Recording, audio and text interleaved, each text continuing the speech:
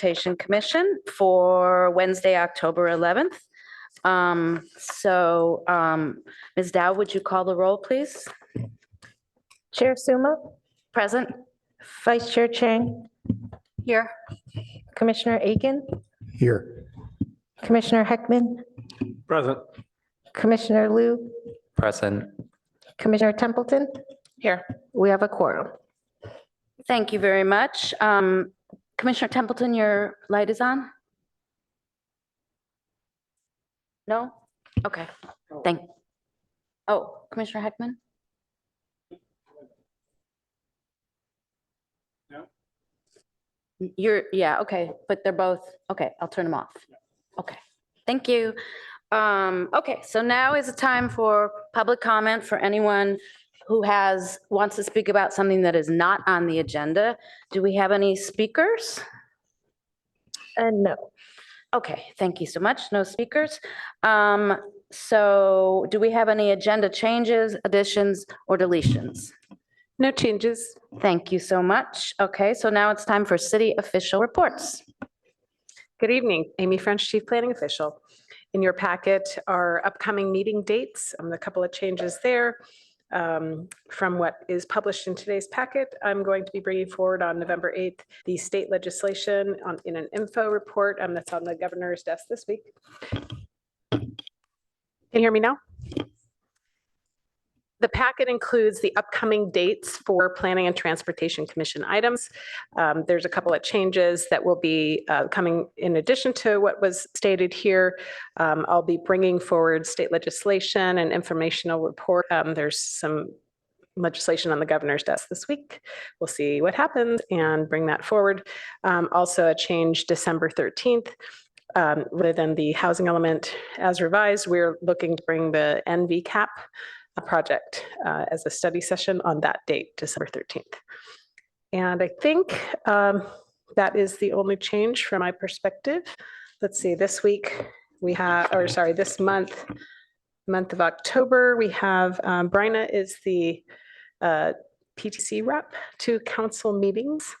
There's a few upcoming meetings and I'll do my best to send out some heads up on some of those items that I'm aware of going to council.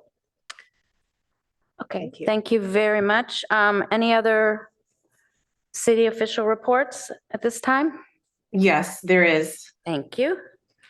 Good evening, Commissioner Sylvia Starlack in the Office of Transportation Planning Manager. I have a list for you that I just lost, and here it is. Okay. The first update for you is that the active Palo Alto plan, which is the planning effort to update our bicycle and pedestrian transportation plan, will be coming to you at the end of November, tentatively, so look for that. And we also anticipate that the first or second week of November will be when the Lake Wilbur Drive, the new little portion there between Sand Hill Road and Welch Road, will be opened. And those are the two items that I have. Okay, thank you so much. Excuse me, I have one more that I forgot to mention. Oh, thank you, Ms. French. Sorry, I had emailed to the board earlier today, the commission, regarding a possible early start time of 5 p.m. on October 25th. I've heard back from 3 members. So if you could take a look at your calendars this evening so we can figure out if we've got a quorum. It's to have a joint meeting, not just a action on the safe parking. It's a joint study session first with the Human Relations Commission. And we're looking at a possible early time of 5 p.m. so we can get through the items on that agenda. Thank you. Okay, thank you for that. Commissioner Templeton? Thank you. Can you clarify what you mean? Is there a 5 to 6 joint meeting, or why is it not the same start time? Yes, a special meeting. We're looking at potentially, because the Human Relations Commission is able to come at 5 p.m. so that we could conduct the joint special meeting with the Human Relations Commission and then proceed to the Planning and Transportation Commission only, either right after or after the other study session item, to get to the action item, or at least begin the action item for that evening. I guess what I'm really asking is why do we need to start early? Oh, because there's a potential length of the hearing and late meeting. So the concept of starting earlier with a joint meeting, it'll be kind of full dias to give So- enough time. So it'll be more than these items you have here on the 25th. Yeah, the safe parking ordinance is the action item, but there is a study session as well on the safe parking ordinance that would precede the action item on the safe parking ordinance. Thank you. Commissioner Heckman? I can be here at 5 o'clock on the 25th. Thank you. Okay, and just let everyone know Commissioner Rector will be here shortly. So we'll move on to our first item, which is a study session, Safe Streets for All, Action Plan and Safe Systems Approach Introduction. And I'm sure Ms. Starlack has a presentation. Yes. And Veronica, if you could put that up for me, that would be great. Thank you. Okay. Great. Good evening, commissioners. I'm Sylvia Starlack, Transportation Planning Manager. Tonight, I'll go over the development of the Safer Palo Alto Action Plan and the Safe System Approach to Road Safety. I'm seeking your feedback on a few items and will collect your comments along with comments from the Pedestrian and Bicycle Advisory Committee and the City Transportation Safety Committee, which will all go into an informational report that will be transmitted to council in mid-November. Next slide. The agenda tonight is to share the project schedule, provide overview of the safe system approach, describe the safety action plan and your role, receive your input on the vision statement and answer your questions if I can. I do have a consultant team that is helping me with this plan, and you may have noticed that I do not have them here with me or in council chambers to answer detailed technical questions. We are reserving the consultant's meeting budget for when they will be presenting more technical information.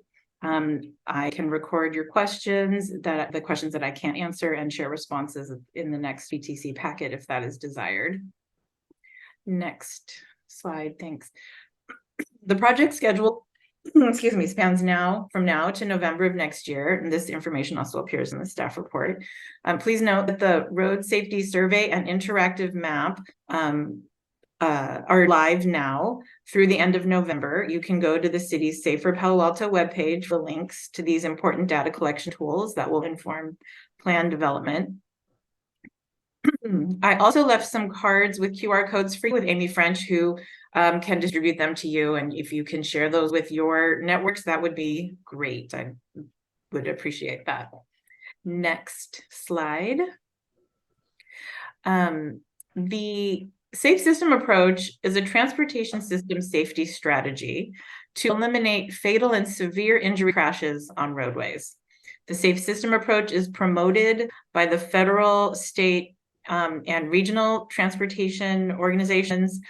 This approach identifies traffic safety as the highest priority for the design and operation of the transportation system and views traffic fatalities and severe injuries as unacceptable and preventable through joint action. In Palo Alto, we've already made a start at some of the work that's needed for the Safe System Approach with our long-running Safe Routes to School partnership. This new effort expands on the success of that partnership. And to sum it up a little bit, the Safe System Approach involves a paradigm shift to improve safety culture, increase collaboration across all safety stakeholders, and refocus transportation system design and operation on anticipating human mistakes and lessening impact forces to reduce crash severity and save lives. Next slide, thanks. The Safe System Approach uses a particular model to improve the transportation system. The 5 system elements highlighted in the middle ring of the graphic here are conduits through which the Safe System Approach must be implemented. The elements are safe road users, safe vehicles, safe speeds, safe roads, and post-crash care. The approach also relies on 6 principles, and these are an outer circle, namely that death or serious injury is unacceptable. Humans make mistakes. Humans are vulnerable. Responsibility for safety is shared. safety is proactive, and redundancy is crucial. I'll explain some of these as we go along. Next slide. The key focus of the safe system approach is to reduce death and serious injuries through design that accommodates human mistakes and injury tolerances. Making a commitment to eliminating roadway deaths and severe injuries means addressing every aspect of crash risks through the 5 elements of a safe system. These layers of protection and shared responsibility promote a holistic approach to safety across the entire roadway system. Next slide. The graphic on the left shows how the 5 safe system elements work together, such that if one part fails, there are redundant systems in place. The Swiss cheese model helped demonstrate this redundancy. Layered safety measures are represented as slices of Swiss cheese, with the holes being weaknesses in individual parts of the system. The holes represent weakness causing failures. When the cheese slices act as successive layers of defenses and the holes are not lined up, a person is protected. The right graphic shows that a failure only results when a hole in each slice momentarily aligns, permitting a hazard to pass through holes in all the slices. The basic principle is that lapses and weaknesses in one part of the system can occur, but other parts compensate to not allow a failure. This relates back to the safe system principles that redundancy is critical and responsibility is shared. Next slide. As we'll see in the text here, implementing the safe system approach requires moving away from several traditional safety paradigms. First, rather than preventing crashes generically, the safe system approach seeks to prevent death and serious injuries. Second, in addition to trying to improve human behavior, the safe system approach designs for human mistakes and limitations. Number 3, while the traditional safety approach focuses on controlling speeding, the safe system approach attempts to reduce system kinetic energy. 4, rather than asserting that only individuals are responsible, the safe system approach aims to share responsibility among system users, managers, and others. And 5th, instead of reacting based on crash history, the safe system approach proactively identifies and addresses these risks. Next slide. The safety action plan includes the elements on this slide, and they're noted in the staff report. The plan focuses on all roadway users, including drivers, so it's different in scope from the active Palo Alto update of our bicycle and pedestrian transportation plan that is also happening concurrently. Next slide. Folks might be wondering why we're doing this plan now, and part of the reason is that the federal government and state governments have adopted this approach. But the other reason is that several funding sources now require or recommend a safety action plan for applicants to receive funds. The state recently required this for the HSIP program as a new element, and the One Bay Area grant is moving in this direction. The Safe Streets and Roads for All implementation grants also require this type of plan. Next slide. And these 2 additional grants also privilege applicants that have done this work. The first one is a state grant and the second is federal from the bipartisan infrastructure law. Next slide. The city's recent efforts to address roadway safety include participation in the VTA countywide local road safety plan. We did bring that when it was done, we brought that to PTC. The Safe Routes to School 5-year plan has tried to address safety from that perspective. Our 2017 traffic safety and operations report was a summation of work and a look at some issues that we needed to address. And then also the bicycle and pedestrian transportation plan, which was done in 2012 and is currently being updated. The Safe Streets for All federal grant that supports the Safer Palo Alto plan allows for a comprehensive multimodal approach that we've not had an opportunity to consider in the past. So I'm really excited to get a fresh look at our safety practices and procedures. Next slide.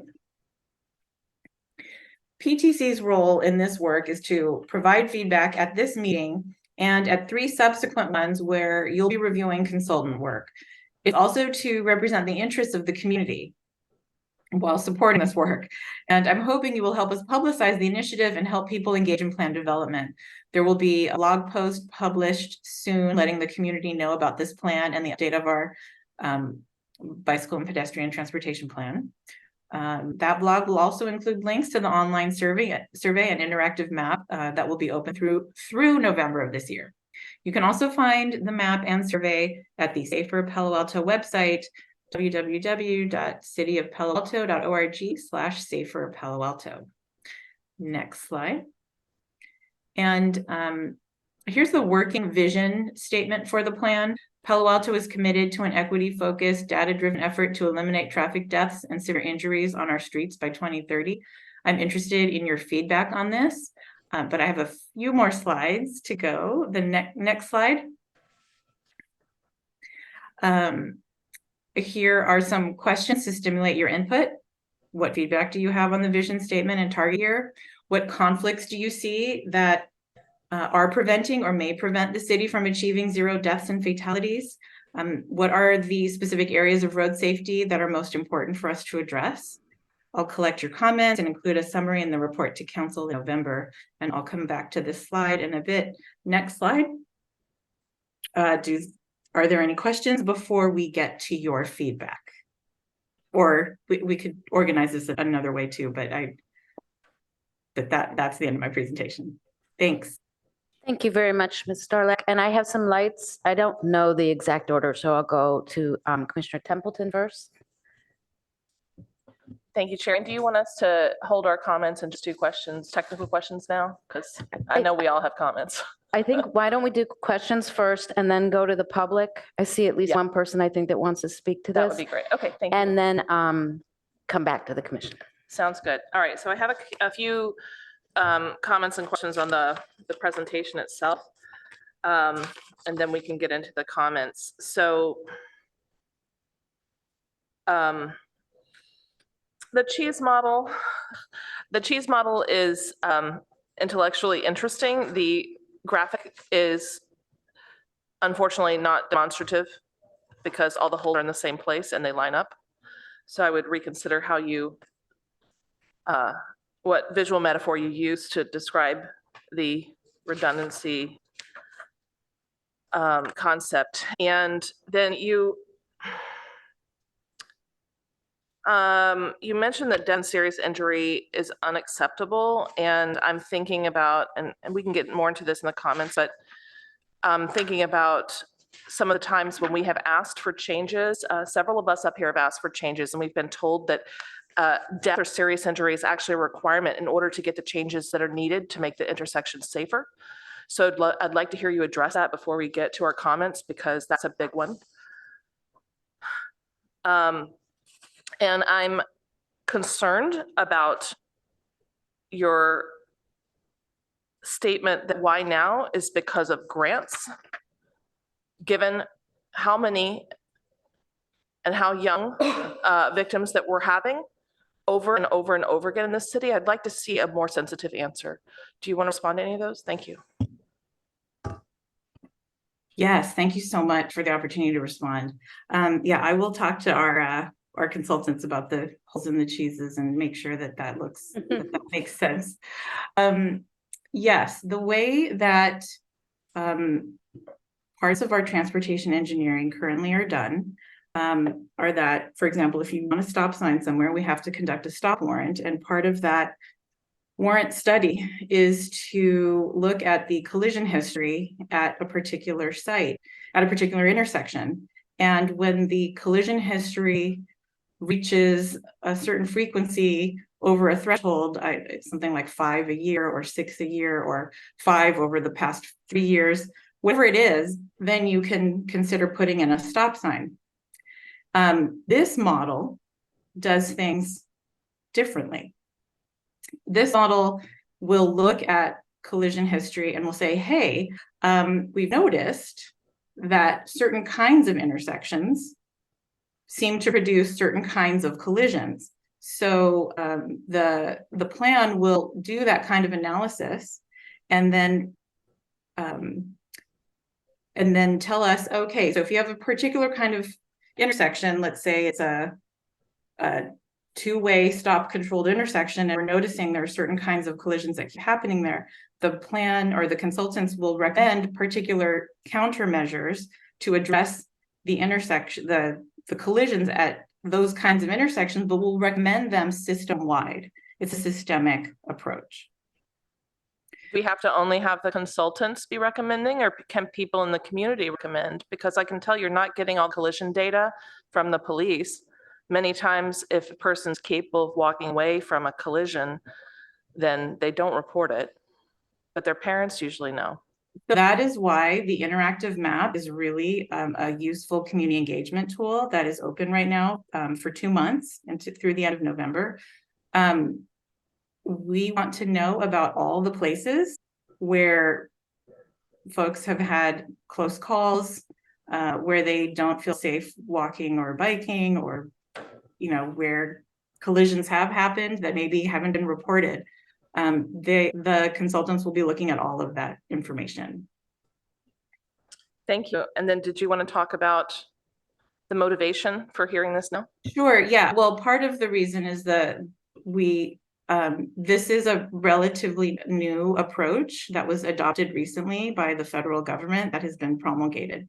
And the Safe Streets for All grant program, this is the first year that the feds have offered this grant program so that many communities could have resources to develop such a plan. And we were lucky enough to get one of the grants.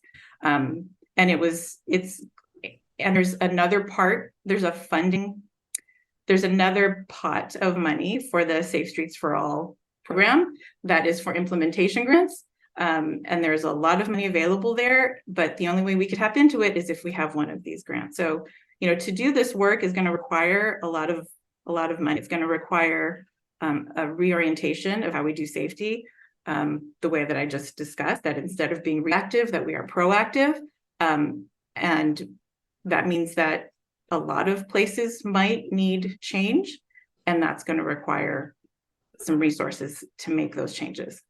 Ms. Starlock, I'm specifically asking, is this in any way a response to the accidents that have been occurring with our children and our other people in the streets that we've been bringing up for 2+ years and that have happened very recently to our students?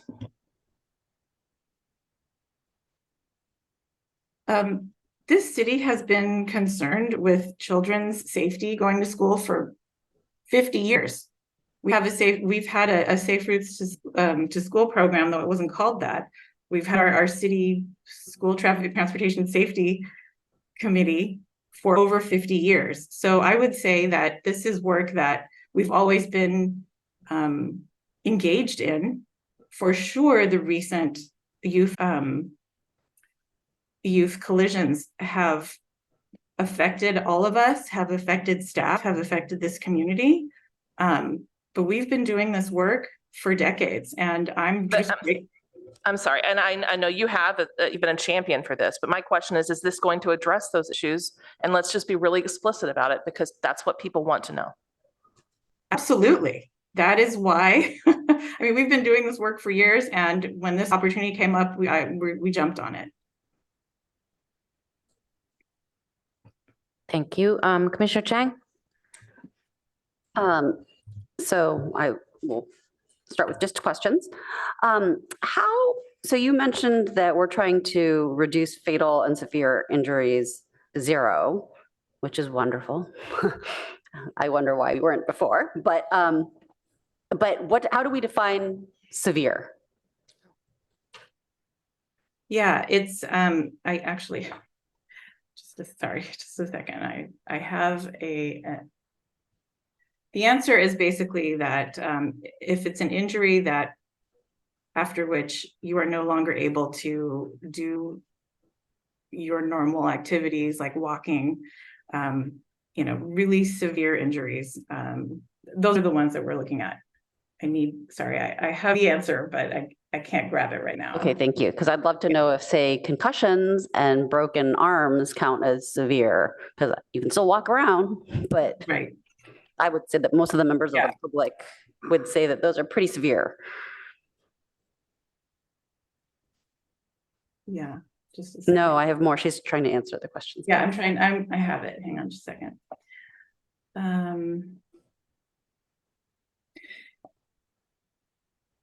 Okay, so the serious injuries are defined as an injury which prevents the injured party from walking, driving, or performing activities they were normally capable of before the collision. Okay, that's good to hear. I mean, well, for me, the critical part is or performing activities that they could do before the collision. Okay, and then another question about how you are publicizing the interactive map outreach survey, because I'm really hopeful that we can capture all the near misses that, as many near misses as possible. My personal bias is towards from pedestrians and bicyclists.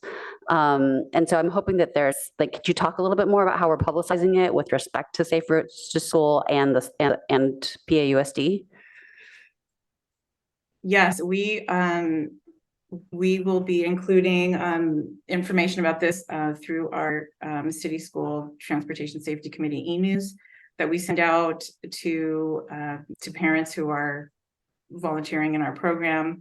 We'll be sharing this information with the superintendent's office. He's been very accommodating when we've asked him to share items.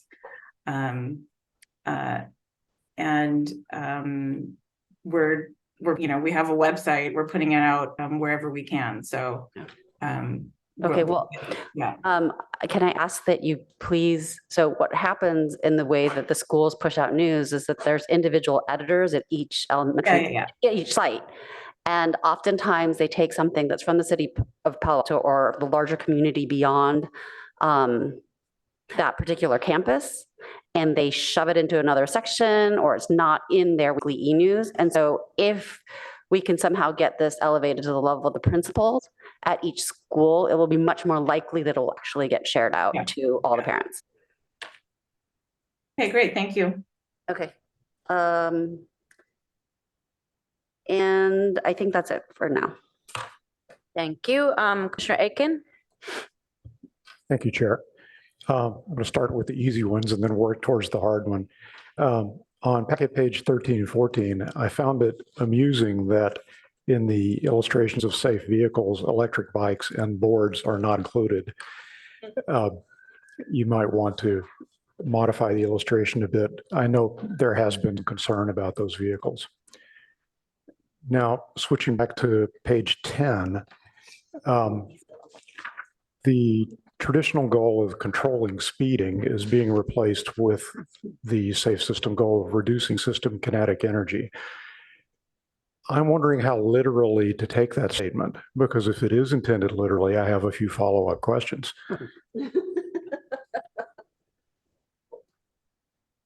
Go ahead with your question. I mean, I'm not exactly sure what you're asking, but speeds will need to come down. The question is, that question was largely whether this is for presentation or whether it's a real statement of the process of SS4A. But let me illustrate. So kinetic energy is a product of mass, direction, and the square of the speed. Mm-hmm. So if your goal is to reduce system kinetic energy, then reducing speed still hugely dominates that goal.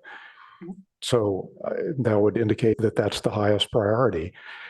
I can see where there are obvious benefits from changing the directions at which interactions occur, whether someone is hit from behind or from ahead or from the side. So clearly that's going to be part of the analysis. But what gets interesting is mass, because the first thing that occurred to me when I thought, okay, if you're going to reduce kinetic energy by reducing mass, the way you do that is by keeping larger vehicles off the streets, because you need to reduce the mass of the things involved in the interaction. So the question that occurs to me is reducing use of the streets by vehicles a central part of your exploration in this? So thanks for that question. Yeah, the federal government sees the the entire transportation system is one system. This is a safe system approach, one system. And the question about vehicle mass is something that obviously the city of Palo Alto does not regulate, but the feds can. And so that is something that's being handled in terms of vehicle sizes and mass. That's going to be handled at that level. Reducing exposure to vehicles is definitely something that we will be looking at. Not necessarily saying that vehicles can't be on certain roads, but perhaps separating bicyclists and pedestrians from vehicles might be something that will definitely be something that we're going to be looking at. Okay. Yeah, the question I had in mind was we can restrict which roads are allowable for certain kinds of vehicles. So I wondered if that's what you had in mind. The last point is to echo everything Commissioner Templeton said. I looked at when I read replace the traditional goal of reacting based on crash history with proactively identifying and addressing risks, I was ready to cheer. But then I hit action plan item 2 later on the page, which sounds like it's all about reacting to existing crash history. And there's a huge amount of concern in the community that the records we have are incomplete and unreliable. So it would be hard to develop an acceptable program based solely on what we know exists today, at least what the community knows exists today. So perhaps rephrasing how we intend to proceed with that. I liked the wording you used earlier about analyzing according to intersection type and then applying the results proactively. That, for example, I think would be a good approach. Thank you. That's all I have. Thank you. I am not seeing any other lights. Do I have any other questions? Okay, then for the record, I'd like to state that Commissioner Reckdahl joined us. And then do we have, how many public speakers do we have on this item, Ms. Dow? We have 2 raised hands on Zoom. Okay, let's go ahead and, are they in the room or on their Zoom. Zoom? Okay, thank you.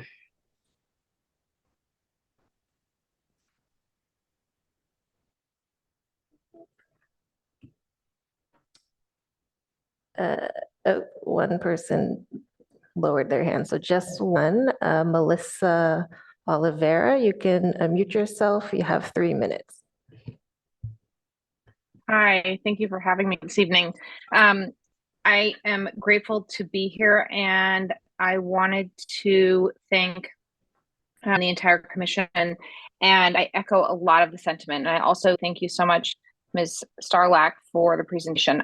And I'm going to start with questions because I feel like I have a lot of them, and we don't need answers, but I just wanted them to be put into the record. So echoing what Commissioner Chang said, coming from a marketing background, I think it's really important and imperative to understand the marketing, media, and campaign strategy for how the community and residents are going to participate with these surveys. Because if we're going to be data-driven and then actually implement change, it will require community participation. And so I think that as many channels, outlets, integrated community organizations that are part of this, the better. So I would just echo that sentiment. The second, and building on that, is what is the plan for integration with Stanford University and the Stanford community? Again, being a part of the College Terrace Residents Association and being part of that neighborhood, we obviously are on the perimeter and peripheral of the campus, as are many other communities in Palo Alto. And I just would want to ensure that their voices and their interactions and their engagement with the streets and the surveys are important, as well as, next question / integration, which is data. What is the data integration with Stanford University and their Sheriff's Department as it pertains to traffic safety, fatality, and injuries, whether it's their students or on, again, at perimeter? So example being, we had another accident in front of Escondido Elementary exactly the Friday after my son was hit. And I don't even know if that was reported because it was on Escondido Road, and how is data being collected there? And last but not least, I want to echo what Commissioner Chang said, which is the definition of severe injury. Our son, who was hit, started therapy today because he has had chronic and severe panic attacks since his accident. And so I would ask the commission, the city, the Palo Alto Unified School District, and those involved to actually think about the long-term impact of what happens to not just a child who's 10 years old, but anybody who comes into a crossroads of death, and how that will impact them forever, possibly. So I would encourage us to have a broader scope of death being the definition of what we're working towards, but also just really driving home the importance of overall health, wellness, and safety. So thank you for this time. Thank you, Ms. Oliveira. Really appreciate it. And we're all up here, as is, I'm sure, the entire staff, very sorry that your son was hurt, but very happy that he wasn't more badly hurt than he is. So thank you so much. Do we have any other speakers? Yes, one more from Okay. Scott O'Neill. Thank you. Hi, thank you. I'm a board member at Palo Alto Ford, but I'm speaking only for myself tonight. After the recent pair of very severe collisions, I went back and reviewed the history around the East Meadow Bikeways project. And one thing that really jumped out and disturbed me was that the data collection overwhelmingly favored the work. This community really wanted that bike path, those protected bike lanes.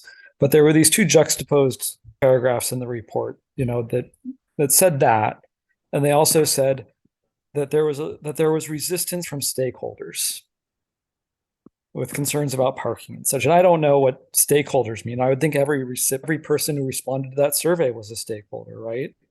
Why are some voices privileged more than others? And why do we listen to calls for inaction over action? I don't know.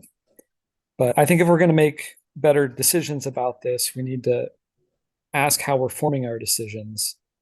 And I think that, and I hope we take a better approach going forward. The other thing I'd like to suggest in the context of the East Meadow Bikeways project, in the area it was serving, is that we have creeks, throughout the city, which are public right-of-ways. And I actually live adjacent to Adobe Creek, between Adobe Creek and East Meadow. And that there's this right-of-way that you can drive along the creek down from East Meadow to Lewis. And that's fenced off. There's a padlock. If you go across the street, you can get up to the pedestrian bike bridge that's open. But going the other direction, it's just locked. And the city owns that. All we'd have to do is open it up, put in maybe a little safety railing, down to Lewis. And I think that could, maybe we could even extend that further all the way down to, the library and Mitchell Park. And that might be an approach that could be taken elsewhere, city right-of-ways. I don't understand why that's locked. I mean, it's just absolutely crazy to me that, my people in my complex, people at Echelon across the street, their kids when they're going to school at Hoover and Meadow and JLS, their kids are on bike lanes with only paint protecting them, and we've seen how that works out, and they could just be riding along that creek safely. Anyway, thank you. Thank you for your comments. Any others, Ms. Dow? No, that's it. Okay, awesome. Thank you very much, everyone, and we'll bring it back to the commission. Would someone, Commissioner Templeton. Thank you very much. I really appreciate you bringing this to the Planning and Transportation Commission, Ms. Starlack. I always love hearing from you, and I know you're working very hard on these kinds of safety improvements and have for most of your career.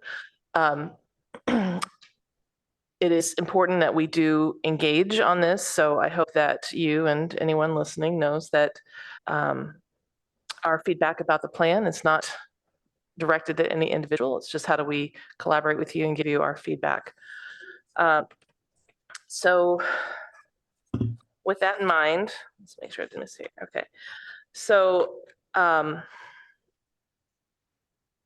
know I speak for many of us on commission and in the community when I say that the ability to move about safely in this city is a very high priority and one we have rarely got the chance to weigh in on. So thank you again for bringing it here. And we would like as many more opportunities as sensible. So it's good to see your timeline of opportunities over the next year. And I hope many of those are available for us to weigh in on, like this one. I cannot help but tie this, when I'm reading through this, to the events that we've been hearing about. Many of us hear from our community contacts when incidents happen. We also have read the paper about incidents that have gotten more visibility. It's heartbreaking, it's frustrating, it's upsetting, it's disappointing. It's not what we expect to happen in our community. We are a community that requires our children to get themselves to school because we don't provide free buses. And we need to make sure that's safe. And I see you nodding. I know you know, as you have been a champion for how to do so safely. However, I have personally witnessed students who are trying to get to school experience a collision and be knocked off their bikes. My daughter personally was knocked off of her bike on East Meadow Road near many years ago, near where this collision, this recent collision occurred. And that collision is unfortunately categorized as severe. It breaks my heart. We have discussed things that we can do to make it safer and have not been successful yet in getting those changes made. I hope this plan will allow us to do so. You asked about why, what do we think about 2030? My response is that doesn't reflect the urgency that I believe this community feels right now about this issue. And I think it's important for us to reflect the priorities of the community and to treat safety of movement and transit and transportation around this city. I don't think 2030 reflects that adequately. Regarding the map, I'll let you know, I just submitted the survey myself and it looks like we've only had about 150 responses in a community with over 60,000 people of voting age, and not including their children. We have thousands of children in the school districts. I don't think we're getting the word out for that survey adequately, and we're not communicating it with the appropriate level of urgency, given that students are being hit frequently. Also, none of the recent collisions are on the collision map. And that really disturbs me because it's hard to take this as a tool seriously if not even those areas which we have documented personal firsthand experience, reported in the paper, reported to police, aren't even on those. So I would ask if we can perhaps seed that map with relevant known collisions so that people can weigh in on it. I will echo the comments that my colleagues have made about the the bar for counting as 0 serious injuries is too high. I think I will tell you, I was very affected by watching my daughter get bumped off her bike on Meadow. And it took me a long time to allow her bike on major roads again. I was also very affected when I was walking my son to school and I watched 2 girls get bumped off their bikes on El Camino, which I've reported and I'm sure you're familiar with, and was told nothing will be done because those girls were not seriously injured. And it's not our road. Those are not acceptable responses. And I hope that when your team is envisioning how are we going to reach this very admirable bar of 0 deaths and serious injuries, I would add possibly other injuries. I hope that you will include coordinating with other agencies, because we do have roads within our city limits that are owned by other entities, such as Stanford, such as the state, such as the county. So we need to make sure that we are advocating appropriately with the other agencies.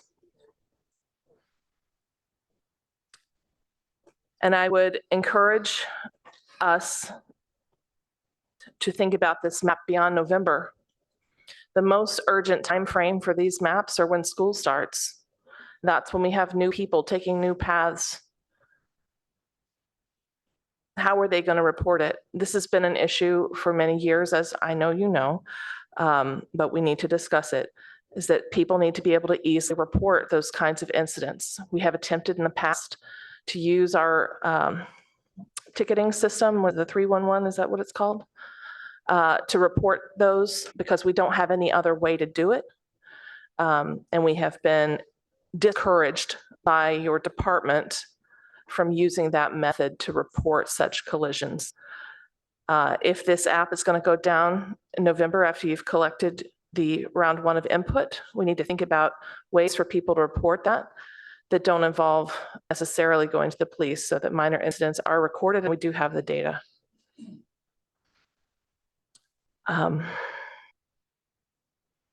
We may also, I think it was Vice Chair Chang who mentioned the principals. When I witnessed the girls from Gunn be knocked off their bike in the middle of a major intersection, which was horrifying, I communicated with the principal, who did not follow up on these items. That is not what she does and not her understanding of her responsibility. They don't worry about whether the students get there safely. They keep them safe once they're on campus. So we need to think about what's the best way to follow up on these kinds of incidents. And I know you're going to hear this from all of us, because this is important to all of us, but if you are serious about making it safe and encouraging people to bike around the city, we have to not be fearing for our lives every time. And it is not a matter of training only. Sure, there are newer riders. But when I think about the incident on East Meadow, I'm horrified. That person was following all the rules. They were waiting to turn left, and someone went around them into the bike lane and seriously injured that child. So I'm not sure yet if our safe system is complete enough. It might be complete enough to get a grant, in which I hope so. But I hope that our community will push for more, because we don't want to tell our kids they have to bike to school and bike to the library and just hope that they don't get hit. Thank you. Thank you. Commissioner Chang. So I'm really glad to see this, because I think we were talking about it during our work plan. We were talking about a safe systems approach. So I'm glad to see that this come before us now.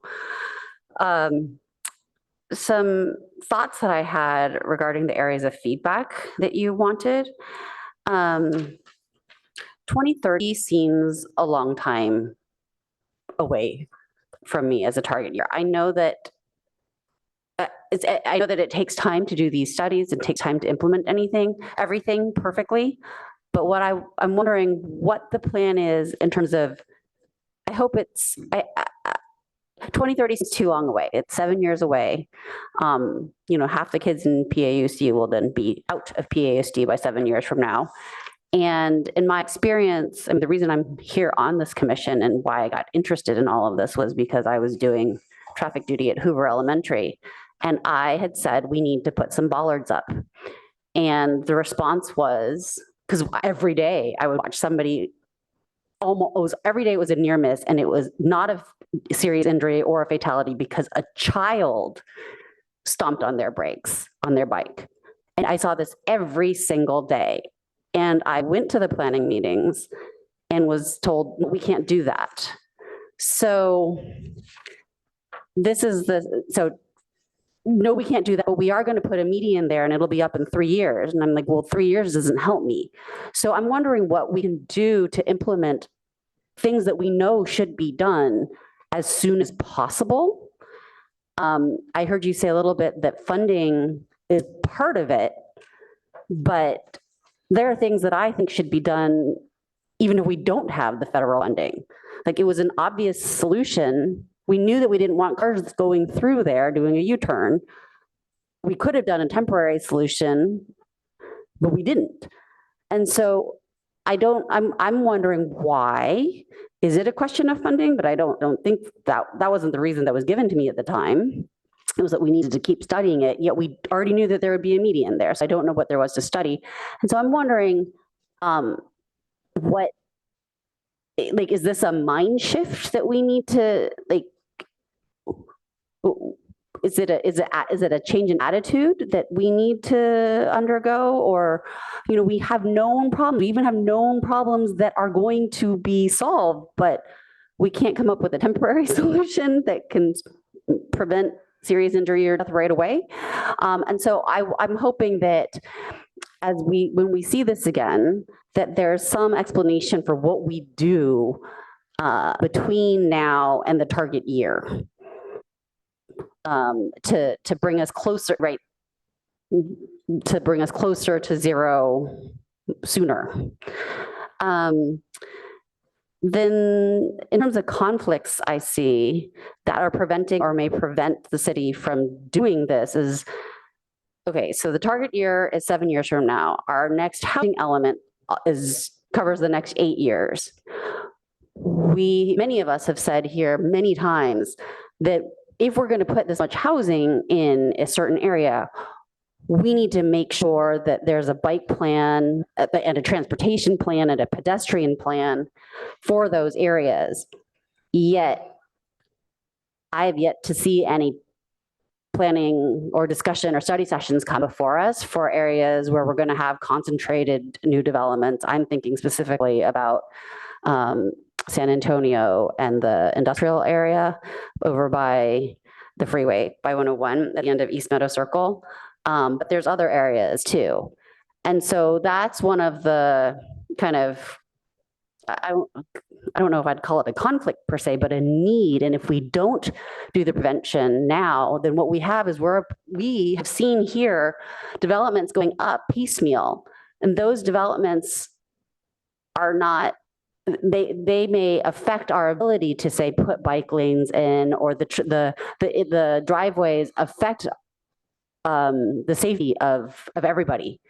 And so I'm seeing us, because of the housing pressure, choosing to put up developments piecemeal rather than coming up with a grand plan for the bike ped car plan, and then making sure that each of the applications fits within that plan. And then finally, as I mentioned earlier, the specific areas of road safety that are most important for me to address are to the bike and pedestrian safety because of the mass of a pedestrian or bicyclist relative to a vehicle. And because so many of our bicyclists and pedestrians are young people, I think that the school safe routes to school area is really important. And that also, again, ties into all the new housing going in, because it's not going in places where, it's not necessarily going in places where drivers are currently used to seeing that many bikes and pedestrians. And we need a plan. Thank you. Thank you, Commissioner Rectal.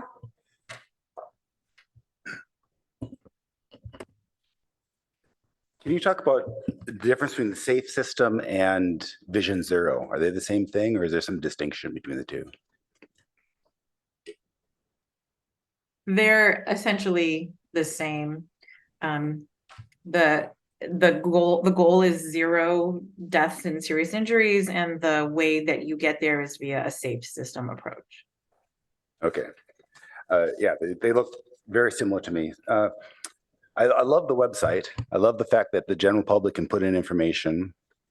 And I have kind of 2 fears about that. One is we won't get enough data, or we may get way too much data, and you'll it'll take a man person just to dig through all that and triage it. Probably the later is the better, but still, I'm afraid that the Goldilocks won't appear here. And I'm looking through that. One of the things that they mentioned that I experience when I bike to work is garbage cans and garbage trucks. And that in the middle of rush hour, the garbage truck is sitting there on Charleston blocking the bike lane. And can we work with the utilities or the sanitation, whoever is scheduling that, and find some other time, and maybe along bike routes, don't have it in the morning. Can you do it in the evenings? And just for those bike routes, have one day a week where if you're on a bike route, you put it out so you don't have to deal with both rush hour and the garbage at the same time. The other thing would be, Carrie mentioned this, a lot of our roads, especially the higher speed roads, are not under our control. El Camino, you have Woodville Expressway, you have Oregon Expressway, those are county roads. I'm afraid that we're going to go through all this effort and find, yeah, here's a good idea, but then the state or the county says we can't do that. Have you thought about that?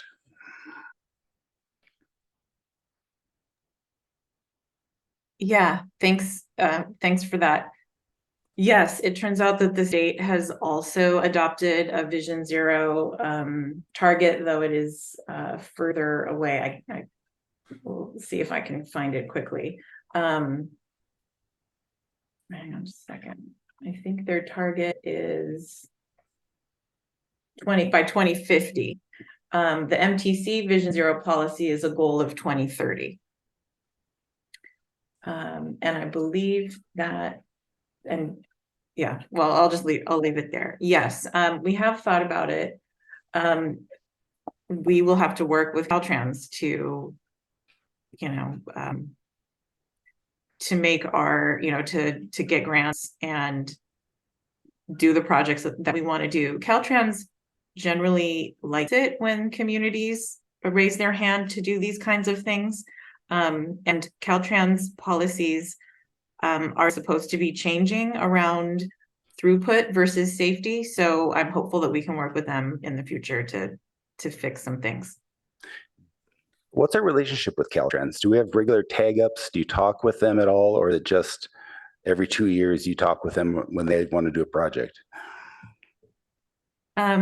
It's project specific, but some of our staff have more regular conversations with them, regarding maybe signal timing or whatever people are working on. So I wouldn't say that we're not in contact, but it's pretty project specific. Is there any way we can increase collaboration with both the county and state?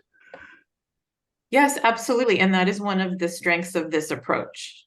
And as we get further into plan development, I'm hopeful we'll be demonstrating how that's gonna go, and we'll come up with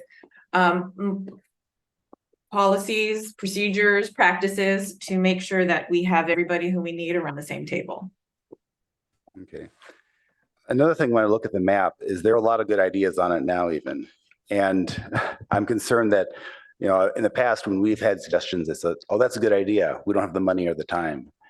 And we're so limited both for construction costs and also for staff time that if you get all these good solutions, all these good suggestions, our wish list will grow, but will our safety grow, or will our number of completed tasks grow? Or is it just going to be more frustration and not a change in safety?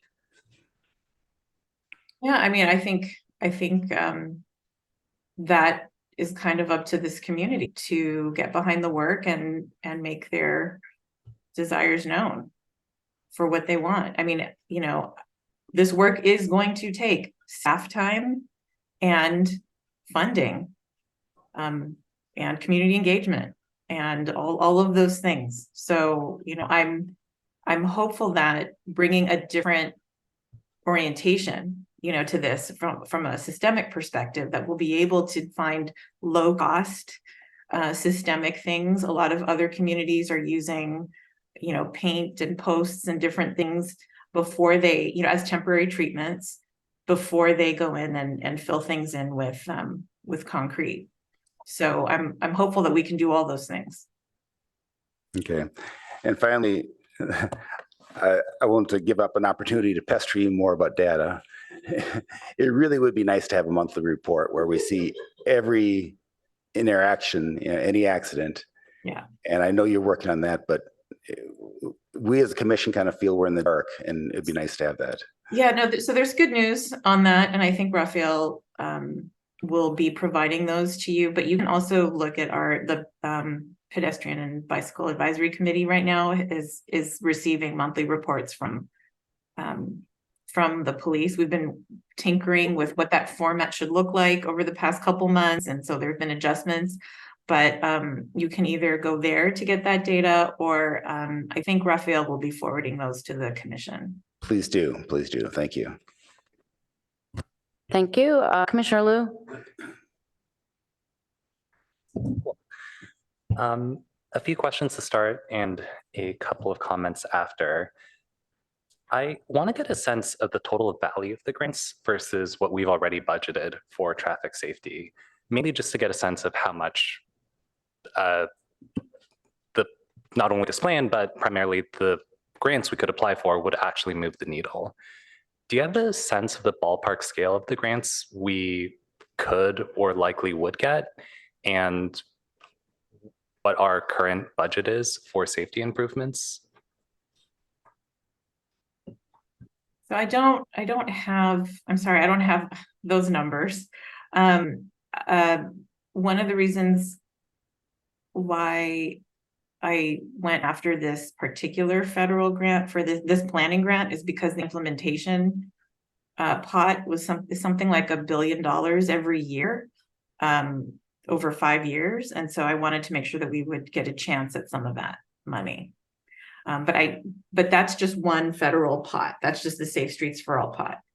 So there are the state's HSIP funding. There's a lot of funding available, and I just want to I'm trying to position us so that we are able to take advantage of as much of the money as we can. But I'm sorry, I don't have the actual numbers for you right now. Another question. Do you think traffic studies and actually shipping improvements takes longer in Palo Alto compared to other cities? Like, is there something unique or worse about the Palo Alto process here? I mean, that's difficult for me to say. I think our process is about democracy, and I really like that. But I also think that this plan is an opportunity for the community to make its feelings known about road safety, and that's what, this is an opportunity for people who care to come out and say, this is what we want.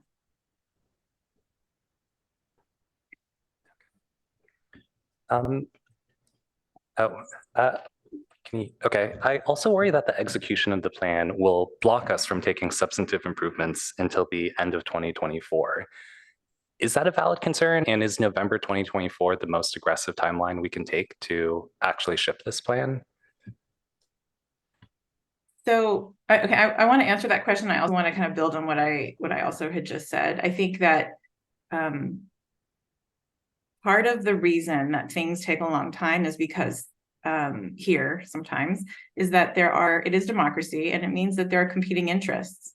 And one of the things about this plan is that it is giving the community an opportunity to have a discussion about where does safety fall in when there are other things that we could be doing with our roads, right? So is safety more important than parking?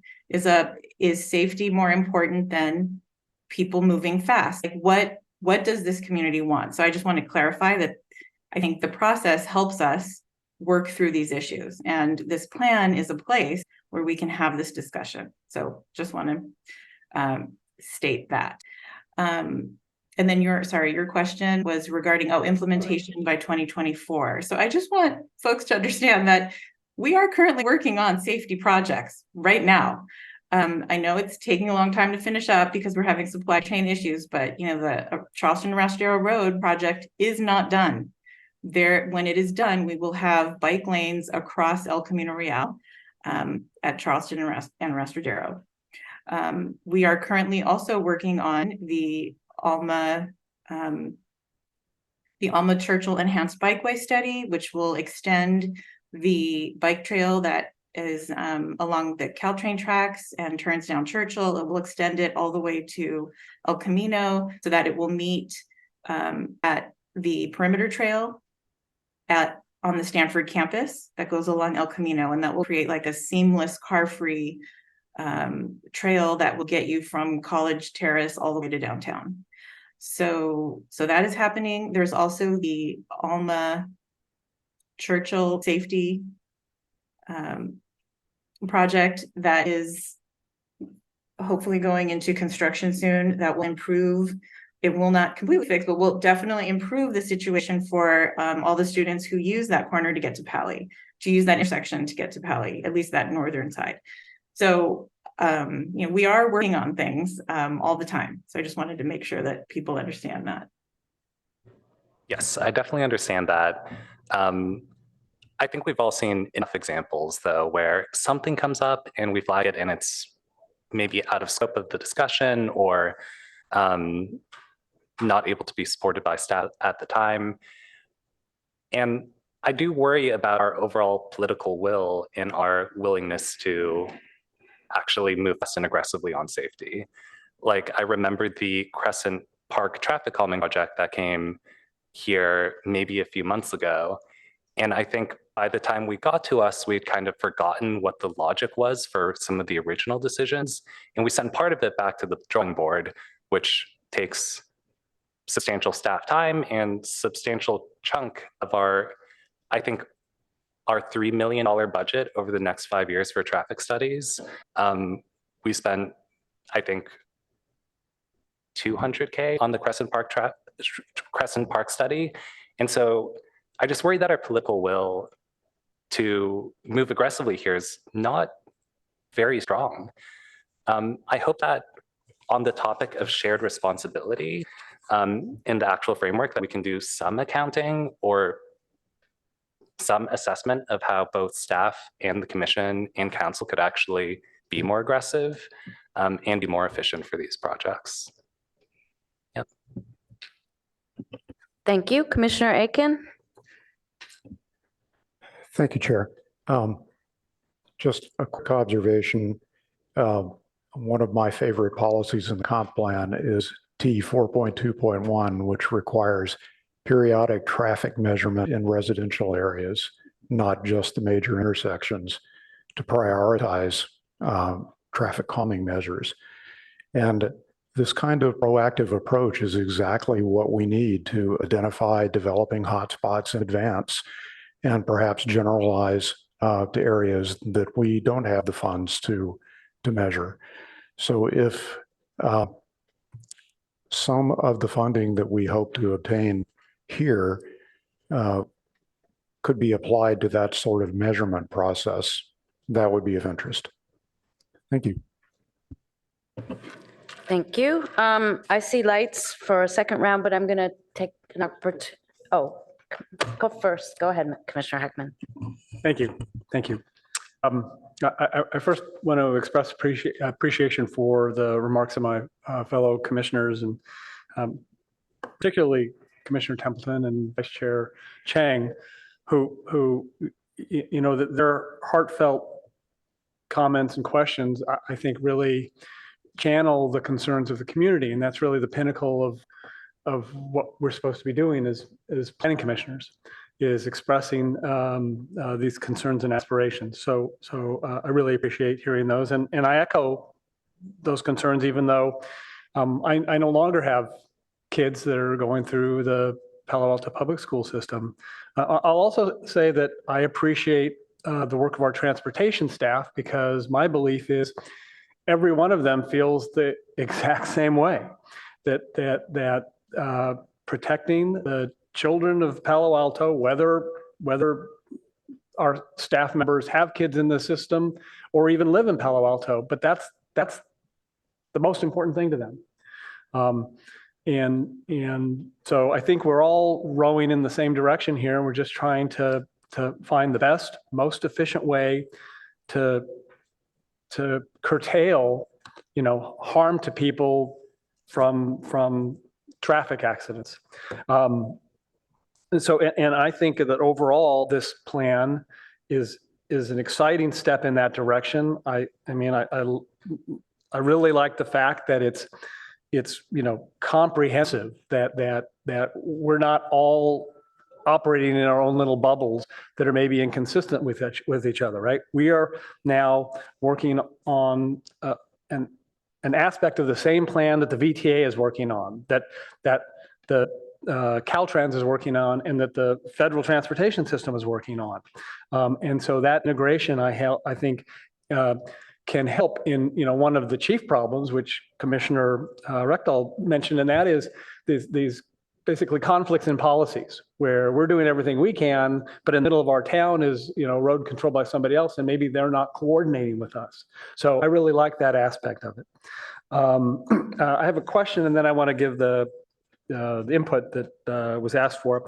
My question on packet page 10, and I'm surprised that Commissioner Rectal didn't ask this question, staff is going to analyze safety data to understand historic trends, and they're going to use the time period 2018 through 2022. And I was curious, why is that, the sweet spot? Why, for example, isn't a longer period better? I was curious about that. Thanks. Generally, analyses of collision data, the state of practice is you use a 5-year period because things change, land uses change. So we use a 5-year period. And this is the most recent 5-year period for which we have, I think, a complete set of data. Okay, I appreciate that. And I think we all know that during a good chunk of that time period,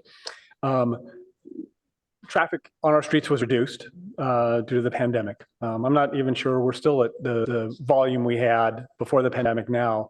So I'd ask staff to at least, consider whether, given that important factor, whether it would be worthwhile to broaden the study. And I don't know if they do a 5-year study every year, basically, so that you can go back and pick up a year or two, or you have to go back another 5 years. But whatever it is, I'd encourage staff to think about that to give us a more robust data set. Right. So if I could just respond to that, one of the things that would be different, one of the things that this plan is going to set up for us is a set of metrics that we will be monitoring at some regular period and continue to monitor. And as we go through this process over the next year, you'll be able to have input into what those metrics are that we will continue to monitor. And so it will be ongoing. All right, thank you. All right, so in terms of community input, I'm going to actually take this list in reverse order. The specific areas of road safety that are most important, I think everybody's voiced the same thing. It's the most vulnerable people involved in traffic. So those would be pedestrians and bicyclists, and I think that's pretty obvious. So that making the roads safer for the most vulnerable users of the road, that's the focus. And I think that this plan is designed to focus on that, because those are the people that are more likely to die or be involved in a serious injury in a collision with something with larger mass. What conflicts do you see that could prevent the city from achieving 0 deaths and fatalities? I mean, this really is the heart of the issue. I mean, the answer to that is human error. That's what we're trying to overcome. I mean, people don't intentionally get into accidents of any kind. right? It's all, mistakes or inattentiveness. It's human error. But I think the system is designed designed for human mistakes, limitations. That's instead of the training, improve human behavior, we're focusing on understanding the mistakes that people more often make and design to address that. In terms of the target year, I guess,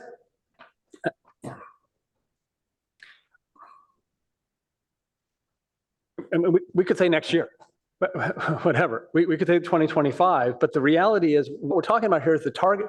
This is a target year when we realistically hope that at the end of that year, we will report 0 fatalities and 0 serious injuries.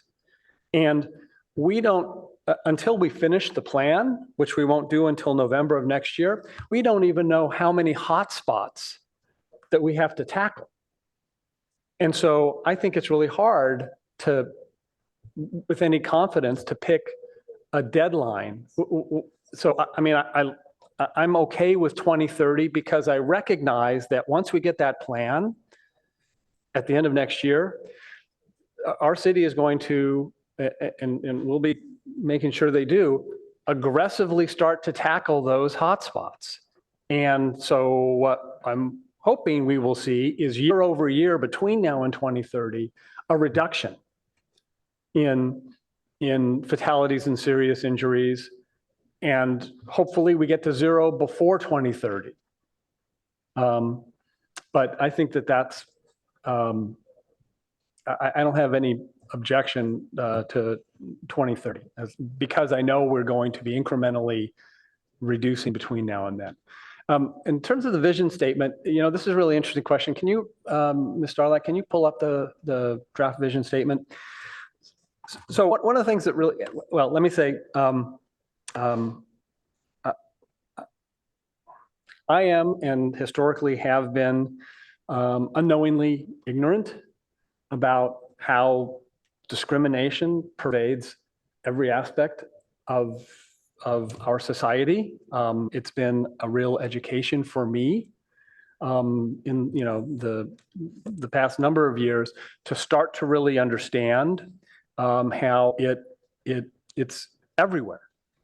And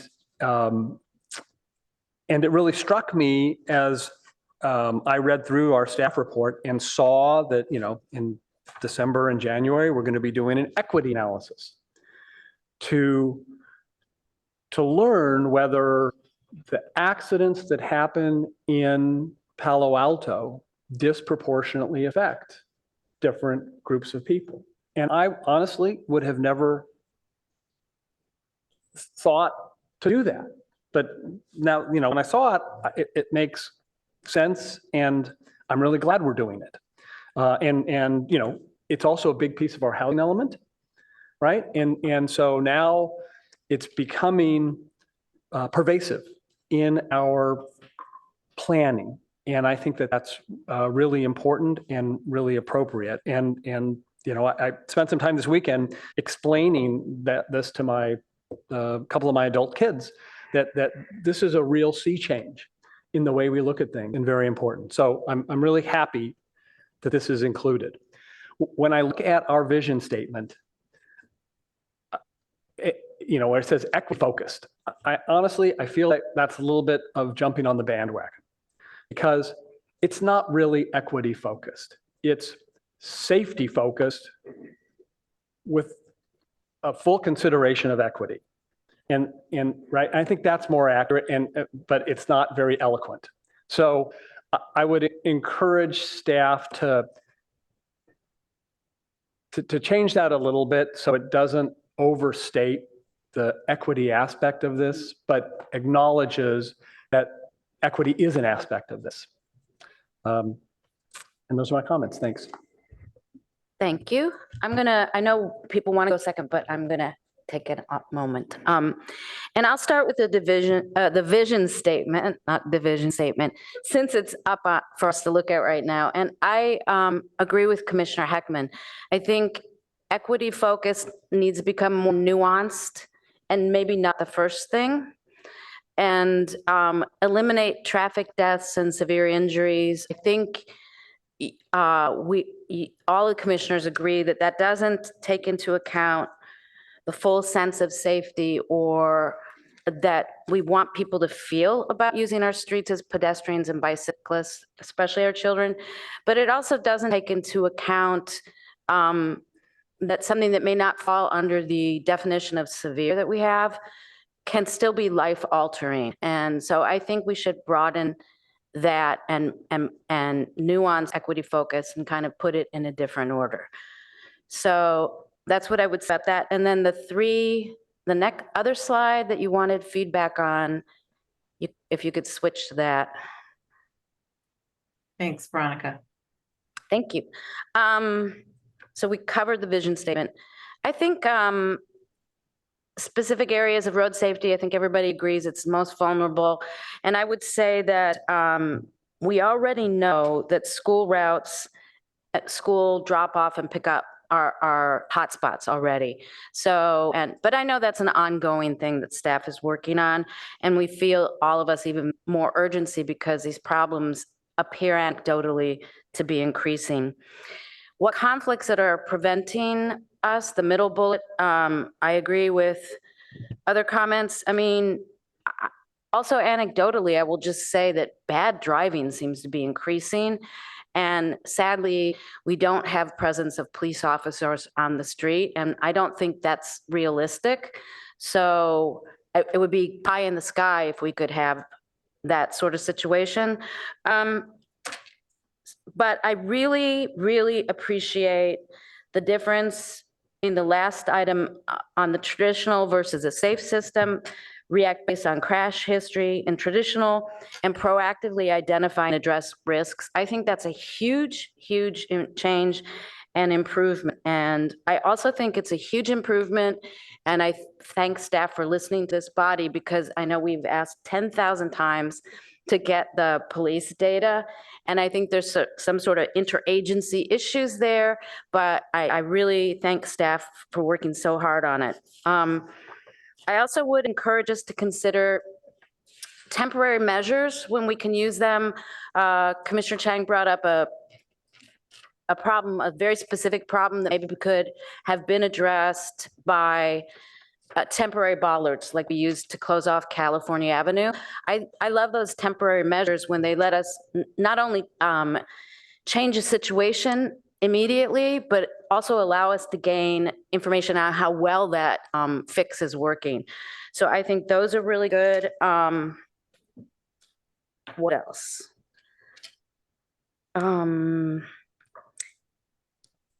I think that that's that in addition to all the other great comments my colleagues have made, I think that's enough. And I know that Commissioner Templeton, followed by Commissioner Chang, are burning to speak. Oh, I thank you. It's definitely wanted to hear from you before we got to the second round. So I appreciate that. And I just will tag on and say that those temporary pilot programs are something we have long needed in the city because we love to provide feedback and those give a great opportunity to provide feedback, right? So I think that's a great suggestion. Couple of small things and then I'll get very specifically to these questions in front of me. When you're providing the data and analyzing the data for areas that are problematic, I would encourage you to think about that in terms of what's happening within our city limits and not only exclusively streets owned by the city.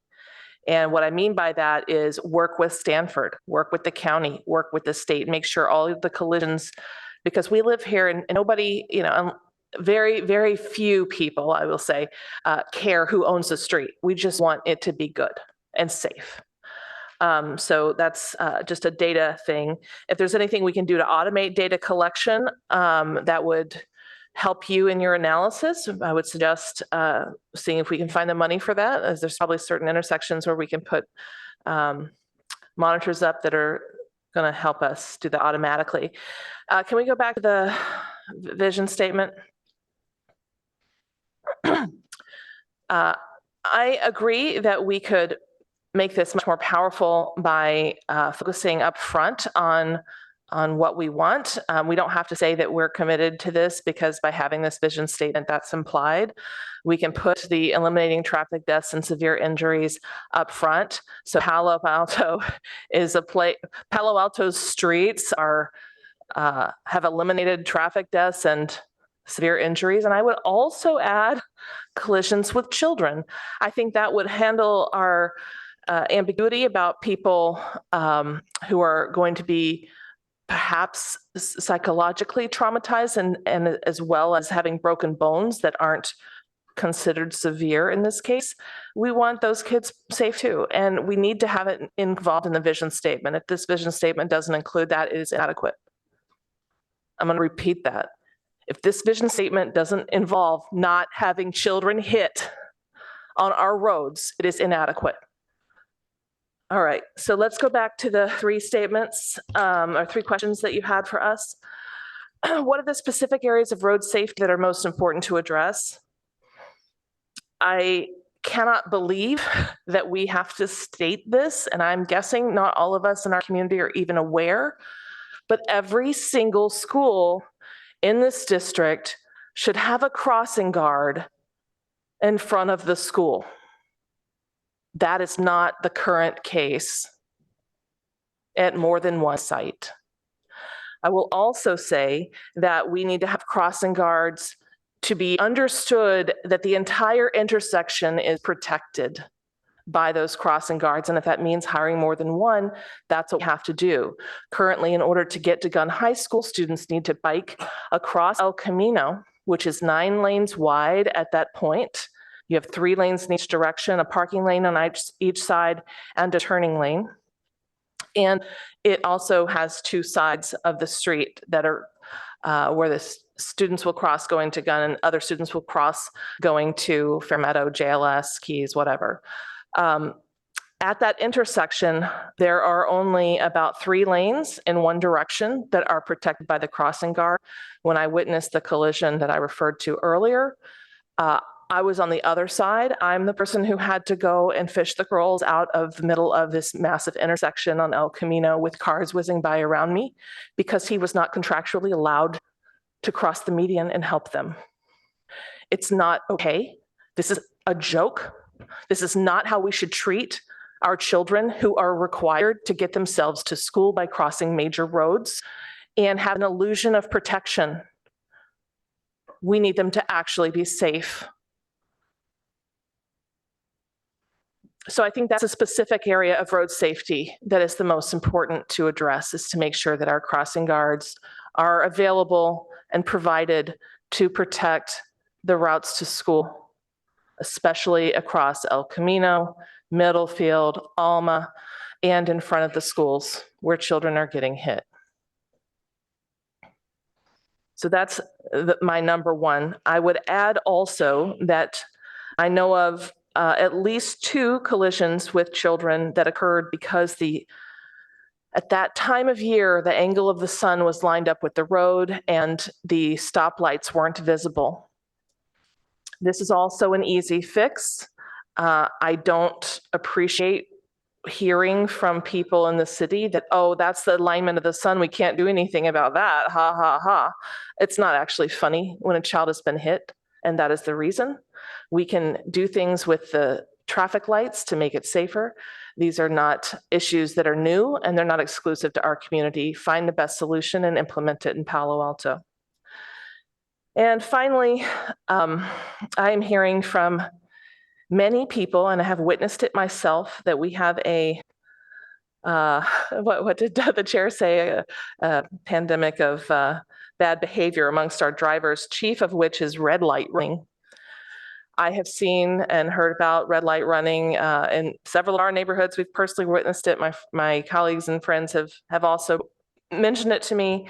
This is where somebody will go around somebody waiting through a red light to turn left safely, and someone will go around them and turn left against the light. It's completely unacceptable. This is something that we are counting on our transportation department to advise us as a community and implement solutions. it's very dangerous. I've also seen them just decide not to stop at small lights on El Camino because they think it's fine if they just go through it. This has happened. I've seen it personally over a dozen times at Ventura. These are things we can start with. So to reiterate, having crossing guards and allowing the crossing guards to actually protect the children on large roads and staffing large roads appropriately and staffing schools appropriately.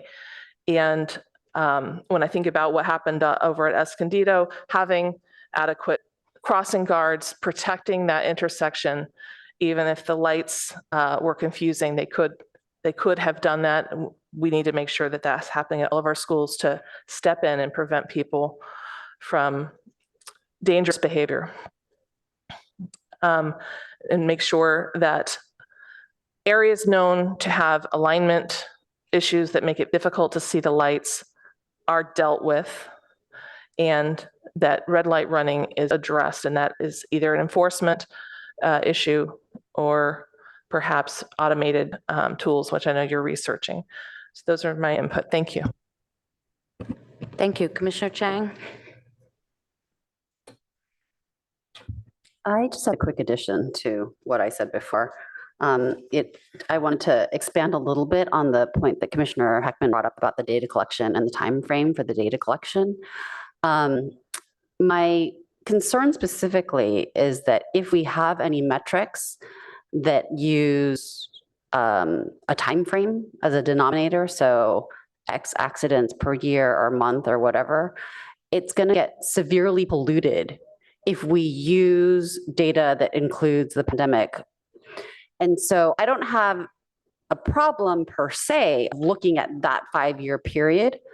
But if we look at that 5-year period, we need to make sure we change the denominator or wipe out probably 2020 and 22 and don't really consider that data.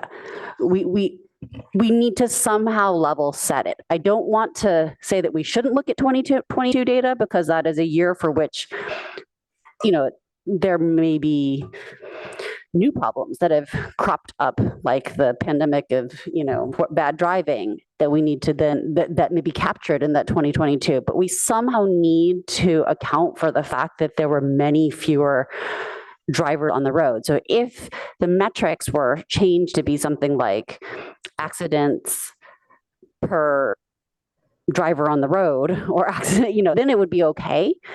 But we need to think very carefully if we're using that data. And because I've seen in other packets that we've received where we have received data that I think is kind of somewhat bogus, for example, number of ADUs built per year, and that's what we're allowed to use in the housing element. But we know that there were no ADUs built for about, no applications were processed for a year and a half. So I've seen us using that data, and I've seen us being forced to use that data, and I want to make sure that by using that time frame of the pandemic, that we do not create a less safe system. Thanks. Yeah, just may I respond to that?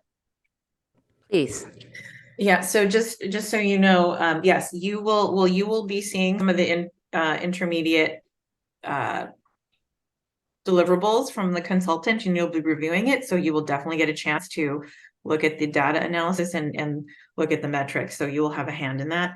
But the data that we saw during the pandemic is probably not as lacking in data, I guess, as you think it is. When there were fewer people on the road, what I recall seeing in the data is that people were driving faster, and that was not good. As we know, speed is not good. So I don't think it's going to be the whole that you think it is, but you will definitely get to see all this stuff before it hits the plan as the draft plan. So I look forward to sharing that with you. Thank you very much. Sorry, can I just add one thing? We do know, though, that while school was closed, there were no students commuting. So, for example, there would be a missing entire chunk of data, right? Where if you kind of said, oh, there are only this many accidents per 5-year period on this intersection, they'll just be wrong because, for a year, there were no students. Right. So yeah, Yeah. I think, but thank you. I'm glad we get to look at it. Yeah. Thank you. Commissioner Rekdal? Okay. Before I give you my feedback, I want to give you kudos. I bike down Charleston and Rostadero, and I used to do it before the project. Now it's so much safer. The traffic is going more smoothly, going slower, especially when my kids were biking down there. It was really scary. So kudos. Thank you for that. I know you did a lot of work for that. I will follow Commissioner Heckman and start at the bottom. The most important is the most vulnerable, and that's youths, that's bikers and youth bikers especially. And also another category is seniors. If I go by like Lytton Garden or Stevenson House, it takes so long for those senior pedestrians to cross. And we have to take that into account, and especially refuge islands. So if they can't make it all the way across, at least they have some spot to. I've been over on Charleston where people have been halfway there and it's green, and the people are walking across and cars are weaving around them and not instead of waiting. And that is just scary. It's just not appropriate. Okay, so then the second one is what conflicts, convenience or inconvenience. People like to take rights on red. I like to take rights on red and also speeding, and not saying people do speed, but changing the speed limits. Part of it's 18 miles per hour for Vision Zero, and I think that there'd be a big pushback if we really had 18 miles per hour. So there's a fundamental trade-off here between how safe do we want it? Do we want it kind of safe, or do we want it super safe? And that's going to be a big conflict. And a lot of this is changing driving patterns, reprogramming people, and that's hard to do. And so I think that's going to be a big hurdle to cross. And then, the vision statement, I agree with some of the analysis that people said. The year, I will want now, right? I'm impatient. So I agree with Commissioner Suma or Chair Suma. Anything that we can do, get the low-hanging fruit and do it with temporary, do it right now, and then let's look at the holistic after that. Because I suspect when you start looking at that map, there's going to be a lot of really good suggestions. And if we can do those with temporaries to improve safety, even if it looks ugly, improve safety now, and then look at the holistic ways of the bigger problems later. So that's all. Thank you. Thank you so much. Commissioner Liu? I'll Thank just you. squeeze in some quick comments. On the period for data, can we include data for at least 2023 to date, just so that we can capture recent incidents and potentially recent behavior changes that make these incidents more likely? And yeah, like if we include data until the beginning of October, yeah, that's doable and be great to do as a minimum. I totally agree with basically all of the feedback on the commission input here. A couple of things I'd call out more explicitly is getting alignment on how we prioritize aesthetics and whether we can get a democratic mandate for things like road diets that substantially change how El Camino work with bike lanes, less parking, wider sidewalks, and other kind of relatively drastic changes, but changes that would be good to have a democratic mandate on because they will be coming up for discussion soon anyways. So yeah, those are some additional comments. Thank you, Commissioner Liu. I am not seeing any more lights. Would anyone like to speak? Thank you so much for the presentation, Ms. Starlak. Did you get everything you need in the way of feedback from us this evening? Yes, thanks so much. And just to reply to the last question about data, we don't have the data for 2023. So we're going to use we're using the most recent data that we have a complete data set for. So thank you. Okay, then if there are no other thoughts, I will go ahead and we will end this item and move on to the next item. Thank you so much to the Office of Transportation for going forward with this. Okay, thanks. So next item on our agenda is an action item. Sorry, the next item on our agenda is an action item. Recommendation on a resolution amending the land use element of the Palo Alto Comprehensive Plan and ordinance amending the Palo Alto Municipal Code Title 18 zoning to implement housing element programs 1.1A and 1.1B. You're up. I will need to recuse myself on discussions relating to the El Camino focus area. I live approximately 500 feet away, depending on how you measure it. And yeah, we'll recuse myself for those portions of the discussion. Thank you for that, but you are welcome to stay for the presentation. Yep. And yeah, okay. So if there's no other announcements, we will go on and have the staff give their presentation. Great.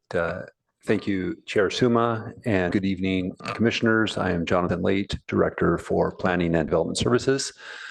Jean Eisberg, our consultant, will give our presentation tonight. You'll recall you had a study session on similar items before. There is a little bit of new information that we would like to focus the Commission's review this evening, but again, it's the totality of the ordinance that is before you tonight as a public hearing item.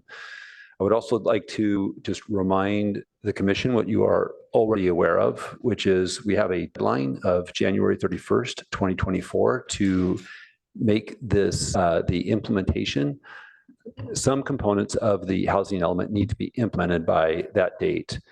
And those are the items that are before you this evening. There's a host of other changes that we need to make as a part of the housing element. Those will follow. This is prioritized because of the deadline and because we are relying on these code amendments to meet our regional housing needs assessment numbers that have been provided to us by the state. With that, Ms. Eisberg, would you make your presentation? Okay, good evening, Chair Suma and members of the Commission. I'm just loading up my presentation now. So tonight is an action item to consider the amendments to the comprehensive plan and the zoning amendments. I'm going to recap what we talked about last time, including the proposed zoning amendments as they are stated in the housing element in program 1.1A and 1.1B. And then, as Director Late mentioned, introduce some changes to the draft zoning amendments from the last time you saw them in response to the comment letter from HC and some pending changes to the site's inventory. The PTC and community provided feedback at the September meeting, including the applicability of these standards. There was general support for creating a separate chapter. I am going to talk about additional analysis that we've presented in response to some of your comments. And also just wanted to quickly summarize the public comment received at the last meeting. Again, general support of the zoning changes, some interest in extending those zoning changes to other locations throughout the city. And then also some comments regarding the RHNA projections in light of recent changes in the market conditions, in the jobs and housing ratio in the city. So there are two parallel processes going on right now. And first is revisions to the housing element are underway by city staff and the housing element consultant. And so we're not talking about the housing element as a whole tonight, but that we do expect that to come back to the Planning Commission this winter, December or January. And at the same time, we're starting implementation of the housing element. And most critically is this program 1.1 implementation, since that does have a statutory deadline of January 2024. And so at the same time as the housing elements being revised, we're also moving forward with these zoning amendments. So just to recap what program 1.1A is and what the draft ordinance in general does, it includes these four main components. First is rezoning of zoning districts that currently do not allow multifamily housing, adding multifamily housing as a permitted use. Second, consistent with what is stated in the housing element, increasing densities or where density is not regulated, floor area ratio to meet the realistic capacities that are identified in the sites inventory in the housing element.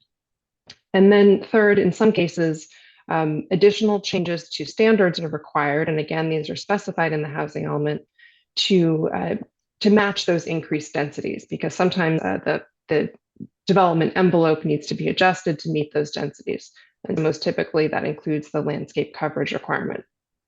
And then lastly, completing some other statutory requirements, including allowing 100% residential uses to be developed on sites inventory sites. So what you see is increases in density in many places, increases in floor area ratio, and changes to the landscape coverage requirement, including that they can be, I shouldn't say changes to the landscape requirement, just in terms of where it's located. So instead of requiring landscape coverage on the ground floor, typically it can be required above the ground floor, such as on a courtyard as shown in the photo here. Program 1.1b relates to specifically the GM ROLM focus area. And that includes higher increases in density, in floor area ratio, heights up to 60 feet, and modifications both to that landscape coverage requirement as well as the lot coverage requirement. Also, some parking reductions for 2+ bedroom units. And then back to program 1.1, and this is new tonight, are standards related to the Stanford site specifically. So program 1.1 called out specific site-specific standards that would be applied to 3 Stanford-owned properties. I'm going to go through this in some detail, the 2 properties in El Camino and then the property at Pasteur and Sandhill Road. And the key change here is that the current proposals to extend the program on El Camino to apply to a few additional sites along the corridor south of Page Mill. So starting with the Pasteur site, this is at Sandhill, Pasteur, and Welch Drive.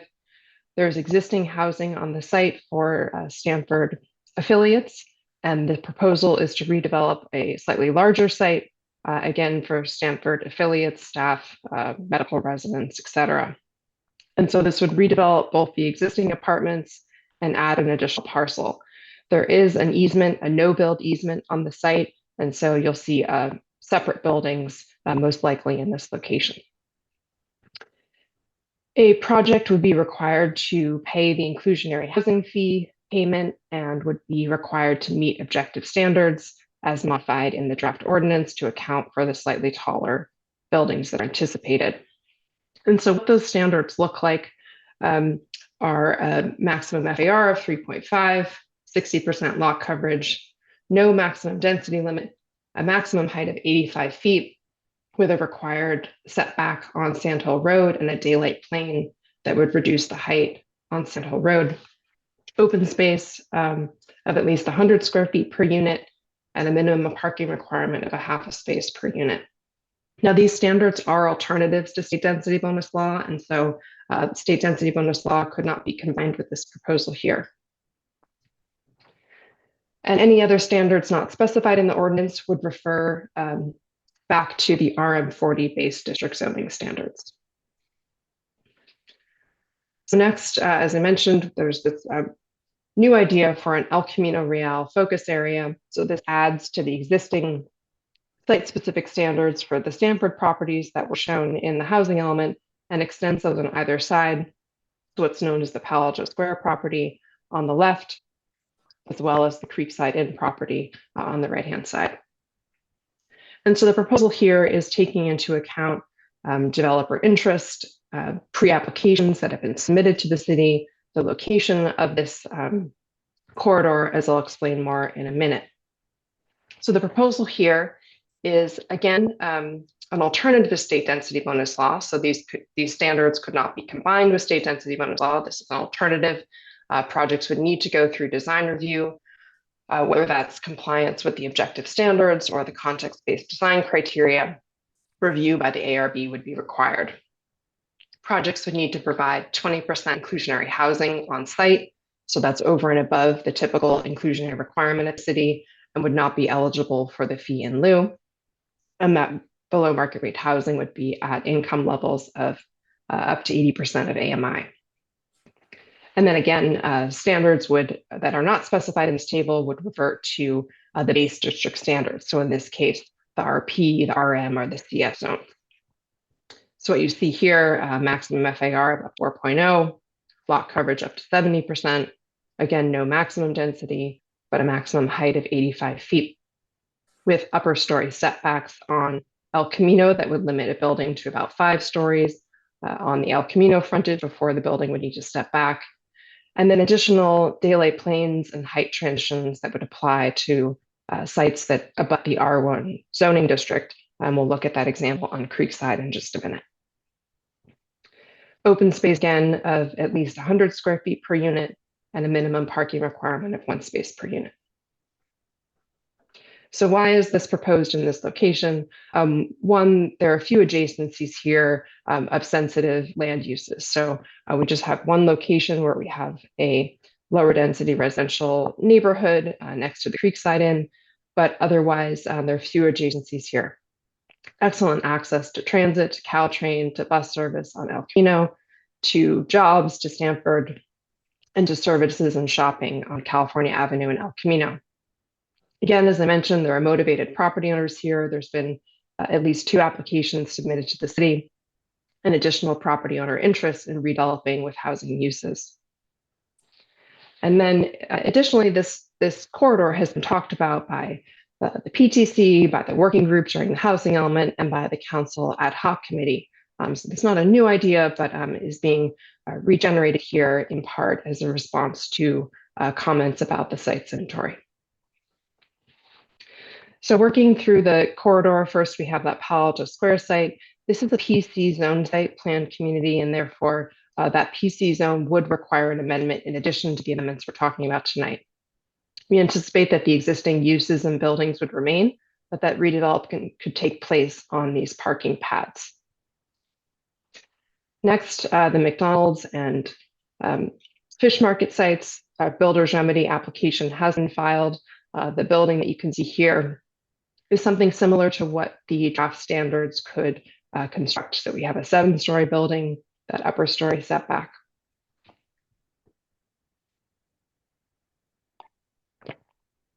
$3,300 El Camino has approved office building on the site, as you can see here. And then the remainder of about 1 acre of the site. However, there is a utility easement that crosses over the site, which really constrains the potential development area to the right side of this yellow square. Additionally, any redevelopment on the site would need to modify the parking. So the office building is proposed to park on this surface parking lot, but instead need to have a shared garage. And then I will note that the leasee of the site has noted that the 20% inclusionary rate is potentially a constraint to development and might not pencil for this site. And then lastly, we have the Creekside Inn site at 3400 El Camino. This site is more constrained. There's a creek running through the site that requires setbacks per the ordinance. And as I mentioned, this lower density residential neighborhood to the west. A pre-application has been submitted on the site. And I'll just show a couple images of that. The proposal is to retain some of the hotel buildings, build a new hotel building, and then new residential units. You can see the proposals to abut this site with a surface parking lot and with new townhomes to accommodate, in part, the height transitions and the daylight plan requirements. You can see the idea for an upper story setback. So some potential impacts and benefits of this focus area. So first, in terms of traffic, the VMT analysis, that's vehicle miles traveled, is being analyzed for CEQA, but additionally, and so no impacts are expected there, but additionally, a level of service analysis would be done to determine operational impacts. There are a number of trees in the parking lots on these sites, and as trees are proposed for removal, the tree protection ordinance would provide for mitigations. On the benefit side, this does provide an opportunity for mixed income buildings. with on-site lower-income household accommodated at that 20% ratio. I mentioned the design review requirements, so compliance with the city's design standards, whether it's the objective standards or context-based design criteria through the architecture review process. And then in terms of the mix of uses, again, exclusively residential uses would be permitted on the sites inventory sites. Elsewhere, ground floor retail is, of course, permitted. Offices are generally limited to 5,000 square feet in the CS zones. And again, there is an office already approved on that one site, which I mentioned. So other effects, this proposal meets housing element law. The programs required as per the housing element program 1.1 overall improves the physical feasibility of these sites to meet the site's inventory, increased unit yield and density articulated in the housing element. This proposal does reset the base and density bonus under state density bonus laws. We've raised the floor for what's achievable in that base density and also the achievable density bonus. In response to some of the Commission's questions, first, regarding potential stormwater and flood impacts in the GM ROLM area west of Bayshore. So just reviewing the aerial here, you can see there's a number of surface parking lots in this area. The area was developed in the 1950s prior to stormwater management requirements. And so you have a lot of sheet flow in a storm event that runs off of these sites. As properties redevelop, they are required to provide stormwater management. Typically for residential projects, we see these types of constructed stormwater planters, and then as well as the bioretention basins. And so we can anticipate that in many of these sites that the stormwater management improve with redevelopment. We also discussed last time, what could these projects look like? In general, we can anticipate that projects will look more like what you started to see in terms of new development on El Camino, on San Antonio, elsewhere in the city.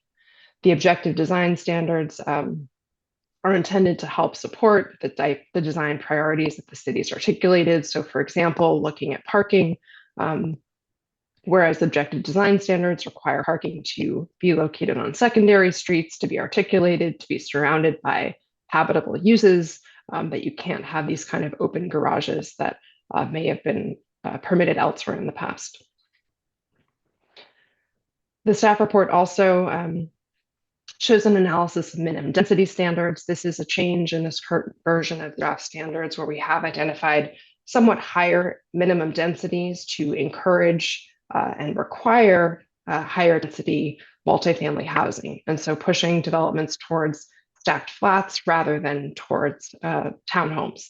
Now, townhome densities really can range, as you can see on the screen, when you have drive aisles, when you have more space, when you have larger sites that require more access, you end up with lower density minimums versus a more urban context where you have more attached townhomes, tuck under parking, where densities can achieve close to 40 units an acre. Last but not least, the comprehensive plan is required to be internally consistent. So the land use element consistent with the housing element and consistent with the zoning ordinance. So zoning changes necessitate certain changes to the land use element to account for the higher densities, FARs, and the types of uses. So those are noted in attachment A. I do want to acknowledge that with the addition of this El Camino focus area, we will need to further modify the comp plan amendment that's in your packet to account for those higher FARs that are specified for the focus area and Pasteur Drive. Last week, the council received a preview study session of the El Camino focus area and the additional proposed standards to the Stanford sites. And so just wanted to explain a little bit of feedback following that meeting, which was not included in the staff report. And so overall, there was support from the council for the El Camino focus area. Several council members did express concern about the Stanford Pasteur Drive site in terms of it being limited to Stanford affiliates due to the property tax impacts and generally lack of availability of that housing for the general public. There was concerns expressed about the Creekside site in particular because of the adjacency to the lower density district and the location of creek bisecting the site. Some council members suggested additional transportation demand management measures in response to reductions in parking standards. Some council members were also interested in including the east side of El Camino in this focus area, not just the west side. And then in terms of public comment, there was general support for the focus area. And some also requested to see it as level standards replicated elsewhere. So I can come back to this if you have questions, but we do have some ideas about TDM specifically, which could be a part of a separate process to prepare objective TDM measures to require things like free transit passes, a % requirement for certain types of bicycles. We see a proliferation of electric bicycles, larger cargo and trailer bikes. And then also in response to the concerns about the Creekside Inn in particular, the city is moving forward with comp plan programs related to stream and corridor protections. And the draft ordinance does include specific height transitions for this Creekside site, including maximum heights within 75 feet of the property line and then within 150 feet. So the staff recommendation is to consider recommend to the City Council adoption of the comprehensive plan amendments and the draft zoning amendments. And our next step is to go to the City Council for a hearing on November 13th. That concludes my presentation. I'm happy to answer questions. Thank you. Thank you so much, Ms. Eisberg. Do my colleagues have clarifying questions for staff or Ms. Eisberg? I see that Commissioner Aiken has his light on. Thank you, Chair. Regarding the housing focus area, so naively, I'd say if you want to allow 7-story buildings on a lot with 70% coverage, you need an FAR of 4.9. Now, we've proposed 4. I'm curious as to whether this is because of the step backs for the floors near El Camino, or if there was another reason for limiting to 4 rather than going to 5. That's right. I'd say in general, we want to encourage those kind of cutouts. Our objective design standards require a certain amount of articulation. We've got that upper story setback. We don't feel the need to maximize that FAR to create a fully rectangular building envelope, but we did prepare some site tests to determine that. And so that's how we landed on that particular FAR. Okay. And my second question is about parking.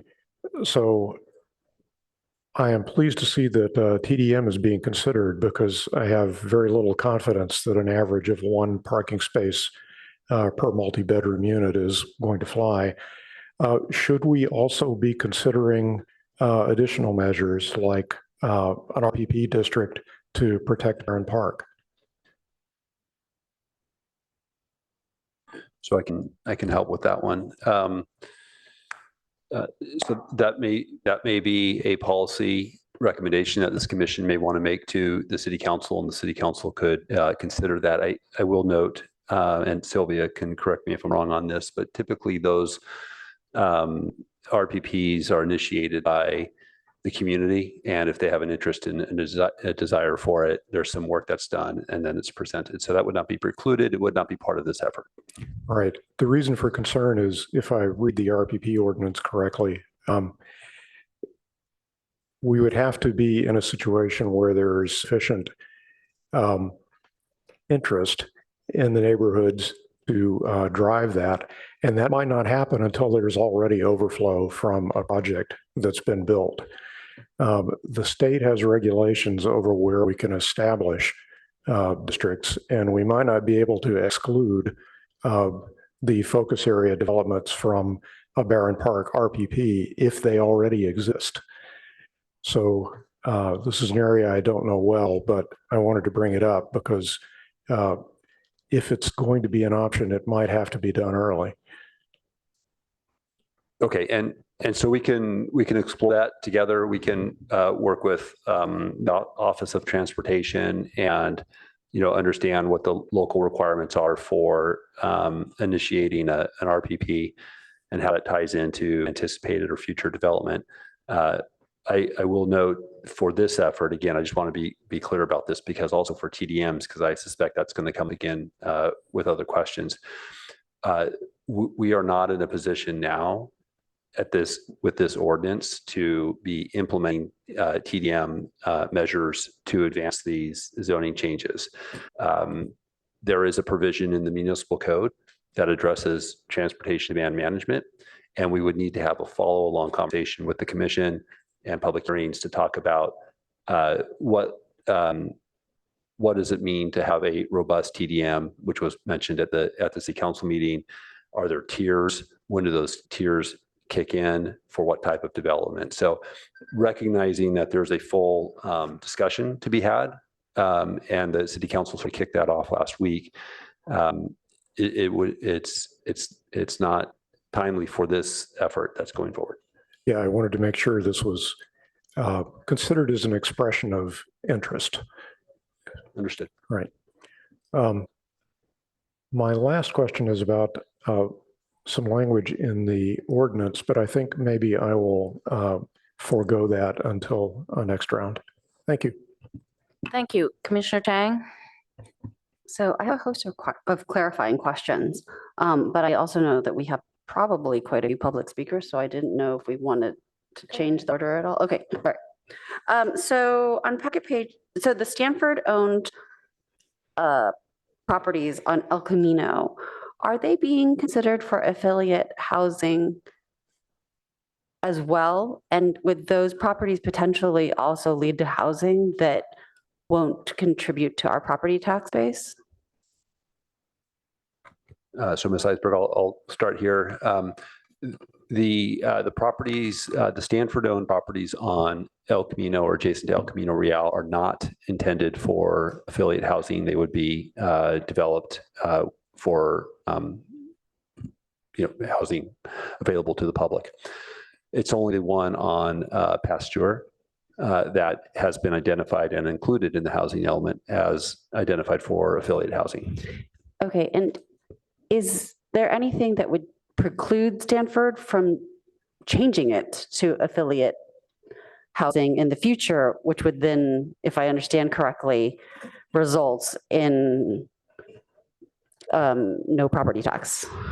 So fair question. I don't know that the ordinance includes such restrictions today as it's being presented to the commission. If that is a concern for the commission, you can give that to us as direction when you make your motion on this. I believe that perhaps we can, and I'll ask Mr.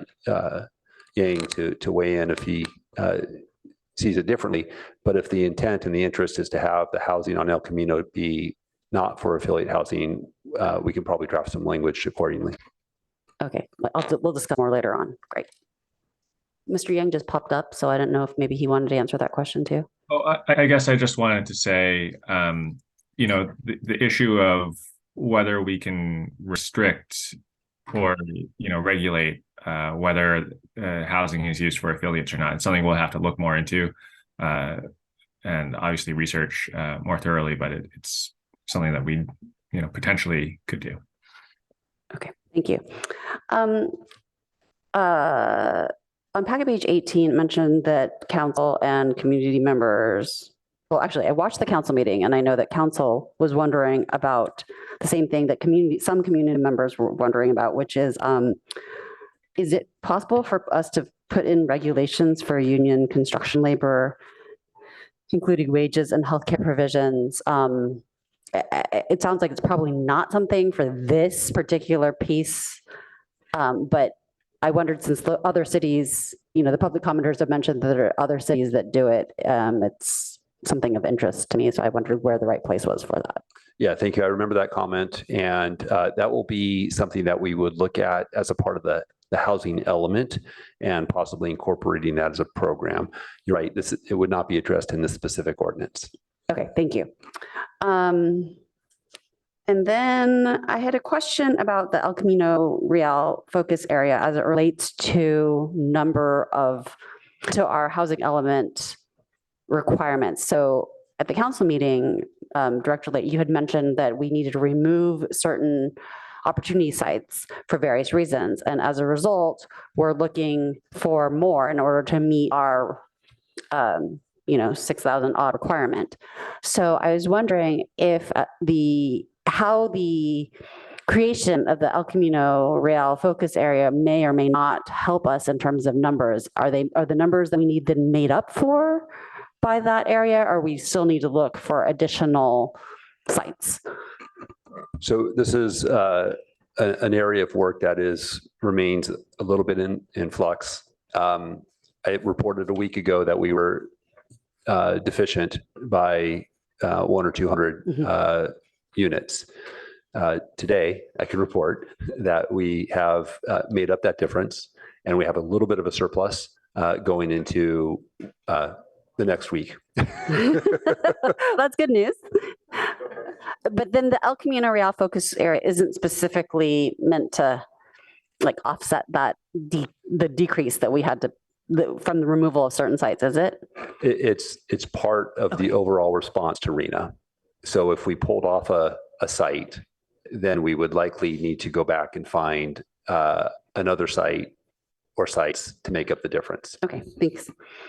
And then on packet page 25, and Ms. Eisberg also mentioned that we're not addressing certain other programs, such as the reduction of commercial FARs. When will we be doing those changes? I know that they're not mandated by state law the way these changes are. And so obviously we're prioritizing the things that are required by state law, but things like reducing commercial FARs that are allowed as soon as possible will help us in our overall cause towards meeting the RENA requirements. And so, if we put this in place first and then start getting all these applications that include commercial FAR, then we're kind of not maximizing the potential of some of our higher potential sites. So I'm wondering, do we have a timeline for that?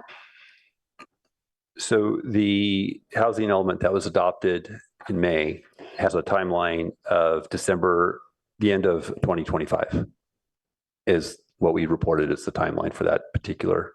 So we could have 2 years, essentially, like this year and all of next year, of applications that come in with commercial FAR. Yes, I will note we do not have a lot of commercial office FAR development applications being processed. Because there's so much inventory right now. Okay. But, and the PTC will have an opportunity to look at those timelines for those programs, because you will have another opportunity to make a recommendation to the city council. And if you feel that that's a timeline that needs to be adjusted. Accelerated potentially. Okay. But if you accelerate one. I understand. Okay, thank you. If we have a finite number of hours. Okay. And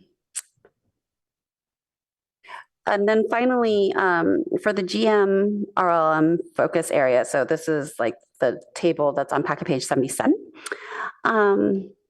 Does this mean that density bonus could be used on top of these areas, and that then the 60-foot maximum height could then become 30 feet higher? And is there a way? Yeah, let me start with that. So yes, in terms of the GM RLM focus area, that's resetting the base density. However, there's no maximum density prescribed for that district. And so in that case, the density bonus will be calculated off of the floor area ratio. Now the height is distinct. Someone can request a height waiver. And so, typically it might add a story or two, but it's not necessarily like a doubling of, a 50% increase in height. It's only the increase in FAR and then waivers associated with other physical development standards. Is there any way that we can, I'm concerned about it for reasons of bird strikes. in an, environmentally sensitive, it's a migratory path. Is there a way that we can similarly put in place something that's an alternative to density bonus the way we are for El Camino? So that, is there anything that we can do so that the height waivers cannot be requested is what I'm wondering. So I'm not sure that there is very much we can do on that front. I think the best we can do to try to avoid waivers in height is to make our other development standards permissive so that additional height isn't going to be necessary. So if you are getting an extra 10% or 15% of FAR under density bonus law, if we allow it to be placed in other areas, then typically someone won't want to go up beyond an extra story because that adds more cost. Okay, but is there a way for us to structure this the way that we have for the El Camino focus area, where the incentives or it's a alternative to state density bonus law? Yeah, so maybe I'll chime in here. So the way, so I think it would be difficult. The reason the ROLM and the GM standards are being reset to a new base district standard is to accommodate sort of the outcome of the housing element process. And for us to achieve the densities that we've stated that we want to achieve in this area, we went through an analysis and we found out that we have to make these changes to the base zoning. So when you have your base zoning standard, a developer can look at that and then elect to take advantage of the state density bonus.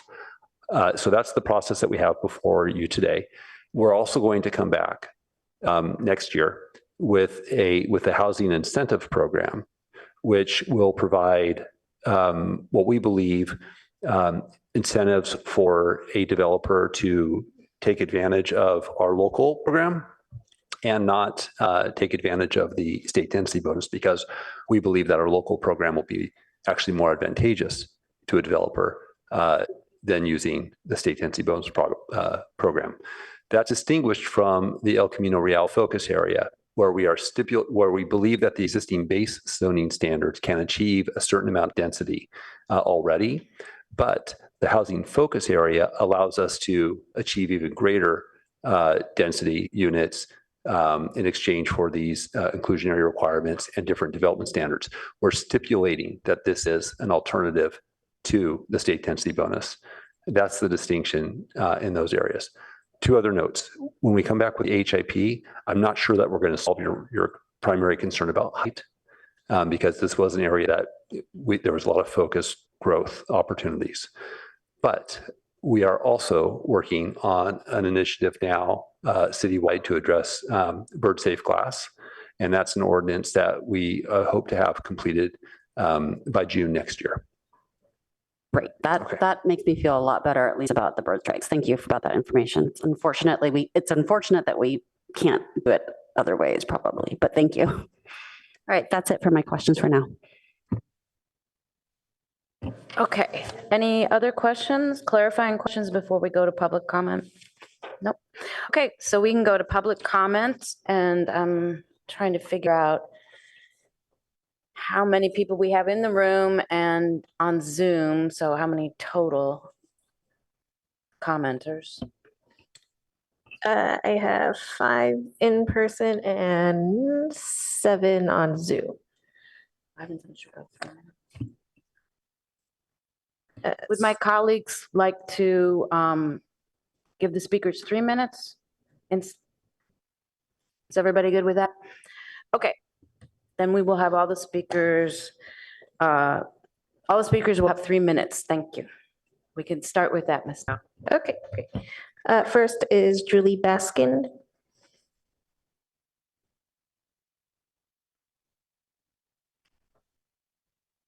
Hello, commissioners. I'm here representing the Palo Alto Redwoods. We're at 4250 El Camino. Is the mic on? Okay, can you hear me now? Good. All right, I'm representing the Palo Alto Redwood. We're at 4250 El Camino Real. And we submitted a letter yesterday that is in your public comment packet, pages 19 through 30 from Christy Bascom. And for some of you that don't know, we're a community of 117 condos, over 275 residents. And we submitted a letter addressing a simple change to be made in the language modification of the zoning code. Our suggestion seeks a minor change in 2 sections of that code so that residential uses on properties not zoned residential, we are zoned commercial and have been since 1982, can be treated the same as other residential uses. So instead of just limiting existing protections to not only those that are zoned residential. This modest change would mean that certain development standards would be required for commercial developments next to ours and other similar residential communities. It would not limit residential development in any way. Our recommendation is simply to ensure that communities like ours across the city can benefit from a consistent citywide standard that receives the same protections as other residential communities, such as the late night noise, minimum setbacks, and daylight plane requirements. Our recommendation is modifying the wording of 2 sections of the code that instead of saying residential zoning, says residential uses. And that would achieve all these results and also greatly reduce the workload for new project developments as they arise within the city. Thank you. Thank you so much, Ms. Bascom. I did want to just mention that that is not on the agenda for this evening, but thank you for speaking and bringing it to the attention of us and the public. So we cannot comment on it this evening because it's not part of our agenda. Oh, it seemed like it was adjacent. It is physically Got adjacent, it. but it would have to be agendized, but I'm hoping that will happen soon. Thank you. Thank you very much. Our next speaker, please. Next is Jessica Von Bork.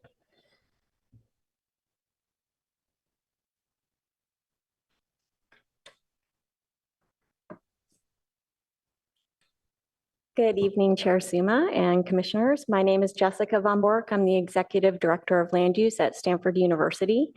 Both Jean Snyder, who's our Associate VP of Real Estate, and myself participated as representatives of Stanford in the Housing Element Working Group over the past few years, and we really appreciated the discussion and the process as well in terms of looking at future housing in the city of Palo Alto.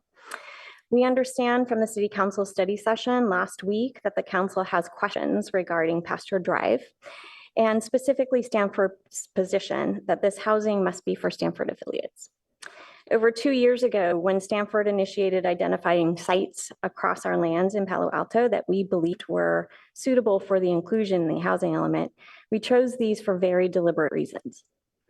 First and foremost, they're aligned with HCD's requirements that a site be available. Each is unencumbered with any long-term land leases and ground leases, meaning Stanford can control the outcome today.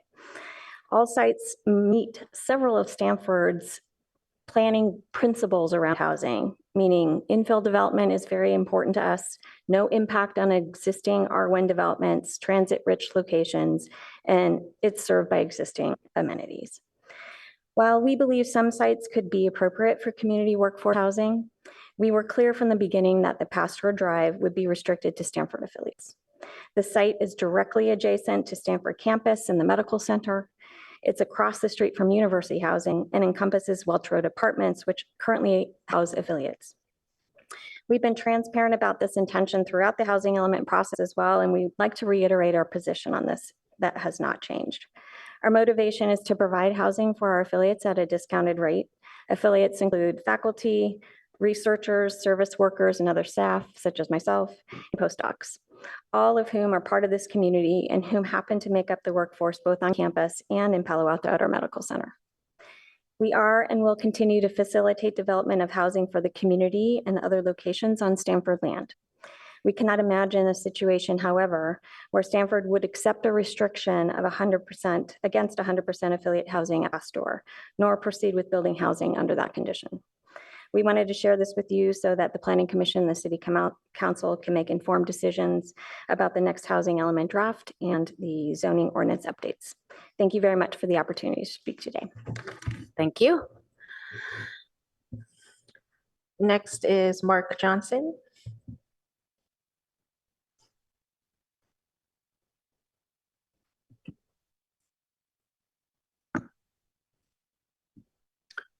Members of the commission, good evening. My name's Mark Johnson. I'm with the Acclaim Companies.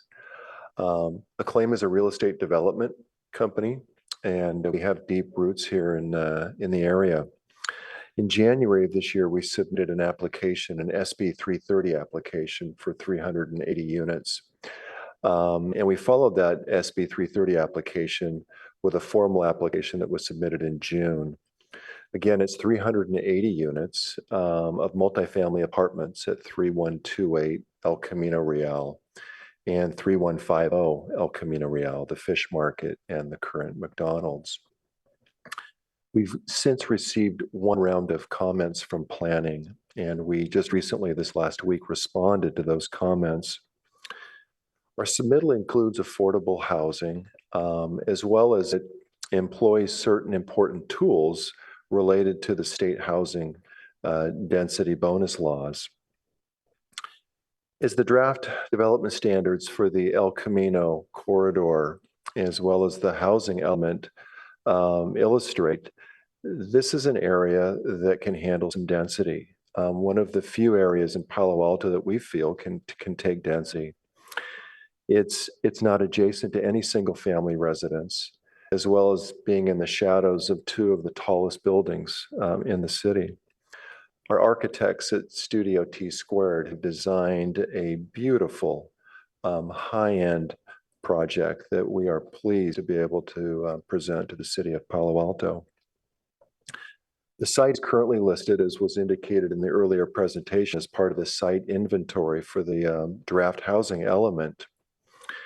And as a site that is likely to be developed and add immensely to the RENA numbers that the state is requiring from Palo Alto. So I have two comments on that tonight. First, we just recently reviewed the staff comments, and we were a bit surprised in reviewing those comments that the city may exclude this site from the site inventory unless we agree not to use the state density bonus law at all. We believe the removal of a site with pending project application from the site inventory would actually be somewhat inappropriate at this stage, especially one with a willing developer. Secondly, we support the upselling of this area. We're really pleased with the movement in this focus area to allow this density. And we actually endorse where this is going in this focus area.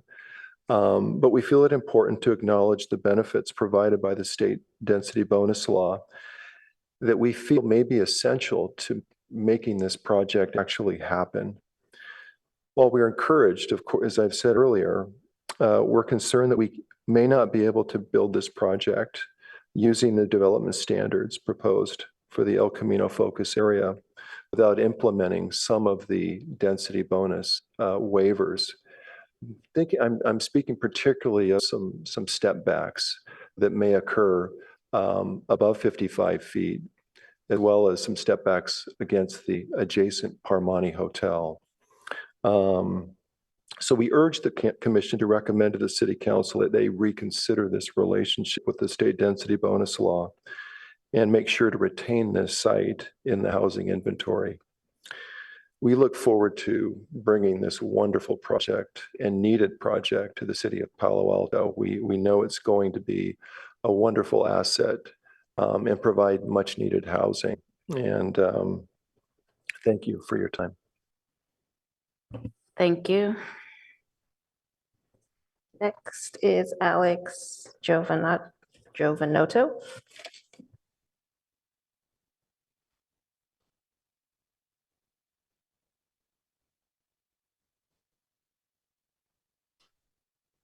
Is the speaker in the room or on Zoom? Ah. Yeah, there he is. Hello, Alex Giovanotto, and I'd like to comment on the El Camino focus area. Could you get the speaker closer? We can't hear you. Oh, is Thanks. that better? Wow, powerful. Okay. Much. I'd like to comment on the El Camino focus area. Currently, it extends to Matadero Avenue. It just so happens that on the other side of the street, my family owns the entire block, basically the entire block face, 4.2 acres, which we've put together over a number of years in order to provide housing. And so what I'm requesting you consider is that we include from Matadero Avenue to Kendall Avenue in the El Camino focus area. We've been in the rental business for 30 years in Palo Alto. Housing is what we want to do. So we would like to work with the city on a great project for the city and for increasing housing.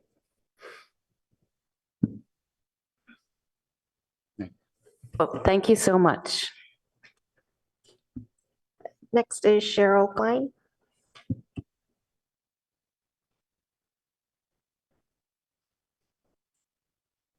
Hi, good evening. I'm Cheryl Klein. I was also with Jessica in the Housing Element Working Group. I was very pleased to learn about the housing focus area that was proposed last week. It has my full support. I think it's terrific. I would really like to see this replicated in other parts of the city. We could do more in downtown, in California Avenue that's close to retail, transportation. And I really hope that we can go further so that this time the housing element is approved. That would be great. And I also want to express my support for the Stanford project, the Acclaim project, extending the housing focus group further down El Camino. I was particularly excited about the Acclaim project because the organization that I work for, Alta Housing, helps administer the BMR program. The Acclaim project would create, I think, 70 or 80 units of below market rate housing. We really need to create this housing, and this can be done without subsidies from the city. I was involved in the creation of Wilton Court, where the city was very generous and loaned us up to $19 million to create 57 units. Here we could create more units, and the city does not need to put in any money. So I also want to say that I'm a little concerned about the buffer in the RENA numbers. It's currently at 10%, and I know that communities neighboring ours have higher buffers, and I would encourage us to go a little bit further in our buffers. So thank you very much. Thank you. Next are people on Zoom. First is Carrie Wagner. Go ahead, Ms. Wagner. Hello, can you hear me? Yes, we can. Okay, I am the current Palo Alto PTA Council President, and I'm speaking up to advocate for all of our families and students who will potentially be living in these projects that are under consideration. My primary concern is the Pasteur Sandhill project, because that one would potentially not bring money in to support Palo Alto schools. I would like, before the upzoning is permitted, I would like some arrangement made for Stanford to be able to contribute to the education of their students. It costs approximately $25,000 a student per year. So we need some method of paying for that. So, the school district needs that money. I don't know how we would be able to support that. It could potentially bring, that site alone could potentially bring 200 or so students to our schools. And where would they go to school? Is there a school nearby? Maybe we could identify a site and perhaps create one if needed. Where will those students go to high school and middle school? For high school, they will go to Gunn or Pally. Those are not on their campus. They need to be able to get to those schools. The same thing with the middle schools. These students will go to Fletcher, Terman, or Green. How will they get there? This is going to be an issue for, especially based on the previous discussion topic for safe routes. These kids need to be able to get to the schools safely.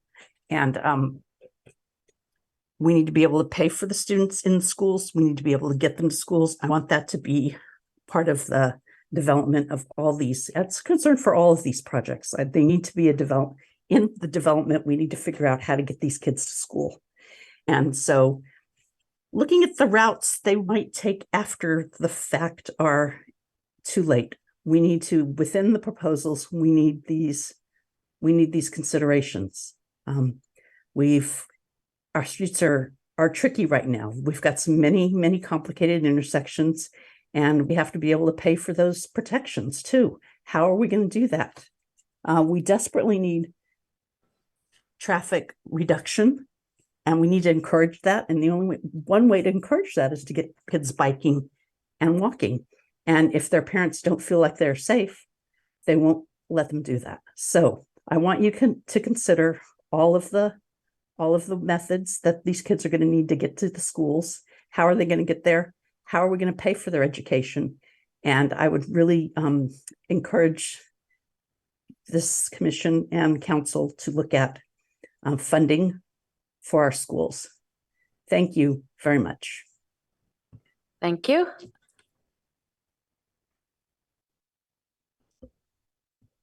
Next is Winter Dellenbach. Thank you. Hi, everyone. Please put up my slide.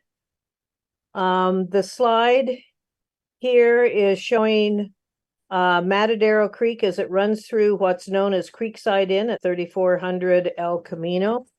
I ask commissioners to be aware and concerned about City Creek setback requirements as they're currently in our municipal code and new development. Required creek setbacks is governed by 18.40.140 Stream Corridor Protection Ordinance.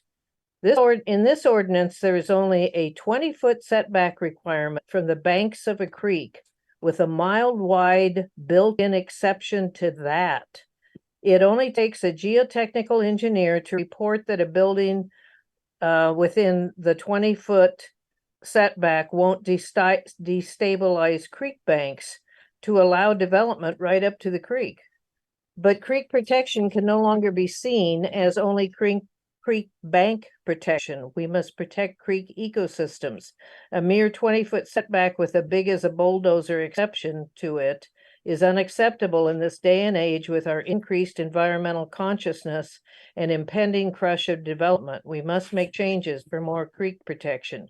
As mentioned in your staff report and at this meeting, the Creekside Inn development had some real complications and it's very troublesome.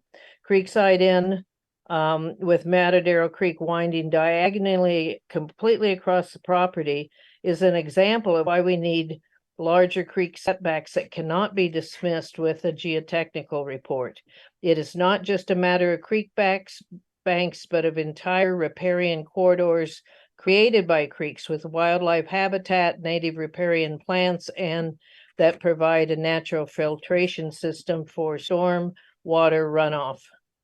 The current Creekside Inn proposal includes 185 apartments, 4 townhouses, and 137 hotel rooms.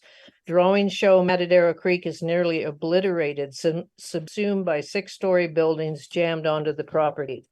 The stated purpose of our Stream Corridor Protection Ordinance is, and I quote, "The purpose of the water resources protected measures specified here is to provide site planning and development standards designed to preserve riparian resources, protect improvements from damage caused by potential stream flooding and bank erosion, and minimize stormwater pollution. And yet it does not do that. The current ordinance doesn't fulfill its own purpose as stated and must be changed to provide increased development setbacks and added protection for riparian ecosystems, as a couple of city council members have asked for. And I hope you do too. Thank you. Thank you very much. Our next speaker. Next is Terry Godfrey. Hi, good evening. Thank you for the opportunity to speak. My name is Terry Godfrey. My comments will be related to the Stanford project proposed for Pasteur and Sand Hill. I've been a resident of Palo Alto for the last 24 years. I live in Evergreen Park. For some context, I'm a former Palo Alto Unified School District Board President. I'm a former president of the Palo Alto Partners in Education Foundation, an all-volunteer organization raising funds for the Palo Alto schools. I'm a former Palo Alto PTA Council President, much like what Carrie Wagner, a previous speaker, is now. And I'm currently a candidate for Foothill De Anza Community College District Board, which would also be affected by this decision around property taxes and the Stanford development. I just want to give that background as context as someone who has raised funds in Palo Alto and spent and managed funds in the Palo Alto schools. The decision related to that proposed development of more than 400 units and limited to Stanford affiliated renters, thus making it exempt from property taxes, is of course concerning. As Ms. Wagner said, that's potentially hundreds of students at $25,000 per student per year to educate. Feels like about $5 million. While Stanford and Palo Alto have a joint concern and desire to educate all children, we would hope that Stanford would participate in that process. When I think back to the days and the folks who are raising funds at Palo Alto Partners in Education at $5 million a year, it's 100+ volunteers who hustle all year long to help raise those funds. It would feel disrespectful to ask Stanford not to participate in that $5 million funding for the students that will potentially end up in the district, and to lay that on the backs of fundraisers and volunteers and school district personnel. I'd like you to think about how this issue may be addressed.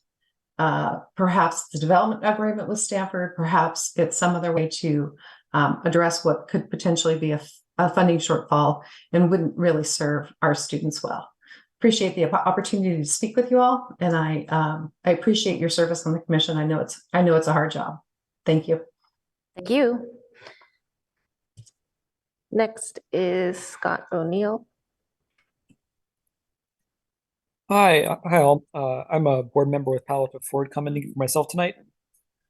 Since I saw the very encouraging focus area at council last week, I've been thinking about what this means for housing element certification prospects.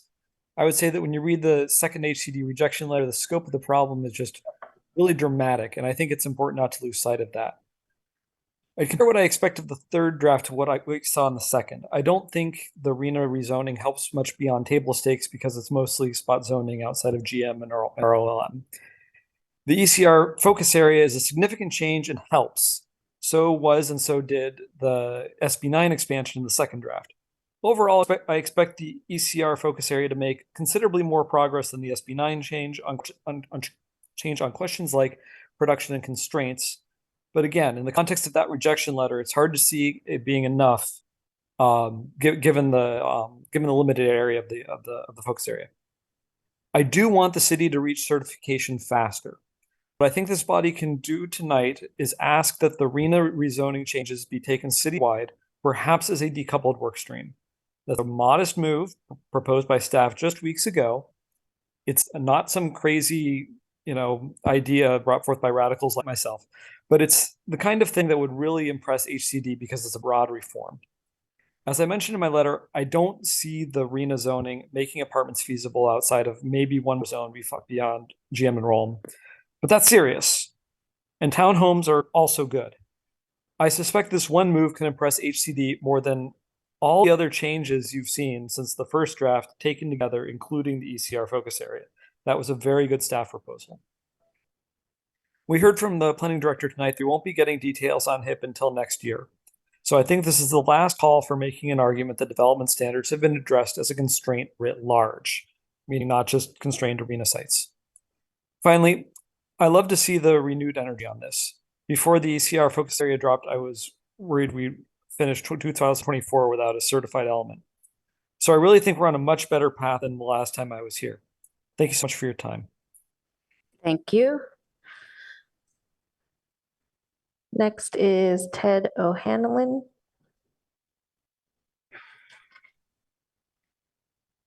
Good evening. Can you hear me? Okay. Yes, we can hear you. Thank you very much. Thank you to the commission. Thank you for staff. Thank you for council for the ad hoc meeting last week. My name is Ted O'Hanlon. I am a Palo Alto resident. I also work closely with developers, particularly on projects that have actually been in Palo Alto. So I feel I have a unique perspective on what is being considered tonight, and really what's been considered in the past in trying to promote more housing development. I would parallel other comments from speakers about being open to standards across the city. The predictability of housing projects is very difficult to prognosticate. And by having standards that might be available in sites that would not otherwise be known to the city at this point, might have those step forward, while others that maybe are identified go away. As you know, I've also worked closely with the Creekside Inn. I would speak on their behalf. I am still working with them closely. We have submitted 2 applications to the city, one in 2022, which was about 380 residential units. And then this past year, we submitted a secondary application, which was responsive to comments we heard in 2022 related to maintaining some of the hotel use. And the proposal that we have set forth is 185 residential units, approximately 136 hotel units with 4 townhomes. This would retain several buildings that are already on the site. And we've always been mindful in designing that of being aware and respective of the riparian zone that the Matadero Creek presents in this project, that is staying within the 20 feet of the top of bank. And we're encouraged by the height allowances that might allow for less parking below grade. And that really extends to across the city. Another project I work closely on and still do is 788 San Antonio Road, where we're looking at 2 levels of below grade parking at an enormous expense, which puts projects in jeopardy. By allowing more height, you can do the parking above grade and within the core of the building rather than excavating below grade and disrupting more sensitive environments. I'll close with that, and I very much appreciate the consideration. We are excited to be included in this ECR focus plan, and we look forward to working with the city on a continuing basis. Thank you. Thank you. Our final speaker. Yes, and then I received 1 speaker card for in person. Oh, okay. So last one on Zoom is Kelsey Baines. Hi. Sorry, can you hear me? Yes, go ahead. Great. Good evening and thank you, commissioners. My name is Kelsey Baines. I am a former Palo Alto resident. I lived in Palo Alto when this process started years ago, but unfortunately I decided that change was happening too slow in Palo Alto for me to have any kind of future in the city. So even though I am serving Palo Alto as a county psychologist, it's not a place where I feel like people at my income level are welcome.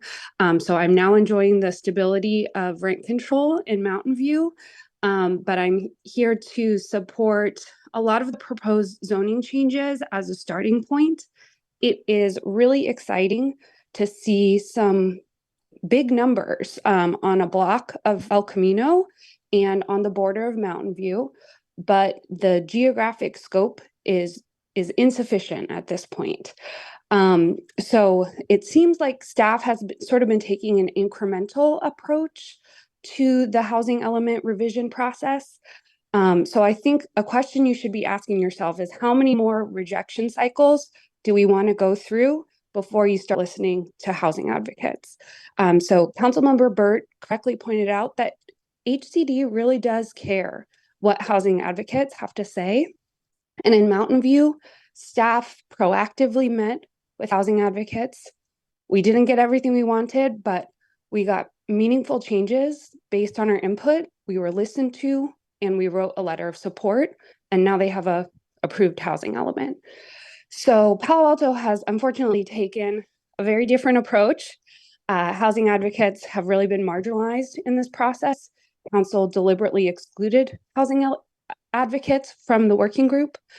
I know staff is working hard, but I have been frustrated with some lack of responsivity from staff. So I submitted several questions to the housing element website that weren't acknowledged or answered, and those were submitted during the public comment period. And there was also a community meeting last year that ran out of time before the questions were answered, and staff said, we'll post the answers to those questions on the website, but they have not been posted. So I just strongly recommend that you actively and regularly meet with housing advocates, most importantly, Palo Alto Forward, before submitting your next draft, and really grapple with affirmatively furthering fair housing and look at regional patterns of segregation to understand why we are so opposed to concentrating affordable housing by the freeway, where there aren't amenities or transportation, no bike safety. And why aren't we imagining bigger projects downtown? There are buildings, mixed-use developments going up that are single-digit housing counts, and it's just not good enough. So good luck working in the future, and I'll stop talking. Thank you. Thank you. And last in-person speaker is Owen Bird. Hello, good evening. I'm Owen Bird. I'm a 35-year resident of Palo Alto. I'm a former member and chair of this commission, though that was a while ago. I'm a member of the board of YIMBY Action and the most recent addition to the board of Palo Alto Forward. Now, I remember when I used to sit up there that I really appreciated when public comment spoke directly to what was in front of us. And what you have in front of you tonight is a staff request that you recommend to the council that it approve the ordinance, the resolution amending the housing element and the ordinance amending the zoning. I'm here to specifically ask that you not follow that staff recommendation and that you instead tell council that as drafted, these changes to the general plan or the comp plan and the zoning are insufficient. Specifically, you've heard a lot of suggestions tonight about the great work that's been done with the El Camino study area. That, I think, should be extended to other areas of the city. There's a comment in the staff report that specifically says about precedential effect, the proposed concept, meaning the ECR focused area, is not likely replicable in other parts of the city. I don't believe that's true. I think it's a great process and should be replicated in other parts of the city. Secondly, the issue of the site inventory and the buffer. 10% I don't think is going to cut it with HCD. Redwood City and Mountain View, who both have certified housing elements, have buffers closer to 20 and 30%. And I think that's what you're going to need. So again, specifically to what's in front of you, this draft ordinance contains a finding around the zoning amendments that says an inventory of sites suitable and available for development that is sufficient to meet the city's RHNA during the housing element planning period. I don't believe you have that. So I don't believe you can recommend to the council that it adopt this draft ordinance. Thanks. Thank you, Mr. Bird, and thank you to all our speakers this evening. We have to say goodbye to Commissioner Liu for a little bit, and I'm wondering if my colleagues would like to take a little break. Is now a good time? Okay. About, 8 minutes, 10 minutes. Okay. Thank you, everyone. We'll be back soon.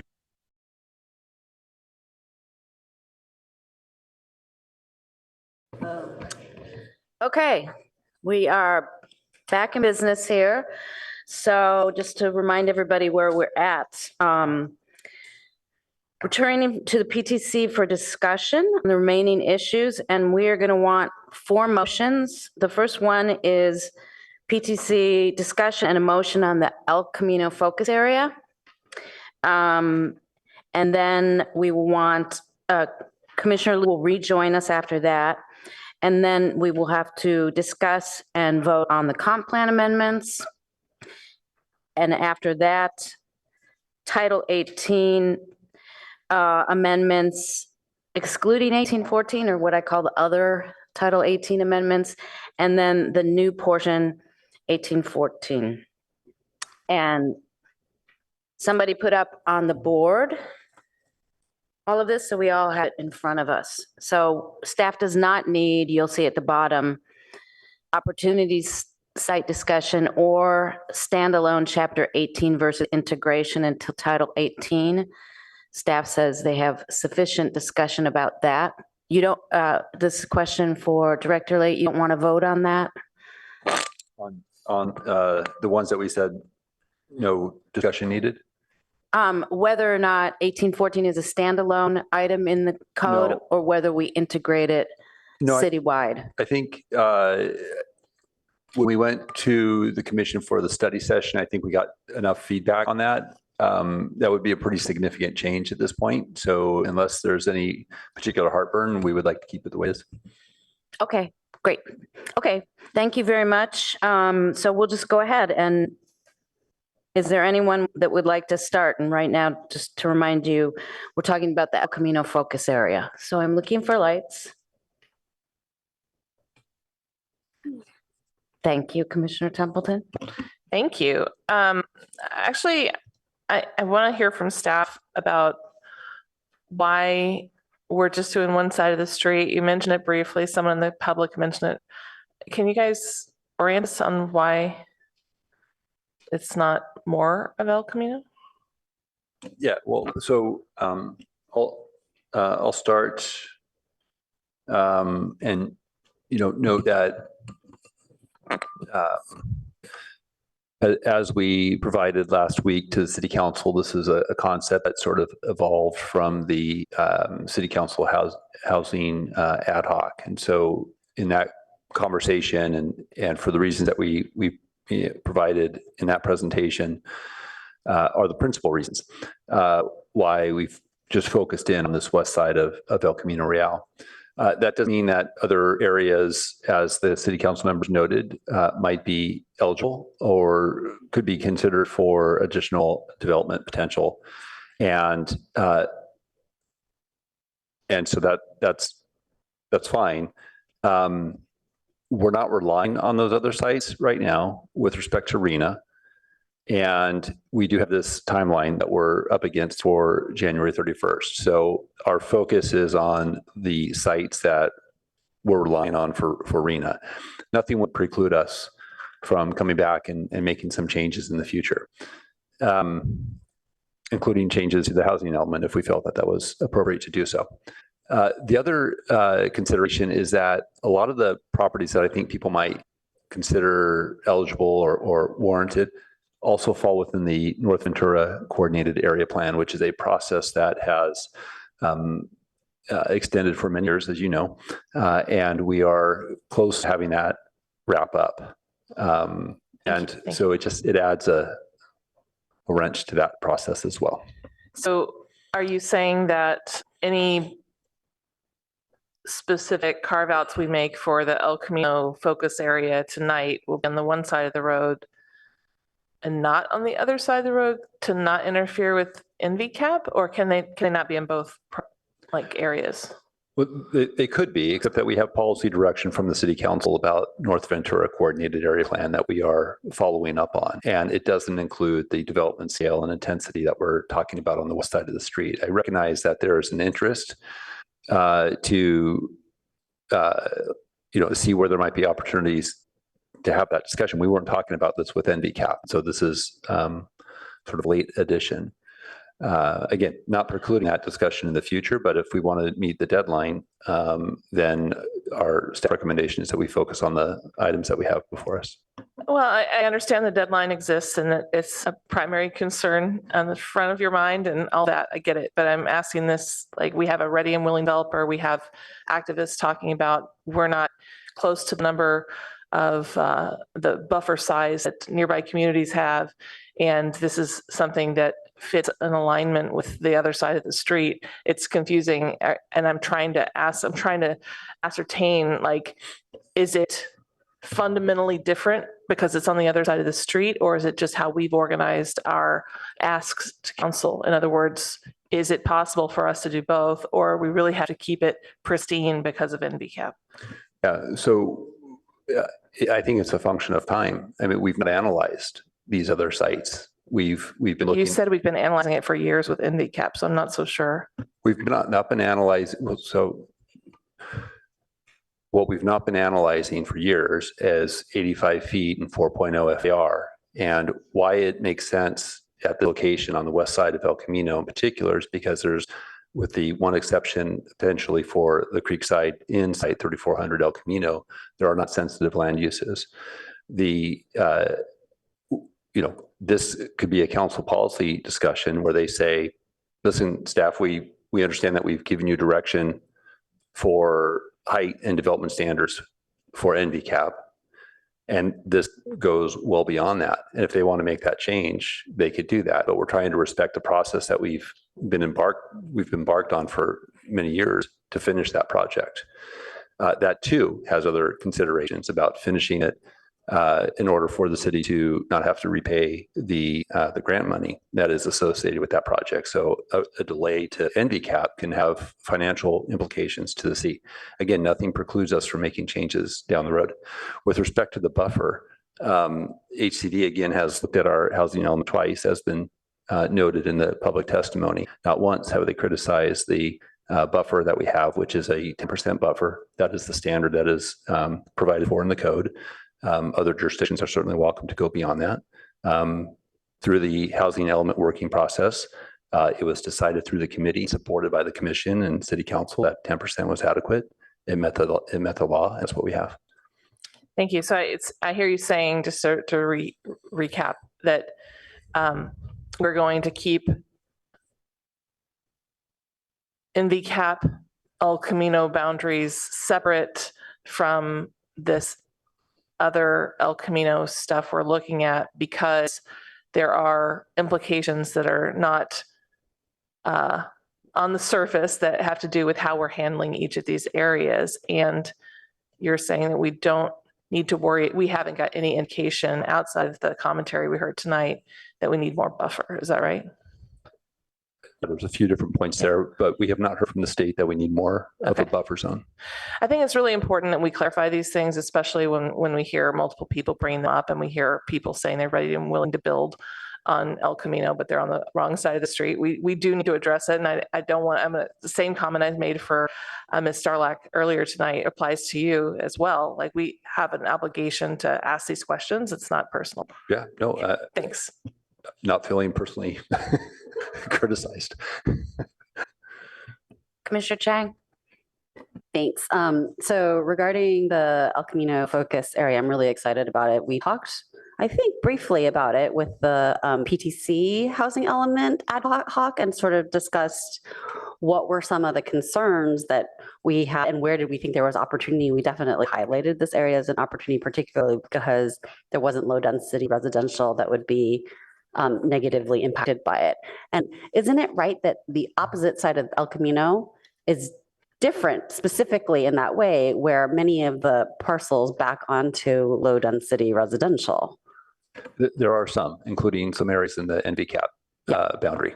Okay, so that is one fundamental difference, kind of in one side of the street versus the other.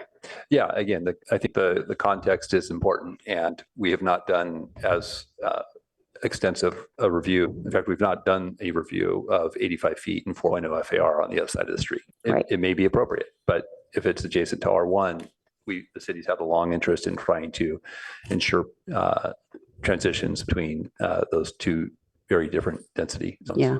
Okay. So I wanted to get some clarifying questions from staff regarding some comments that were raised by the public. One was something about removing a parcel from the housing element. If, I'm trying to remember who it was who made that comment. Is it true that we would remove any of those parcels? That was Mr. Johnson, Reclaim Properties. I actually don't know of a letter that stipulated that, but he made reference to a letter. That aside, I've had conversations with Acclaim Properties, and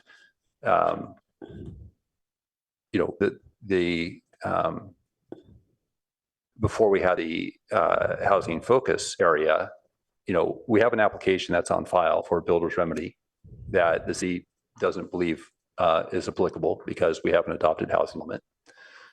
Staff also has concerns that the project doesn't meet state density bonus law as it's designed.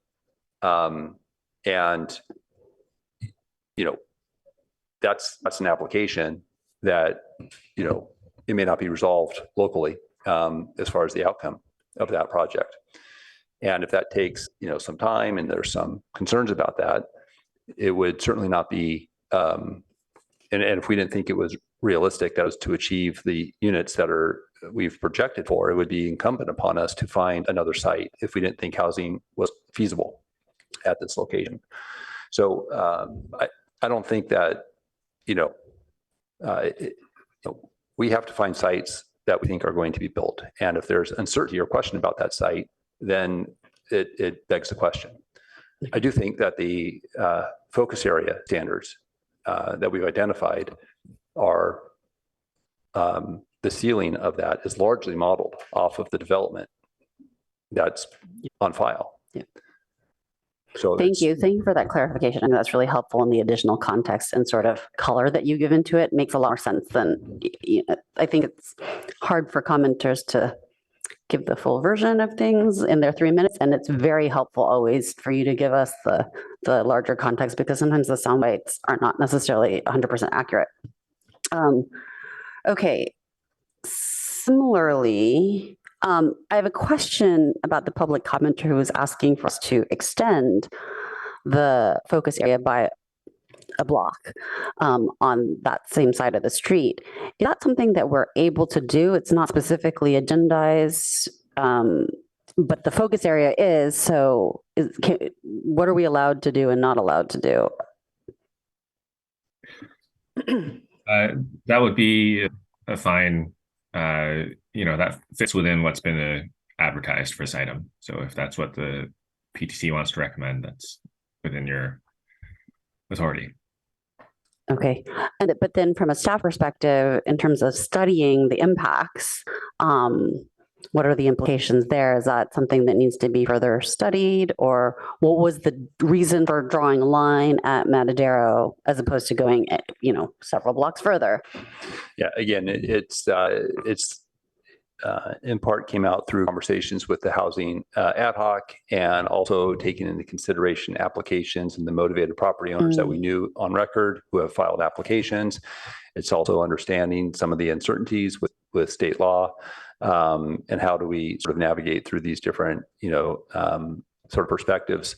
Up until this evening, this is new information to us that this owner has different properties or different LLCs, and they show up as different owners. I got some more information during the break.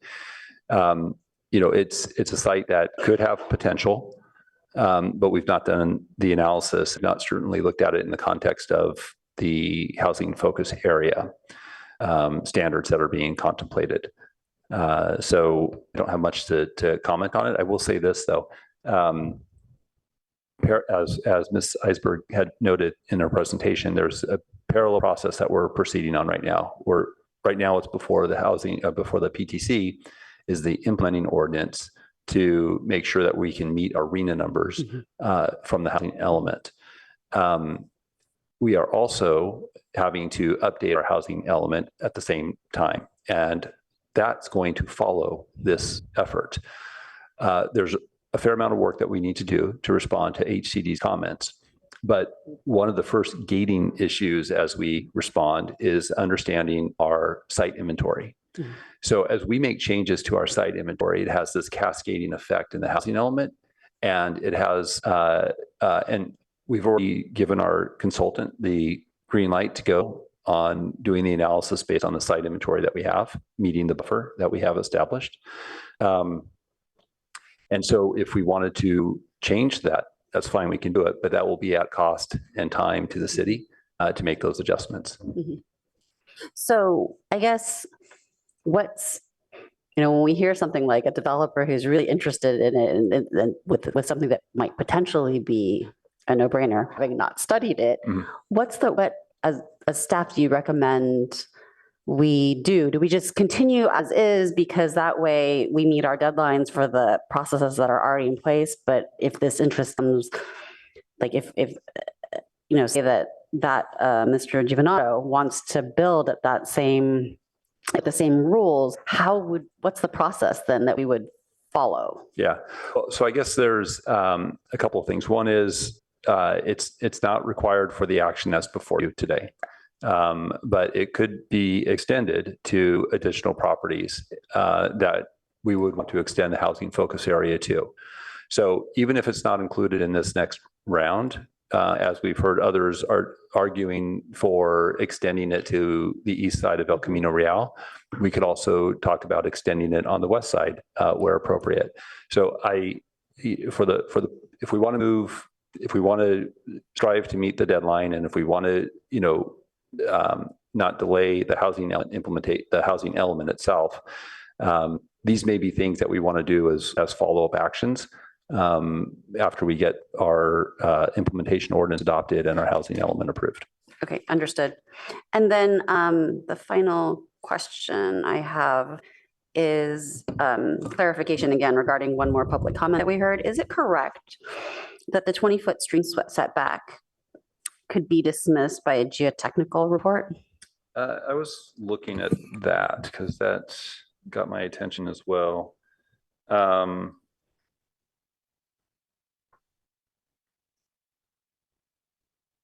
Maybe, yeah. I mean, I don't want to hold up time if you're looking into that, but. Yeah, it does. Looks like it does provide some exceptions based on a geotechnical study. I'd have to read more about it. But as noted in the presentation, this is something that the council has asked us to look into. The streamside ordinance. Yes. Yes. And we're in the process of securing a consultant to assist us with that. And it's our hope that by the end of the fiscal year, by June next year, that we can have some standards before the PTC and hopefully before the city council. So what's the implication for, let's say there's an updated streamside ordinance by the end of the year, what effect does that updated ordinance have on this focus area? Will it still apply, or are the streamside ordinances that exist today kind of frozen in place at the time of the creation of the focus area? Well, that too is a complicated question. I'll start simplistically by saying if there's no application on file and the codes change, when they file the application, that's when the standards would apply.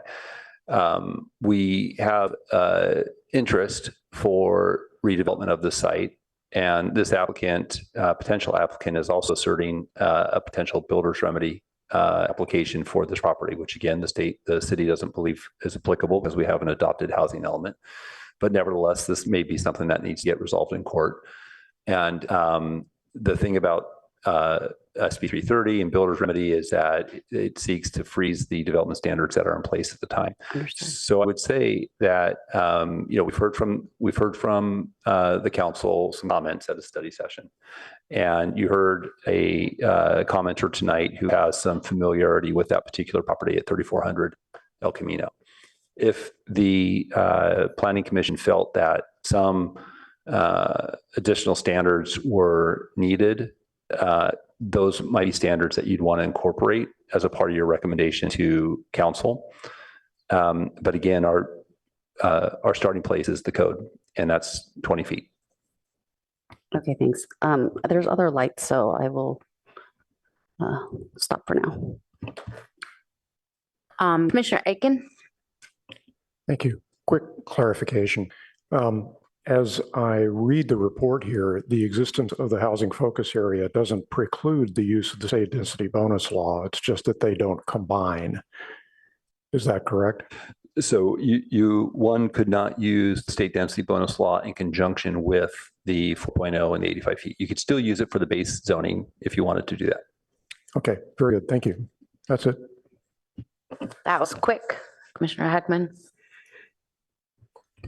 Thank you. So it's a little challenging kind of trying to, focus on just the focus area issue while Commissioner Liu is out, because some of my questions are broader in nature, but they relate to the focus area, so I need to ask them. Let me start by asking for somebody to remind us of the penalty if we fail to adopt a zoning ordinance implementing at least program 1.1A by the January 31st deadline. What's the penalty? Mr. Yang, do you want to respond to that one? Yeah, so it means that whatever housing element we have adopted will no longer provide any defense. Like, we cannot argue that we are in compliance with state law. Okay. Right now, the city's position is, notwithstanding HCD's position, we think our housing element complies with the minimum requirements of state law. We won't take that position again after January 31st if we haven't adopted an implementing ordinance. Okay. All right. So we're more exposed. We're dramatically more exposed if we don't adopt an implementing ordinance, at least as to program 1.1A. Now, so we're moving forward with direction from staff to accomplish that. But at the same time, as the director just mentioned, we're reworking our aspects of our housing element, right, to address concerns from the last HCD letter. So help me now understand the interplay between those two actions. Like we're going to adopt a zoning ordinance by January 31st. And right now, the one that's been presented to us, as I understand it, is consistent with the housing element as also presented to us in the draft form with the revisions, right? We've made conforming changes, but staff is still working on the housing element, and there could be more changes. And so what I want to understand next is, what if we adopt our implementing ordinance by January 31st, but the housing element, the final form of the housing element is not implemented by what we've adopted on January 31st. Are we still protected? Yes, because there's nothing precluding us from doing more in our implementing ordinance than what program 1.1 states. And so as long as we are, including what the adopted program 1.1 states, that's the important piece. What we'd be doing with these additional elements is going a little bit further, and then at a later date, we would have the housing element basically catch up to the implementing ordinance. Okay. All right. Next question. Is there a downside to a bigger than 10% buffer? So the potential downside is if sites redevelop, if housing opportunity sites redevelop for uses other than housing or not at the density that we've projected, then we would sort of eat into that buffer. And if we see enough of those sites turn over in ways that we're not anticipating, then we would need to make some changes to our housing element to increase the buffer before it fell below 0. So the only downside is if, we may have to make amendments more quickly to our housing element and opportunity sites if we see those sites being turned over to other uses. Right. So it seems to me that a bigger buffer provides more protection from these sites that you're anticipating for housing, not going housing. They go some other direction, and now whatever, those 50 units, that site where you thought we'd get 50 units or we planned 50 units as part of our 6,087, now that is clearly off the table. So we need to go into our buffer and pull 50, basically, kind of conceptually. So I'm thinking, so it seems to me that, and maybe this is the thinking of those cities who have gone beyond the state law minimum of 10%, is this gives them some protection from having to quickly make decisions when they bump up against the edge of the buffer. Potentially. Okay. And I would note that, the 10%, this was a discussion point that we had with the housing element working group. And there was discussion of where do we set that buffer. And one of the concerns at the time, and I'd have to, just double check against state law to reaffirm my knowledge of this, but as cities, jurisdictions identify sites on the inventory, their ability to reuse those sites have other, sort of strings attached to it. So if you're going to carry over a site that wasn't developed for housing, then you have to, meet some density standard or whatever the provision was. So I think that was one of the reasons that encouraged the city to keep the buffer to the minimum. And again, yes, it could be changed. It could be 15, 20, 25%. But to do that, we need to identify sites, and that again would have this cascading effect and would delay the housing element itself being, revised. Understood. Mr. Yang, did you have something you wanted to add? No, I was just going to make the point about that having more sites on our inventory now might limit us from using those sites in future housing elements. And there are also certain housing law provisions that only apply to inventory sites that would limit our local control over those. So okay. Those are some of the downsides. All right, I appreciate that. And I see staff is in this continual effort to refine our inventory list. Some things are dropping out. We're pulling new ones in. We've added this focus area. Is after tonight, is staff going to continue that exercise? Is there a potential that between now and January 31st, staff will actually find some additional sites to fold in that are accommodated by the implementing ordinance that we have to adopt by the end of January? Or have you gotten to the point where you realistically can't add anything more? Well, so it's possible things could change because we've identified our sites and our consultant's doing some work on that. So it is possible that there might be some additions or subtractions. That said, we would not likely add sites if we needed to that required a zone change because of the January 31st deadline. So we would be relying on properties that can achieve the density that we would need to meet our number plus the 10%. Okay. Okay. And then after we get successfully through January 31st, if somebody comes in with a proposal that is attractive to the city council, say the next block of El Camino from, well, hypothetically, Matadero to Kellogg. Yep.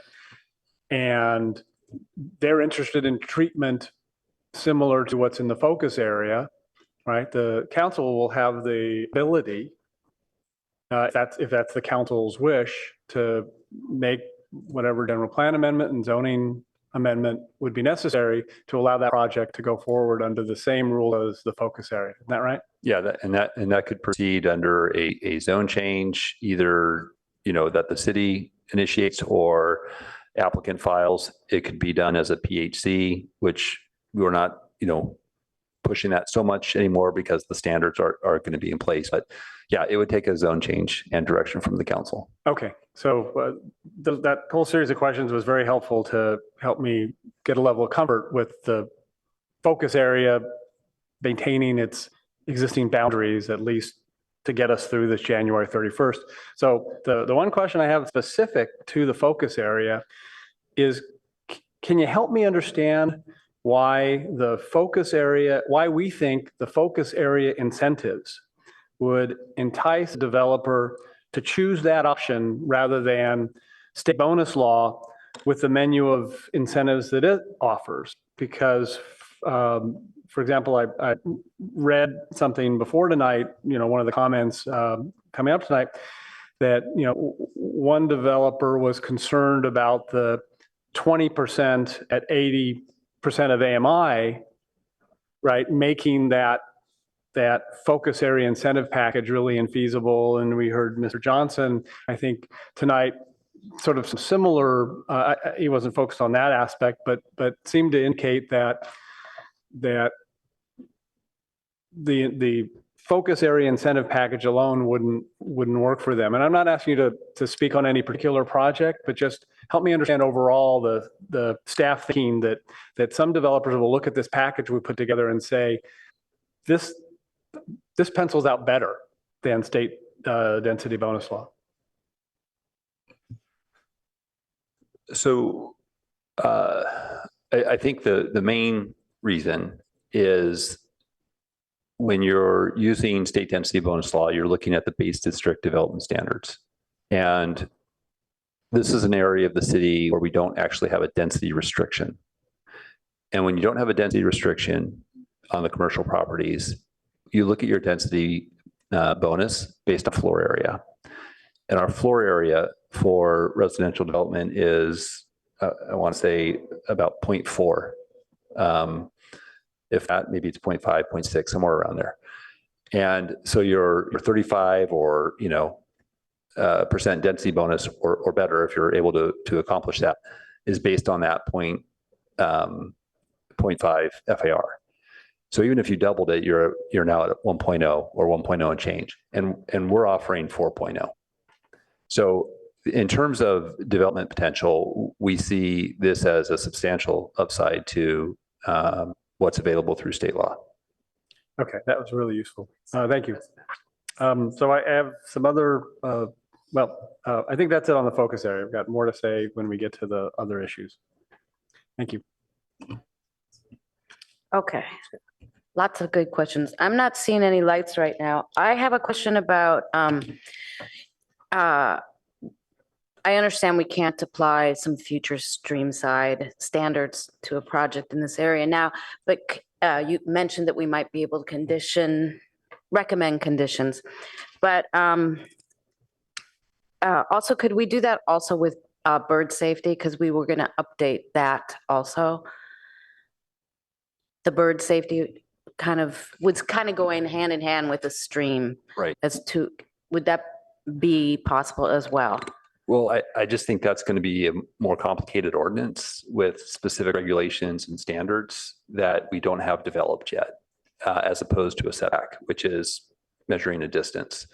So, I think it would be challenging.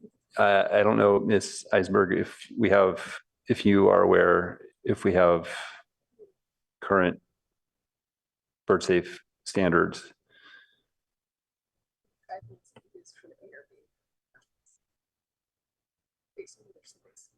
And you're on mute. I'm not aware of current bird safe standards. We Okay, in have the code. recommendations. Okay, so yeah, I think it would be difficult to come up with some standards to forward at this time. Okay, thank you for that. And in general, I really appreciate how quickly staff has dealt with these responses from HCD, because I think they've been very swift and, dare I say, nimble for Palo Alto. But I really appreciate this, because we got to get this done by any of the, what I understand is that any of all the different ways we were going to acquire sites for the housing element, any of them that have to do with zoning change, we have to get done by the end of January. So we don't want to delay this, is what I think. I don't think I have a lot of specific questions. I don't know if people, oh, I see lights. So let me go, other than that right now, let me go back to, I don't know who was first. Chang? Well, Chair, just a question for you. So I don't have questions anymore. I just wanted to kind of move on to my comments. And so I didn't want to cut you off, because it'd be great if you kick us off. No, that's exactly what I was going to say. It's time to move on to comments, unless Commissioner Templeton has questions. Okay. Commissioner Templeton, would you like to start us off with comments? Sure. Vice Chair Chang, are you done? No, I didn't have. Yeah, go ahead. Okay, so like I said before, I'm generally supportive of this. I think it's really exciting. Thank you to staff for all the tremendous work. Thank you also to staff for doing such a good job capturing our comments, and also capturing City Council's comments for us, so that we're not reinventing the wheel or working in opposition to City Council. What I would like to see is some way to preserve that 20-foot setback without relaxing it, because this is already a naturalized area of the creek, and we know that we want that. And we heard similarly from much of City Council. And also, I'm a little bit concerned about the transitions for just the Creekside property. So because of the low density residential behind it. So I guess this is a question for staff. How did staff arrive at the 75 feet? Because in my mind, maybe 100, 2 lot widths might be more appropriate. Some of these things move quickly, and I may not have the most recent information. So Ms. Eisberg, if you can clarify for me if the ordinance has 150 at 35, or is it proposed at 75 at 35 and 75 at 45? So the way it is today, when a site is abutting a R1 site, the requirement is 35-foot height limit within 150 feet of the property line. What we proposed here is more graduated. So 35 feet within the first 75 feet of the property line, and then between 75 and 150 feet, 45 feet. So it's more consistent with more of a daylight plane, although a much steeper one, or excuse me, a much more shallow daylight plane, if you think of it that way. Great, thank you. And so the reason for doing that is to address what we've heard is another interest, to provide upper level setbacks above the 5th floor from El Camino, so that we have buildings that are pushed back further from that facade. And if we have a transition as described by Ms. Eisenberg, then it creates that opportunity for some additional setback at the upper levels in that particular location. Okay, I know that we received public comment before from Barron Park residents where they wanted to make sure that we had the transition zone, I think. And so did staff do any analysis about what happens if we just maintain the transition zone from low density residential? So rather than making it 75? What if we kept it as is? What's the implication? Yeah, so we could I mean, preserve. it would affect only that parcel. It would only affect Yes. 3,400. And, you know, two things come to mind. One is, as you're looking at the development from a profile perspective, maybe it matters, maybe it doesn't.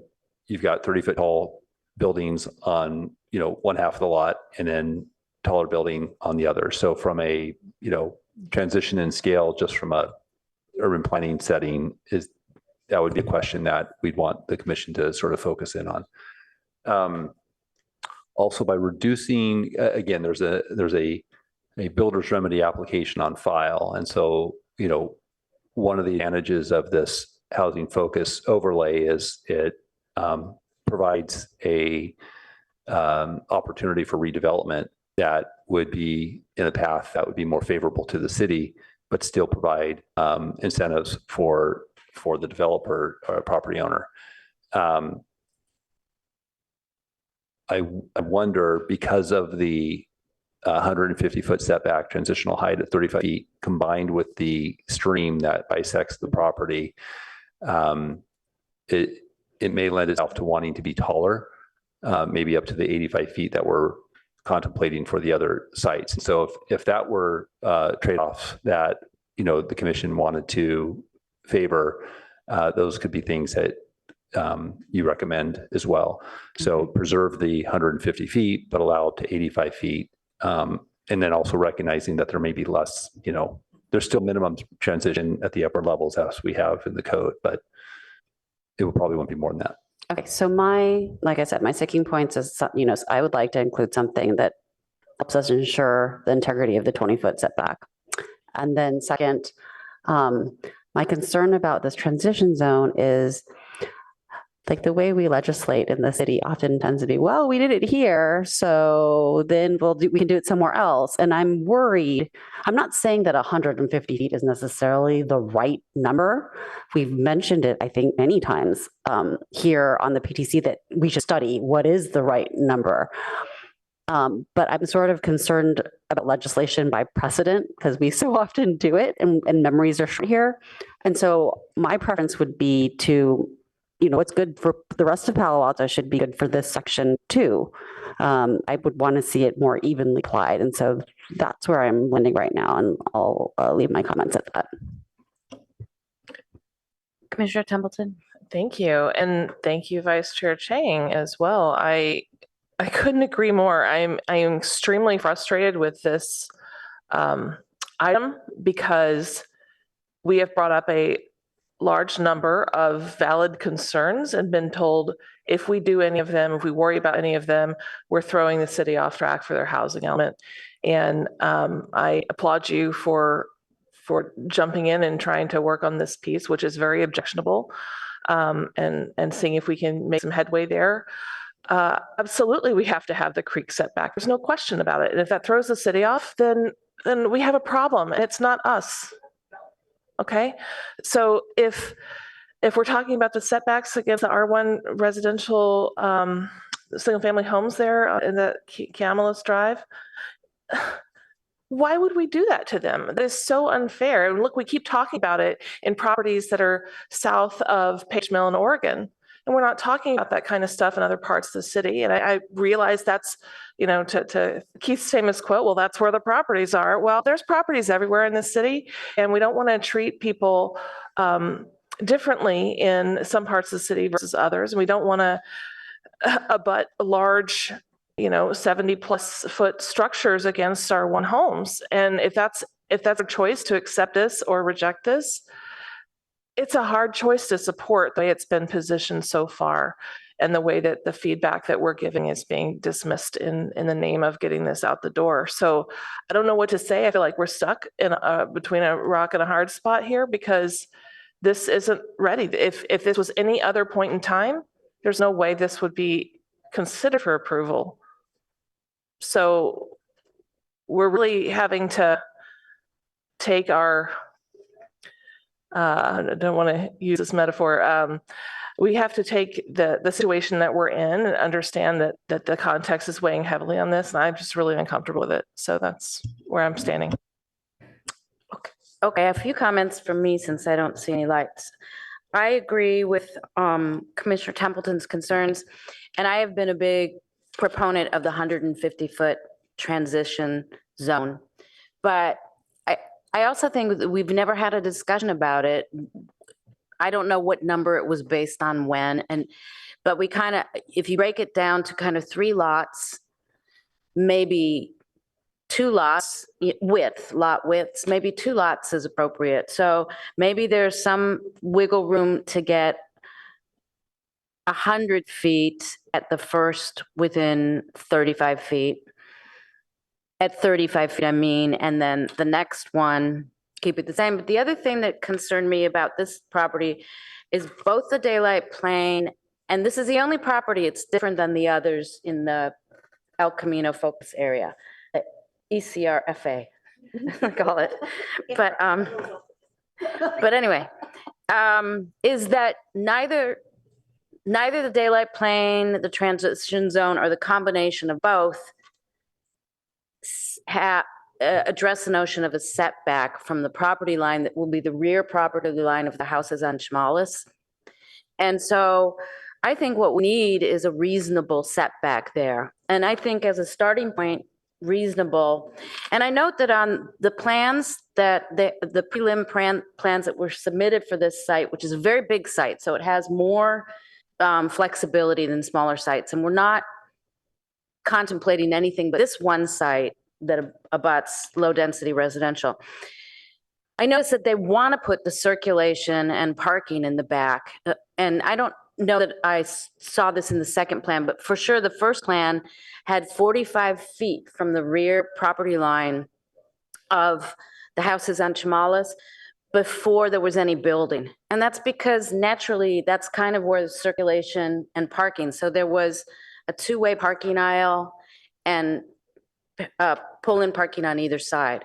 So in thinking about this, I think what might be a really good compromise would be to require the setback that would be only on the sides of the building that abut the low-density residential.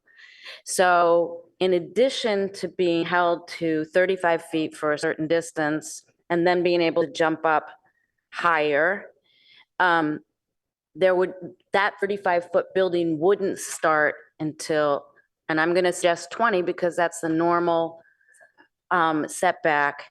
And I think an easy way to describe it might be where you have a property in the El Camino focus area abutting a low density residential, only on that property line, it should be held to the standard setback of the zone next to it. Because that's a very common concept and that's actually where the transition height zone came from. So I was wondering if that might really improve it, and if the building needed to go up a little on the interior, then I think that would be a good trade-off, because I'm very uncomfortable with doing this, and as much as I appreciate the work that's been done, and I think the other sites on El Camino don't have this problem at all, you know? I think that would be a good compromise. I'd be interested in what my colleagues think about it if I explained it well enough, and what staff thinks about it. And the other thing is I understand the stream setback law a little differently, that it's 20 feet from the top of the bank, or there's another measurement, which is from the middle of the water, which is an angle up to the top of the bank.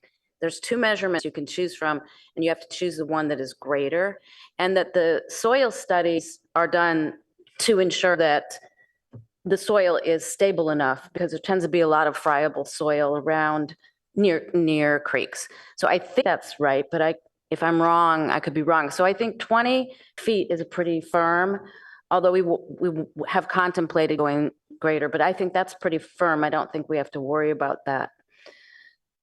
in as much we would like it to be more, it can't be right now legally, I don't think. Go ahead. Thank you. Yeah, I agree with that. My concern is I don't think we can have both on this site. Like, I don't think you can have there's not a lot of space between the creek and the back property line. It's actually a really big site, and I think the 20 feet is not an insurmountable problem, and their plans already show these type of setbacks. Are you talking about the 20 foot from the creek or the 20 feet from? I'm talking about the 20 foot from the creek and the whatever we said, 150 foot from the back property line. No, 20 feet from the back property line is where a building would be able to start. But we would allow vehicular drive aisles and parking within that 20 feet. It's just that the building doesn't get to be there. I can see Commissioner Right. Heckman is not liking this Well, idea. I'm looking at the drawing and it feels like I'm not sure that's a workable project space, but okay.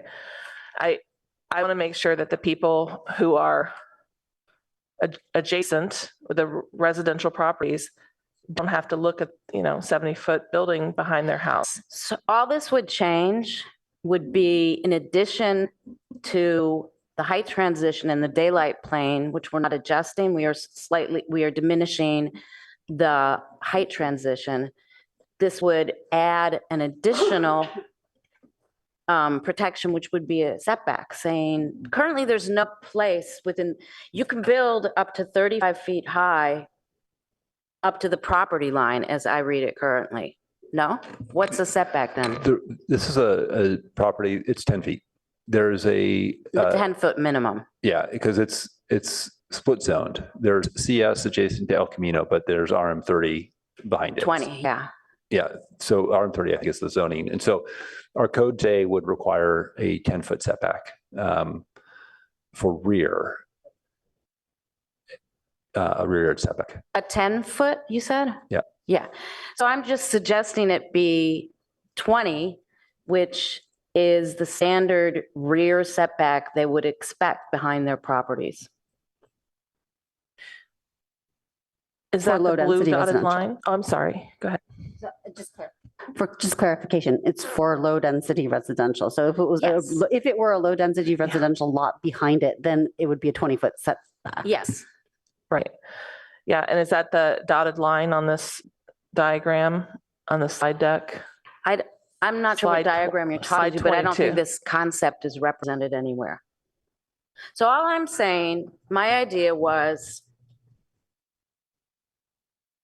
in addition to the transition heights, to add a setback requirement only on the property lines that abut low-density residential, that they have the setback of that low-density residential that they abut, which is, I think, pretty minor, to be honest, and I think it's workable, and I think it respects the development that we want to see happen here and the people that are going to do it, but also respects the houses on Chamales.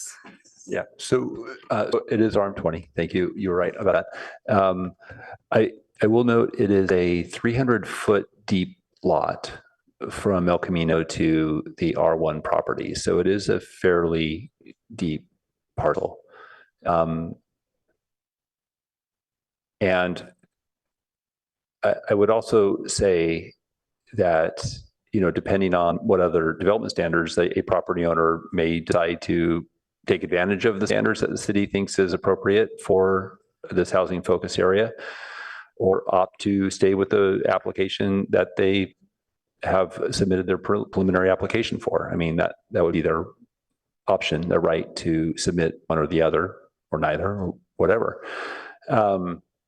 But I do want to clarify, there's been a lot of talk about the setbacks and being less than 20 feet. I want to be clear that the application that is on file with the city is not, or the preliminary application that's on file with the city is not posing to encroach into that 20-foot setback from top of bank. There are some existing structures that I think are there that may encroach. And the other factor is that this is a hotel site, and we don't really know if the housing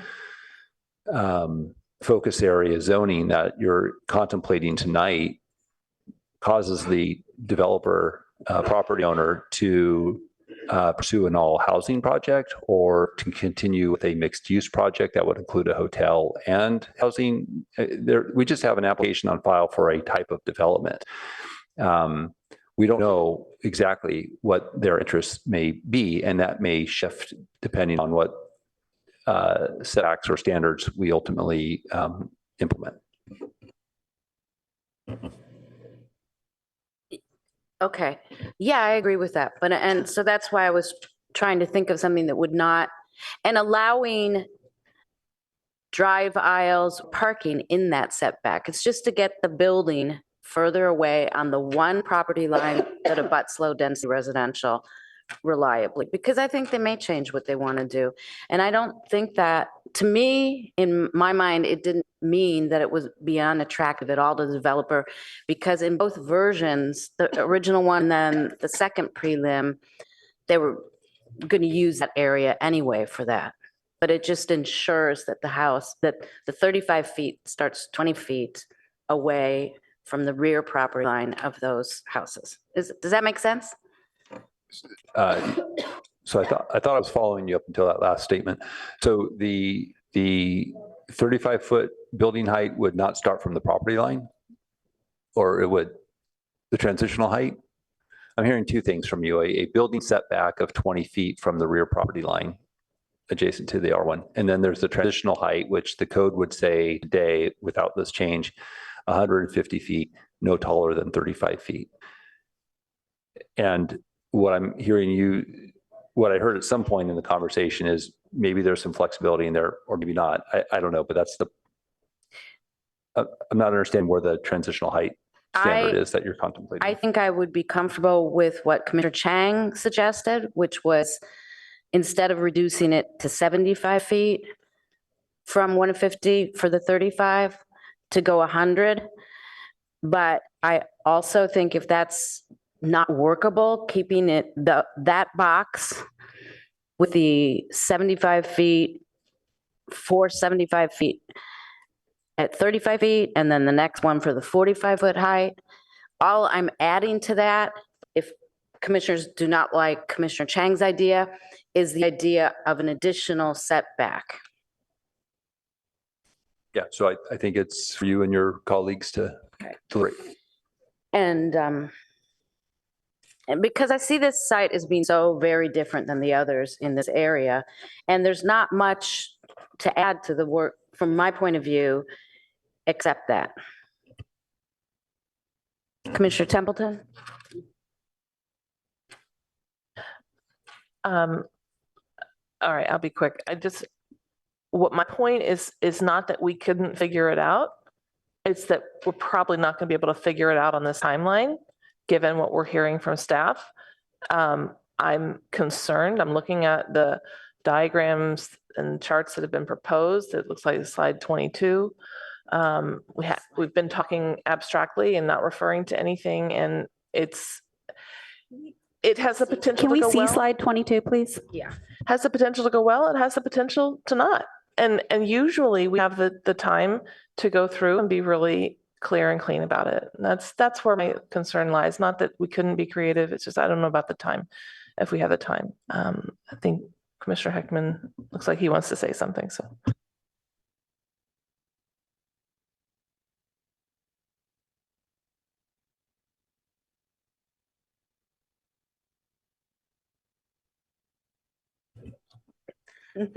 Can you pull back up slide 22?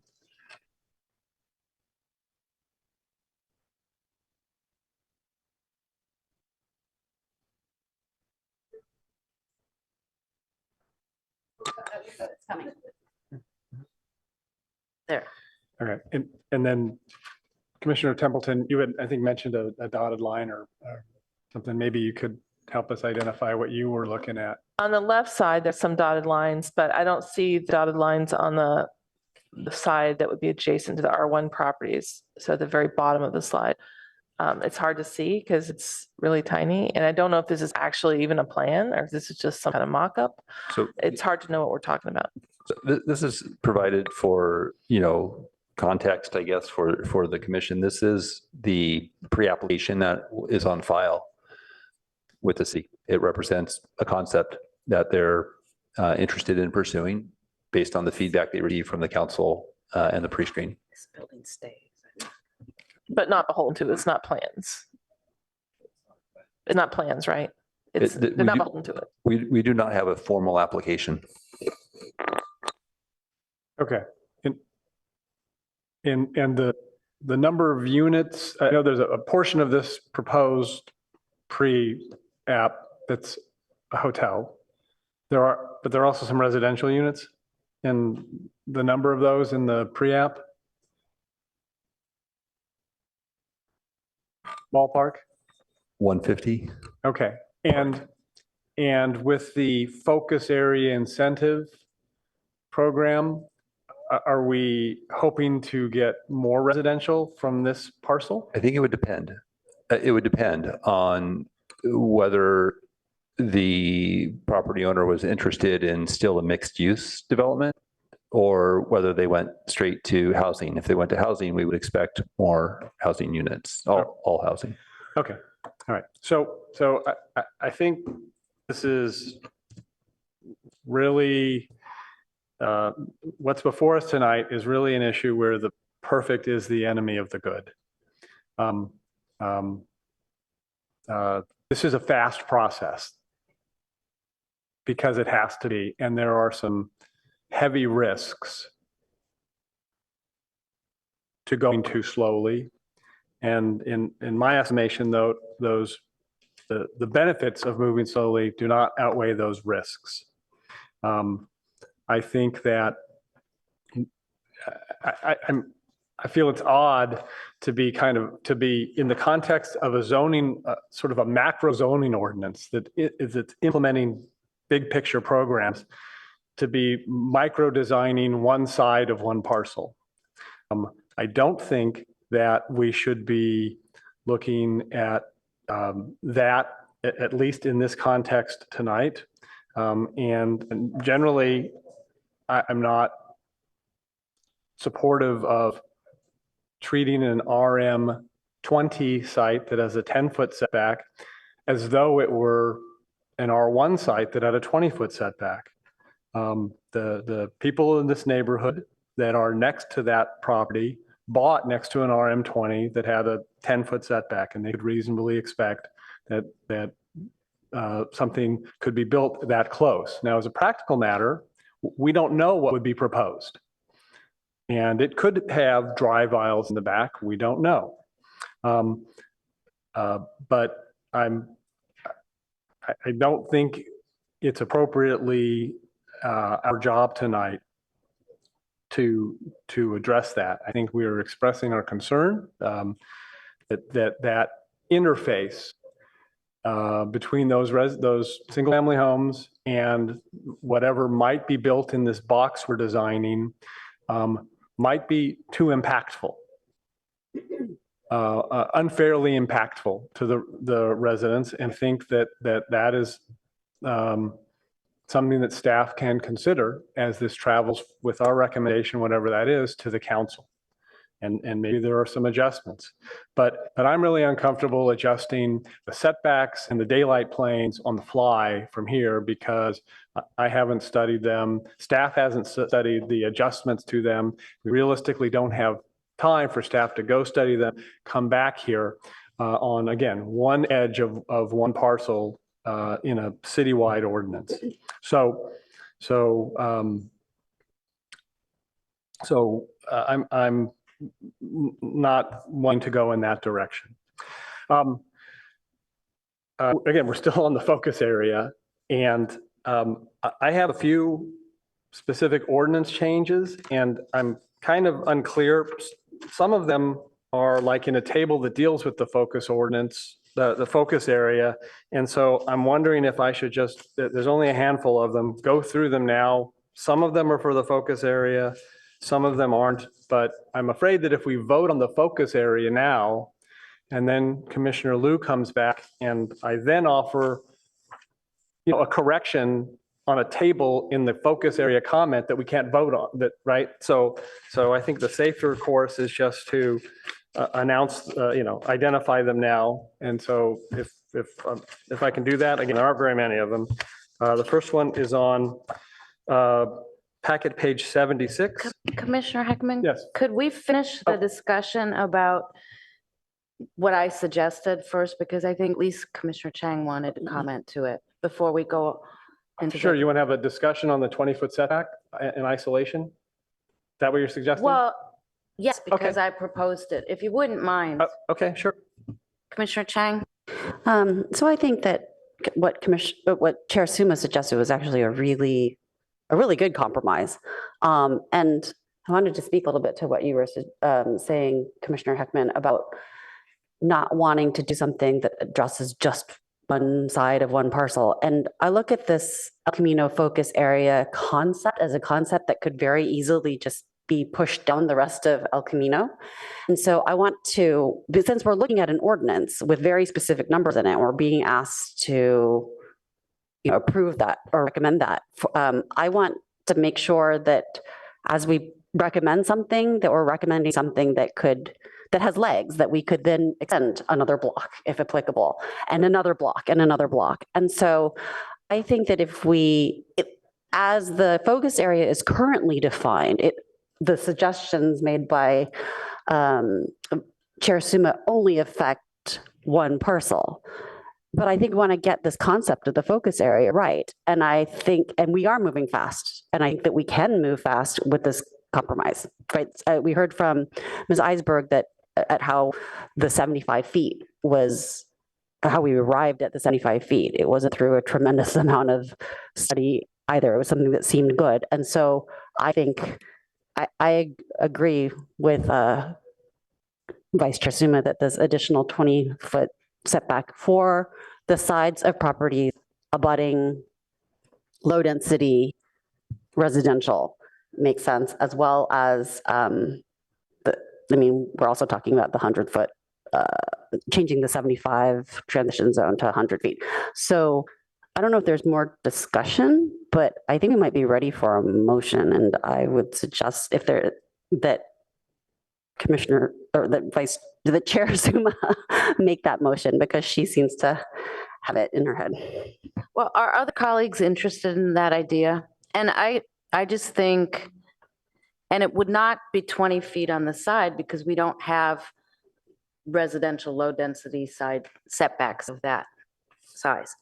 It just seemed like a little, and of course it will not be finalized until council, but it's something for council to chew on if they're interested. And would anyone else like to comment?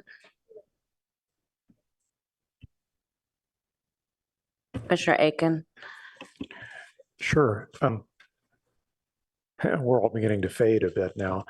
I don't feel strongly about this either way. I think the big concerns for the focus area have been adequately addressed, and I am content to go along with the consensus of my colleagues, but we do need to move on to other things.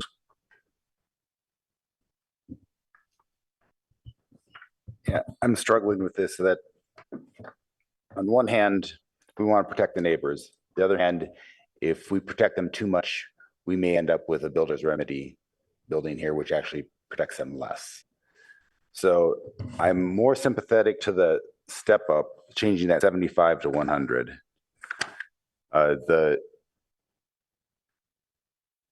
Making a 20-foot setback on the RM20, I'm not quite as confident about that. Looking at the current satellite image, it looks like one of the hotel rooms is right up against the boundary. So in fact, a 10-foot setback would actually give the neighbors some extra space. And you still have the daylight playing, so even if that 10 feet they wanted to start, they can only go up to 20 feet right away. So I don't feel strongly about 20 versus 10. I feel more strongly about making the 75 100. Okay, so would any, is your light on, Commissioner Templeton? Go ahead. Yeah, I just want to say that I think we're all agreeing on that we have ideas on how to make this better and we don't have time to implement them.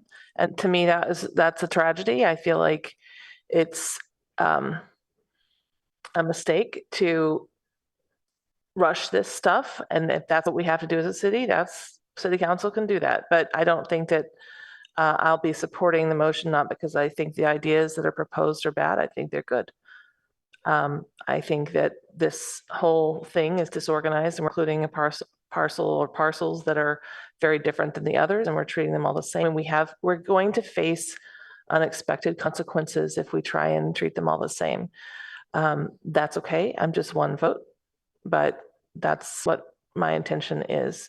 And before we vote, I think Commissioner Hedman wanted to include some stuff. Of course, we don't have a motion anyway. Commissioner Yeah, Hedman? well, just to clarify, I thought the motion you were going to make is just about the 20-foot setback, right? Not about the whole focus area, because I think that needs to be a discrete motion. I think if we're going to make something different for a different standard for this one property, it would have to be, yeah. A discrete motion. Yes. Okay. So. But we'd like to hear about your. Well, if you want to make I mean, we've just finished talking about the 20-foot setback. Mhm. If you want to make a motion that whatever we decide on the focus area, it include a 20-foot setback on that one side, then I think now would be the best time to do that, because what the changes to the ordinance that I'm going to talk about don't have anything to do with that.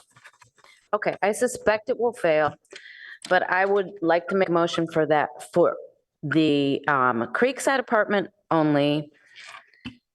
We have an additional development standard that says that on any property line that abuts a low-density residential, they mirror the setback requirement of that low-density residential zone.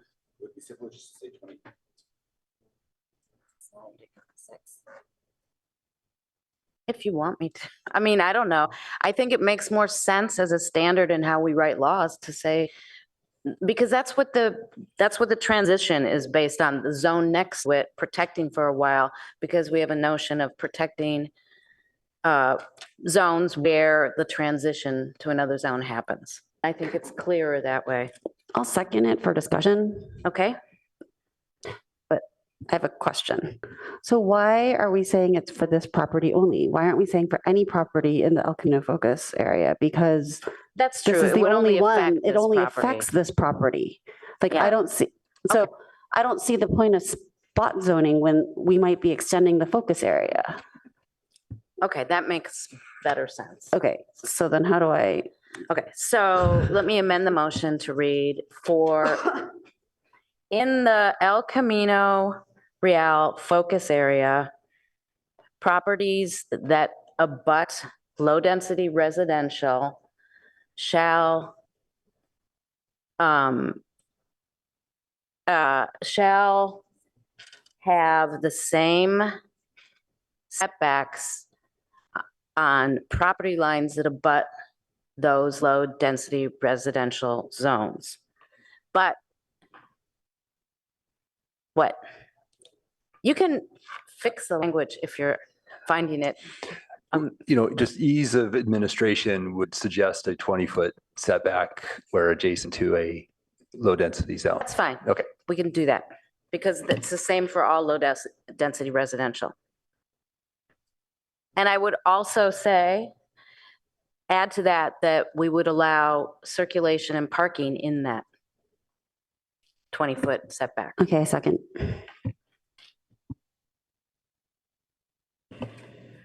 Would you like to speak to your second? I think I did beforehand already. Any other comments? Okay. If you would just call the vote, please. Commissioner Aiken, Pardon me, I thought we'd agreed to a fixed 20-foot setback.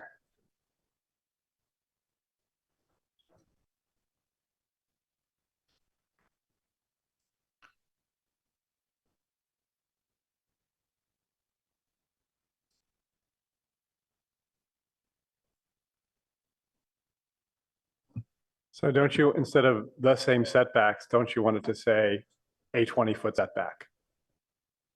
Shall have a 20-foot setback on property lines, if you're following the director's recommendation. Except that I do not want that to apply to side setbacks, So, because that would be increasing the side so the setback. 20-foot rear setback? Yes. So, okay, but So whatever, this actually be a side setback. Hmm? This may actually be a side setback because Matadero, I think, is the shorter property line. So the way the code reads for RM20 is a 10-foot setback for rear and side property lines. And what I'm hearing you say is you want a 20-foot setback where a property line abuts a low density R1 zone.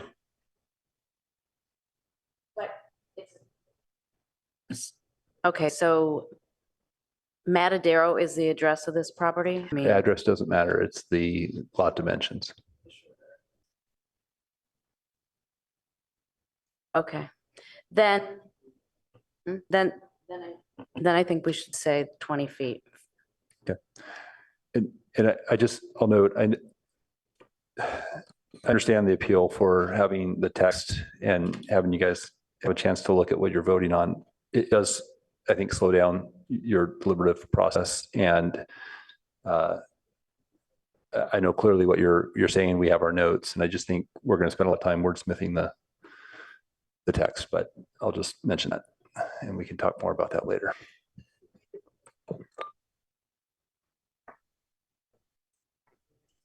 Yep. Okay, could you please call the vote? Commissioner Aiken, Yes. Vice Chair Chang, Yes. Commissioner Heckman, No. Commissioner Rectal, Yes. Commissioner Templeton, Yes. Chair Suma, Yes. motion carries 5-1. Okay. And I'm just going to, I Yes. believe it's property line in that first sentence, have additional developments that any, Not lines. okay. It's with the 20-foot setbacks measured from the property line though. So I think, anyways, Either lines or abuts needs to be singular, but no, both not plural. One of those S's has to go away. right. A property line that abuts or property lines. And that- lines be added, I guess is what I'm getting at. I don't need to speak my no vote. Okay, moving on. Commissioner Rectal, did you have any other? And the only thing is that this is the Stanford property, and so there is a Stanford property in this group, or the claim property, and so is Albert online?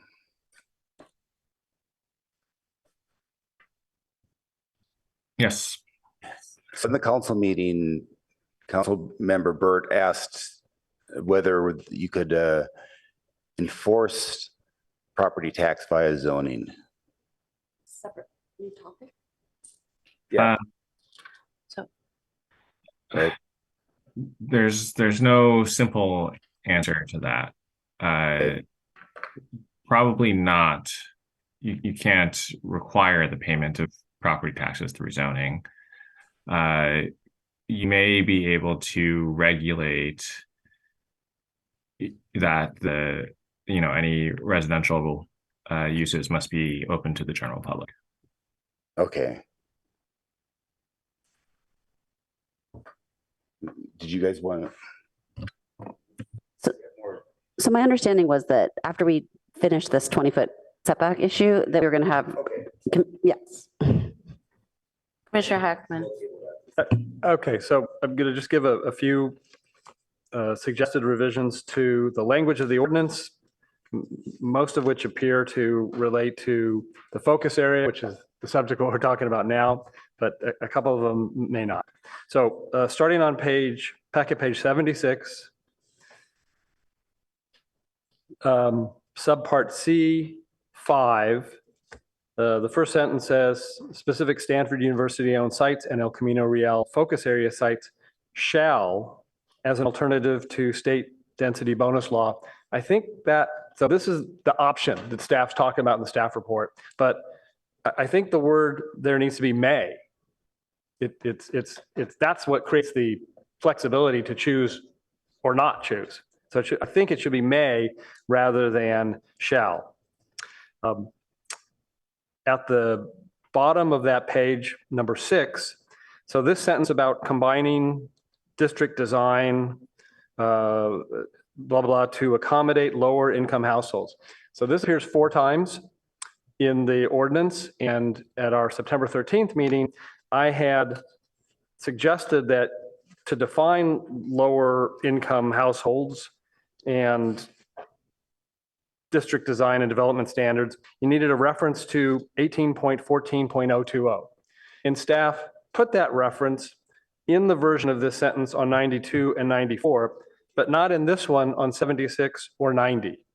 So what I'm suggesting is this appears 4 times. It should be identical in each of the 4. So reference and the language you used on 92 and 94 is C section 18.14.020 for details. All right, so that's 76. Next is 78. So this is a question really. In the September 13th version of table 2, there was another category at the bottom, RP, and that has dropped out, and I was just curious why. It is actually moved up to the previous table, table 1. Oh, there it is, kind of in the middle. Yeah, just relocated. Alphabetically. All right, thank you. All right, then on packet page 80, table 3, which relates to the focus area. So there are 5 footnotes that carry on to page 81. I couldn't find, so I see footnote 1 under the table, but I couldn't find where in the table there was a 1 to take me to footnote 1. So you might want to look at that. And the same thing, footnote 5. There is a footnote 5 under the table, but I couldn't find the 5 in the table to connect to. And then in the middle of footnote 3, the first line of packet page 81, I think you have an extra that. Should phase, the applicant shall demonstrate, get rid of that one to the satisfaction of the director, that. So the that after demonstrate, I think, goes away. All right, almost done.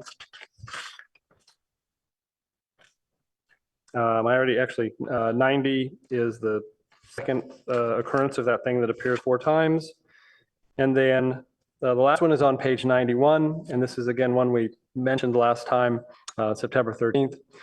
You've added language except at sites designated as such and such. This is in the middle of page 91. That should be a comma rather than a period there in a lowercase e. It's a continuation of that sentence. So those were the comments that, the changes that I suggest be adopted if we're adopting this ordinance. So we can, I think those are enough for, you don't need to include that in a motion. We've captured your comments. Yeah, usually we just say, Yep. and the changes to the ordinance. Okay. Staff decides upon, rather than list them agonizingly.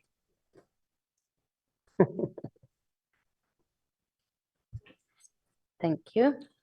Commissioner Heckman for that. Okay.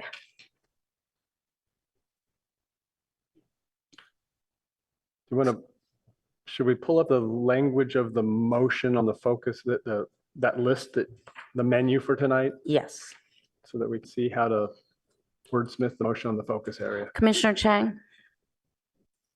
So I would like to make another motion. So we've already talked about one piece, the 20-foot setback. I have a second motion that I would like to make regarding the El Camino focus area, and that would be to that the height transitions on table 3, like at page 80, for the El Camino Real focus area changes mentions of R1 to low density housing, residential low density housing, because we should make this apply to, universally, like to R1, R2, or RMD. And that we change 75 feet to 100 feet.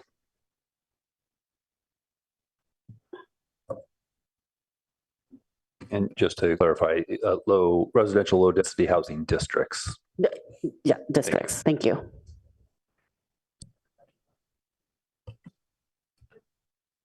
I will second.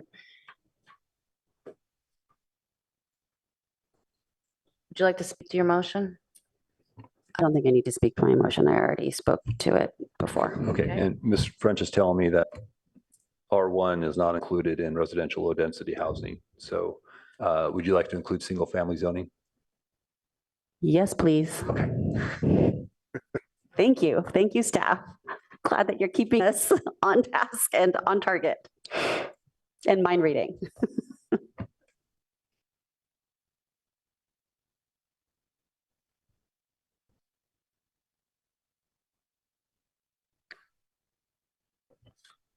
I don't see any lights, so we can go to a vote on that one.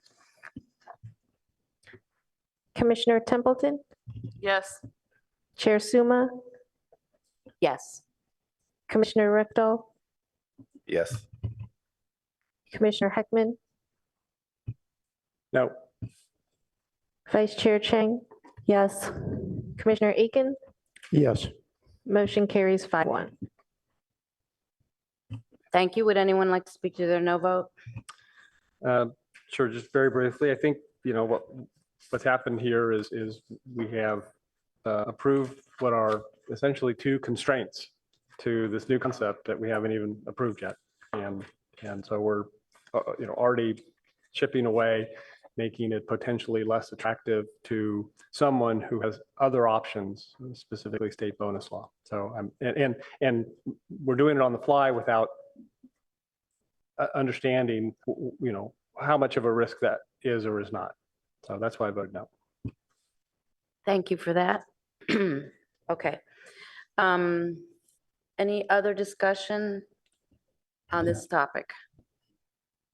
Well, I wanted to talk about that, both Stanford, on table 3, we have the 2 properties. The Pasture Drive is the biggest concern, but also the focus area also applies about property tax. And so we are upzoning, giving a lot of additional building capability, which will house a lot of children potentially, and we have to protect PAUSD. So are you talking specifically about the El Camino Real zone here? Both of them. Yes. Okay. So this is actually has to do with El Camino Real. The chair was asking me. Yes. And that's take advantage of this. Either they pay property tax or pay equivalent fees to make up for that, to mitigate for the impacts that they're having both on PAUSD and on Foothill.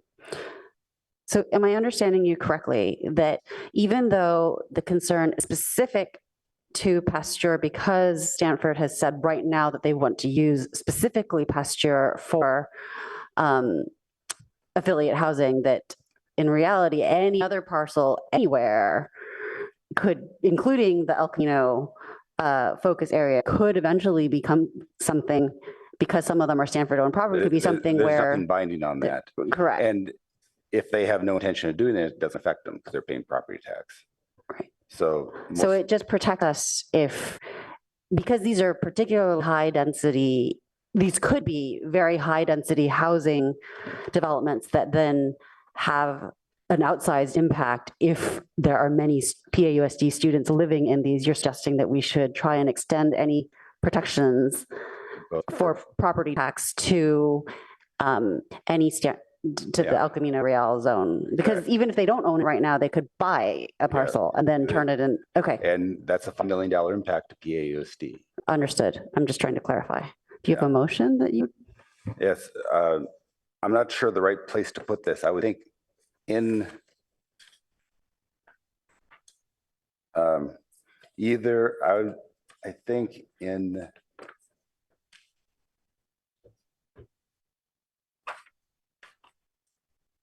maybe on packet page 76.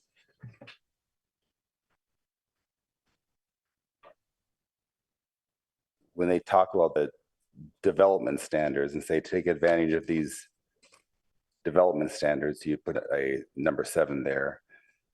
The properties must pay full property tax or make equivalent payments. Is there a way that we can ask for legal advice on this as to how to best proceed? Because maybe we can just say what are the gist of what we want and have staff think about the best way to implement it. I am happy to do that. Yeah, I think if you want to just make the motion in that way for, staff to research and implement a method to, yeah, okay, that's revenue from these sites. Okay, so I will make a motion that staff research how to protect PAUSD and making it more general, protect the potential loss of property tax should the property become affiliate housing. Second. Would you like to speak to your motion? I mean, we're not penalizing them. We just want to be on the even playing field. If anyone else bought this and housed whoever, they pay property tax. And whether it's affiliates or not affiliates, it should be, they have the same impact on PAUSD, and we should ensure that. Commissioner Chang, did you want to speak to your second? No, I think Commissioner Reckall covered it. Commissioner Templeton? Thank you. I was wondering if it might be phrased better to say that properties, residential properties built in this zone need to provide funding for school services, either through property tax or another means. Like, say it positively. I felt a little uncomfortable with the protecting. Like, we're not trying to protect the school district. We're trying to make sure that the kids who attend the school district are funding it, because that's what's needed to have a good school district experience.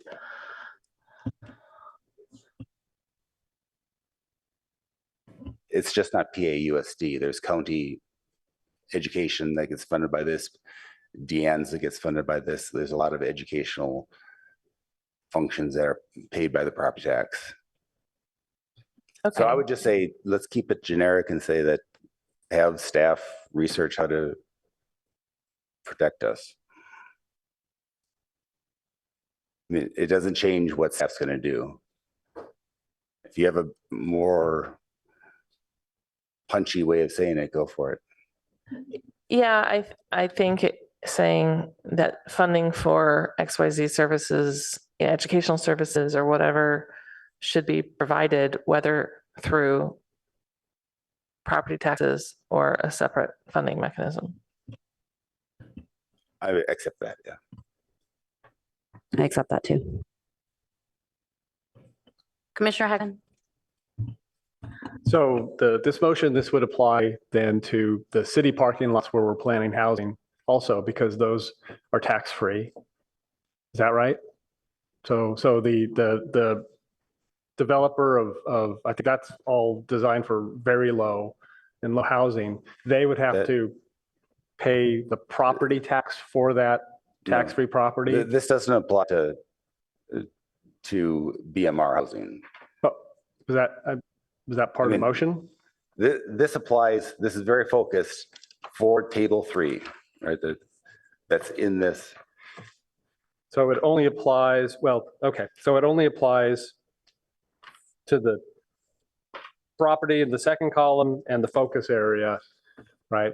Although it could be expanded, as Vice Chair Chang pointed out, anywhere else in the city, right? This zoning by precedent concept. So to the extent they expand this focus area, that would go along with it. It would go along with that. Okay, all right. Yeah. So, but that's a good point. Do we need language that says Say for what? developments anticipated to impact? I think The that this districts? motion is just asking staff to look at this, and I think that's a response to council's concern, and also specifically about the Pasteur site, as it is in Palo Alto. And it's a very large policy question. So I think we're echoing the concern of the council and saying back to them, yeah, this was a concern for us as well, because it really affects potentially our school system. So yeah. The only caveat is I think it should be market rate as opposed to saying any residential. Because we don't charge a property tax on BMR. okay. So I'm not going to be supporting the motion. There are a couple of reasons why. Number one, for every dollar that you pay of property tax, a very small part of that goes to the school district. Oh, no. The large share goes to the county for, No, I believe that's right. That's not right. It's 46% goes to PAUSD.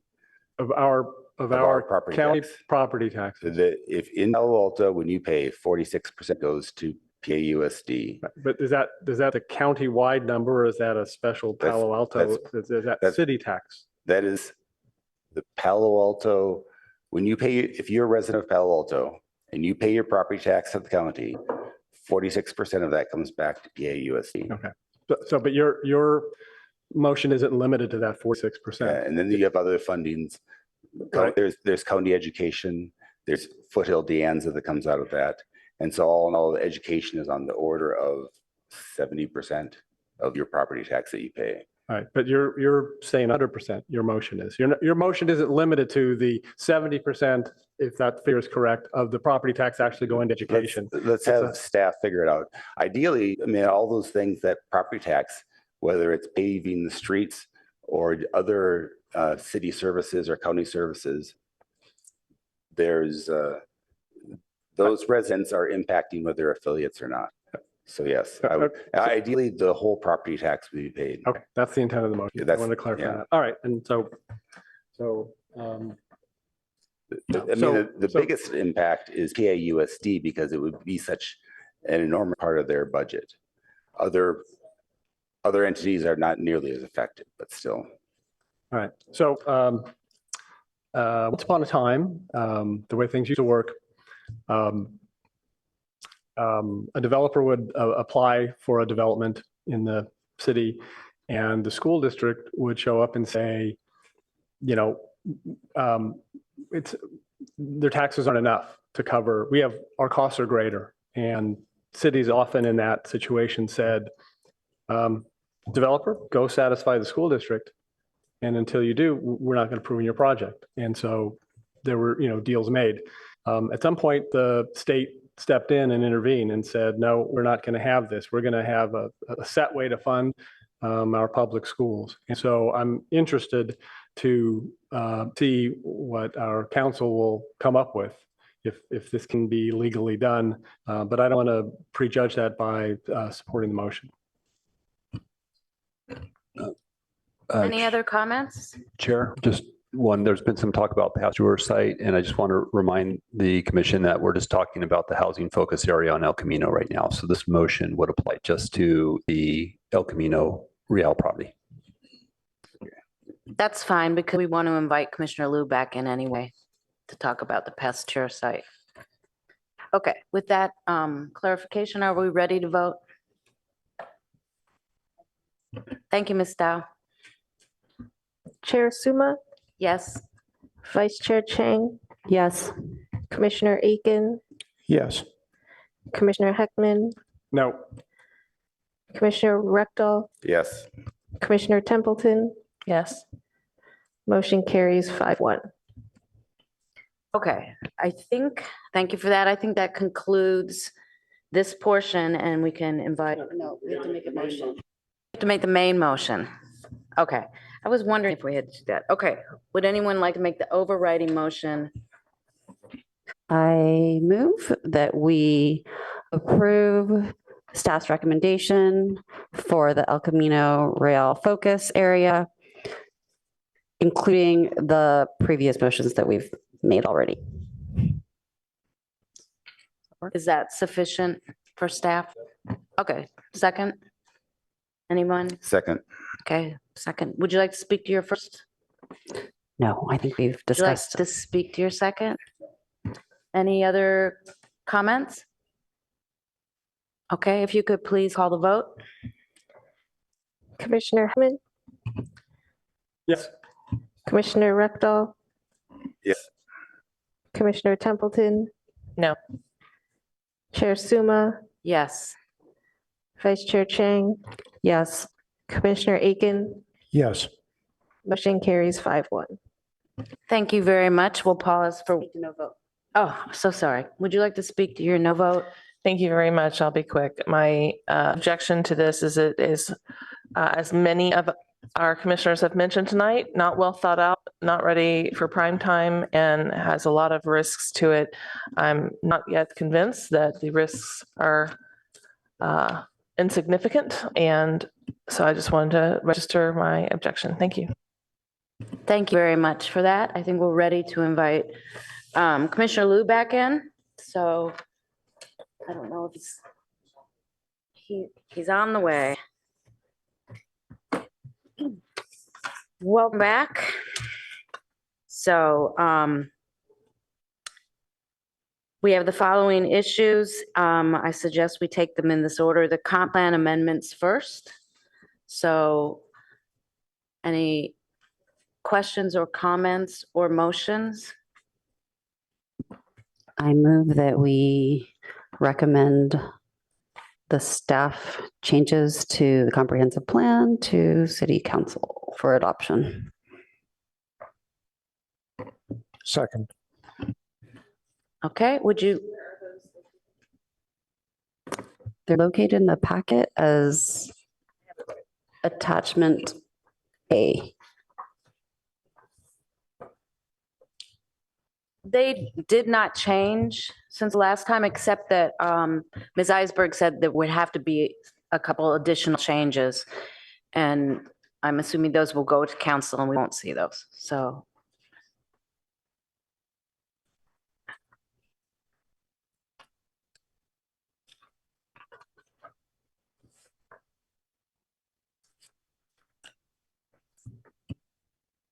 Any comments before the vote? So just noting that this motion incorporates those comments that were made by Ms. Eisenberg about the adjustments. Thank you for that. Okay, we can vote on this now, Ms. Stapp. Commissioner Aiken, Yes. Vice Chair Chang, Yes. Commissioner Heckman, Yes. Commissioner Liu, Yes. Commissioner Rectal, Yes. Chair Suma, Yes. Commissioner Templeton, Yes. motion carries 7-0. Thank you very much. The next topic for this evening are amendments to the Municipal Code Title 18, excluding 1814. So I will take comments, questions, or motions. Commissioner Chang? I move that we recommend that council adopt the staff recommendation for the changes to Title 18, excluding 18.14, which begin on packet page 84. Yes, 84. Do I have a second? Second. Would you like to speak to your first? Sure. Most of these all of these changes essentially just roll the changes that are in 18.14 through to the rest of Title 18. So it's necessary to make all of these sort of administrative changes in order to put 18.14 into effect.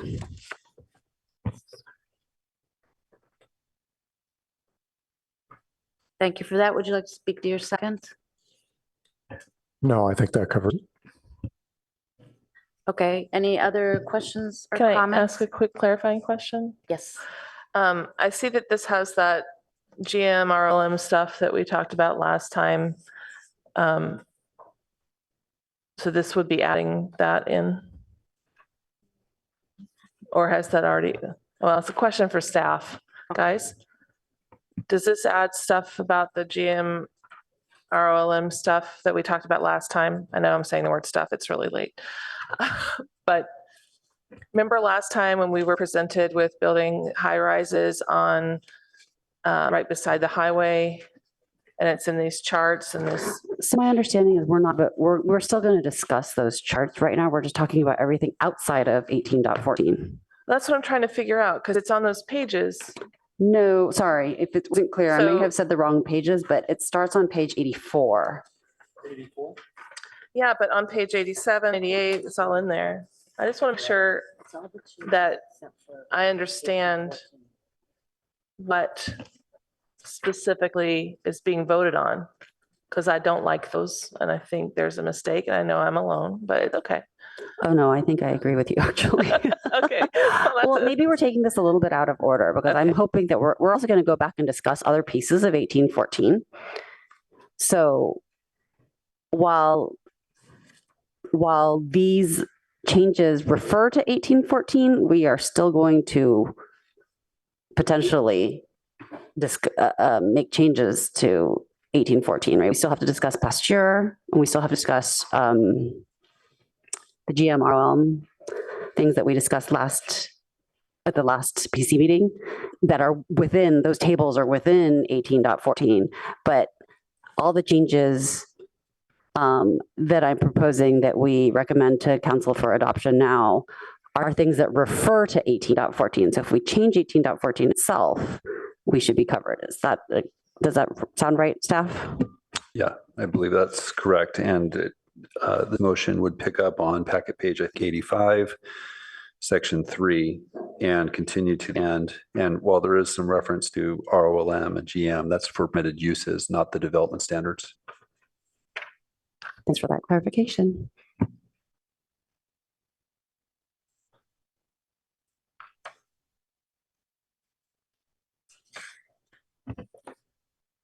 Commissioner Heckman? Thanks. So I actually had a question that maybe could have come before the motion, but I think we can still cover it. It's on package page 28, but I think it relates to table 2 on packet page 86.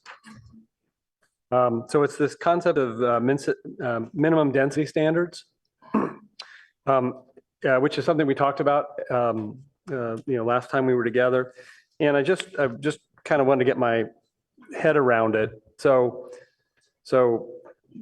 it says residential densities for townhouses can vary from 10 to 40 dwelling units per acre. And that discussion, as I remember it, was to, encourage property owners to build more densely than townhouses. So if townhouses can vary from 10 to 40 DUA, but the draft ordinance takes a modest approach, raising the floor to at least 20 DUA. So, which seems like, well, does that discourage, if we set the floor at 20, does that discourage townhomes? And if it does, how? I just wanted to understand that. Yeah, no, thank you for flagging. That's our concern as well. If this is an area where we're expecting higher density, setting too low a minimum density standard may result in a housing product that we're not anticipating. So thank you for flagging that. And that would be, we would appreciate the commission's discussion on that. Yeah, thanks for flagging that.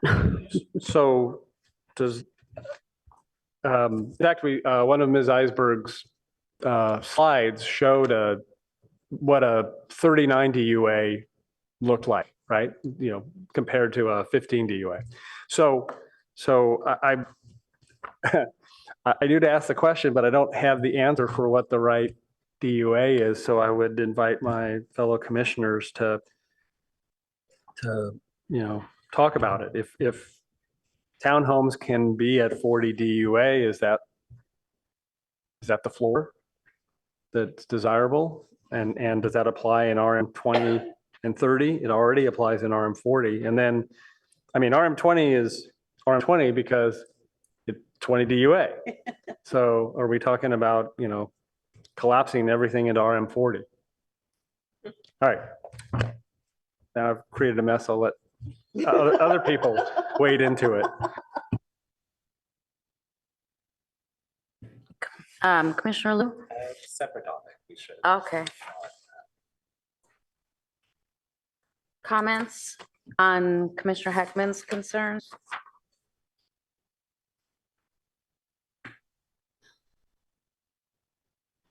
Let's go.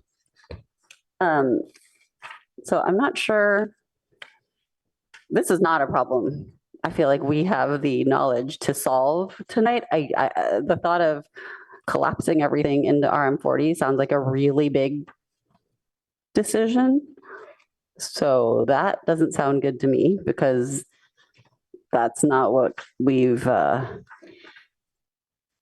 not what our housing element thus far has said. And I'm not sure people realize that that was something that we would even be considering tonight. So that doesn't sound good. But I do second his Commissioner Heckman's concern about is 20 enough, but I don't know what is enough, and I would need guidance from staff. Is it sufficient for us to just flag that for staff and then follow up? Yeah, follow up as in on our way to council. Yeah, thank you.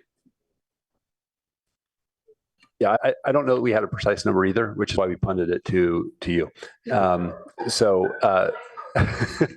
So we'll continue to refine it and see if we can come up with a number. Do you want us to have some more discussion on it? We've only heard from a few of us. I think we understand, so we're expecting apartment buildings in this area. And if we want apartment buildings that supports a higher density design, if we have our density too low, 20 may be too low, then we may get townhomes, which means sites that we're predicting to have X number of units get developed with a fraction of that. And then we get to our buffer question. So yeah, I think we can, I think there's some additional staff work that we can do. If I'm seeing some shaking heads, that there's a general understanding of that concept and a desire to address that. It seems to me like we don't have the information to make a motion about this. And what we should really do is just give you direction to refine the idea as needed. But you don't need a motion for that direction, right? No. Okay. I think just, when we write to the council and their report, we'll just note that we had this, we flagged this issue and staff's done some additional work. I actually think we could make a motion that recommends this ordinance and directs staff to look at addressing the minimum density requirements. That's right? fine. Why don't you make a motion then? Because you're ready to. You just made one. Well, Unless, if other people have comments, I'm happy to make a motion once anybody wants. We to have talk a about it. motion on the table, I think, right now, if I'm tracking correctly. And so we could Right. amend it, or we could I can withdraw it and then let Commissioner Hutton why don't you restate your motion? Or maybe have staff. or have staff help me restate the motion because I'm too tired. Yeah. So the motion is to move the staff recommendation with respect to the Title 18 amendment starting on Section 3 and going for the balance of the ordinance. So this is not 1814. Yeah. And And I think you can have that motion, you can have another motion to Well, we- supplement that if you want. But just to tag on to it. So then Yeah. let's add on to that motion. Okay. Because I'd like to amend the motion, tag on to it, to have, No, to also no, have, because I was commenting before we voted on. to also recommend that staff take a look at the minimum density numbers throughout Yeah. It's the, really in table 2. throughout Title 18. 14, 18, 14. Well, right now, this motion is specific to. Okay, right, throughout so page 85 and on. Right. To, and I would say to. To encourage. Encourage develop densities greater than townhome. Yes, to encourage develop densities greater than townhome. Did you get that stuff? Yeah, but I have a question. Yes. Or the way I heard that, it went beyond ROLM and GM. Is that your intent? I'm looking on packet page 86, which is in this back part that we're dealing with now. And if you look at table 2, it's RM 30, right? RM 20, 30, and 40. And isn't that part of the issue with these? So no, because this table 2 is done. If you look at the line, it says except that sites designated as, so right above table 2, there's a underline. Oh, that's in 8. Okay. Yeah. So then do we wait? Then is this issue doesn't, this concern I have only applies in 1814? I think so. I think so, but I would like Albert or Mr. Yang to weigh in. That's my understanding as well, is that the relevant location is 1814. Okay, then we don't need to bring it Okay, up. so then we don't need to amend the motion. Right. So the motion on the table is what the original motion, which is to adopt the staff recommendation for Title 18, starting at, was it section 3? Yes. Okay. Commissioner Templeton? Okay. Commissioner Liu? Yeah, I'll just make my comment from earlier. In the GM zone, we're saying that there can be no residential or mixed-use development outside of the designated sites, which we'll cover in 1814. And I understand that. I think I have generally made comments supporting extending the number of opportunity sites or some zoning outside of opportunity sites. I just want to comment that there are substantial parts of the GM zone that would therefore be closed off, and our plans of building a real neighborhood are limited when large chunks of warehouses can't be further redeveloped. I think in the ROLM zone, there's more flexibility here. I'm not sure how much room there really is to push here. I would advance the motion and instead maybe just pick my fights in 1814. Okay, I would remind you that also we have a new priority development area that expands on the area we're talking about. So there's opportunity in that too. Yes. Yeah, I understand we'll definitely revisit it. I understand there are Okay. potentially larger developments that might come with zoning changes as well. But want to flag the spirit of not limiting ourselves and thinking too narrowly. Thank you. Thank you for flagging that spirit. And Commissioner Ragdoll, your microphone is on. Okay, so outside of the opportunity zone in GM, wouldn't that be on packet page 87?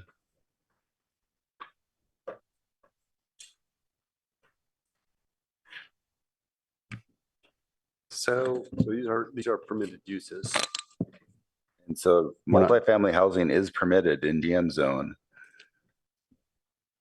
outside of opportunity sites. Right. So whether it's opportunity site or not, you still can do multiple family housing. Right. wait, okay. Back to page 87. Wait, I'm looking at packet page 89 at the very bottom, point 7. All residential development is prohibited except for the housing element opportunity sites.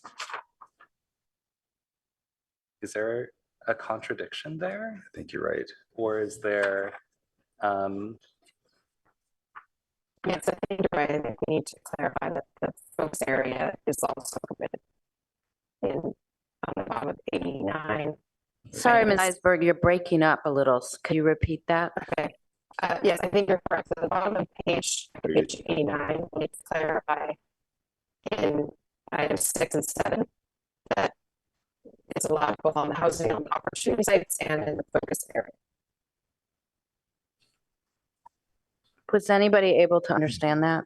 So she was saying that this was an error in the ordinance, and we need to update the bottom of packet page 89 and the bottom of packet page 90 to clarify that it's not just opportunity sites, it's also sites within the focus area.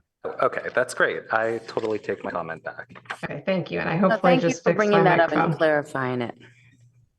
That was good. Glad you caught an error. Yeah. Okay. Do I have any other comments? Okay, so we need to vote, please. Commissioner Templeton, Yes. Chair Suma, Yes. Commissioner Rectal, Yes. Commissioner Liu, Yes.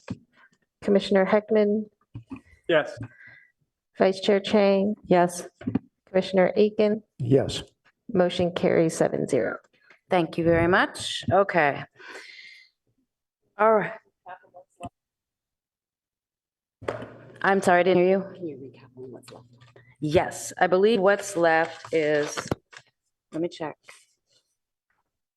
We just did that.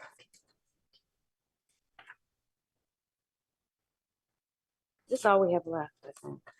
No, we talked about pasture. Pasture.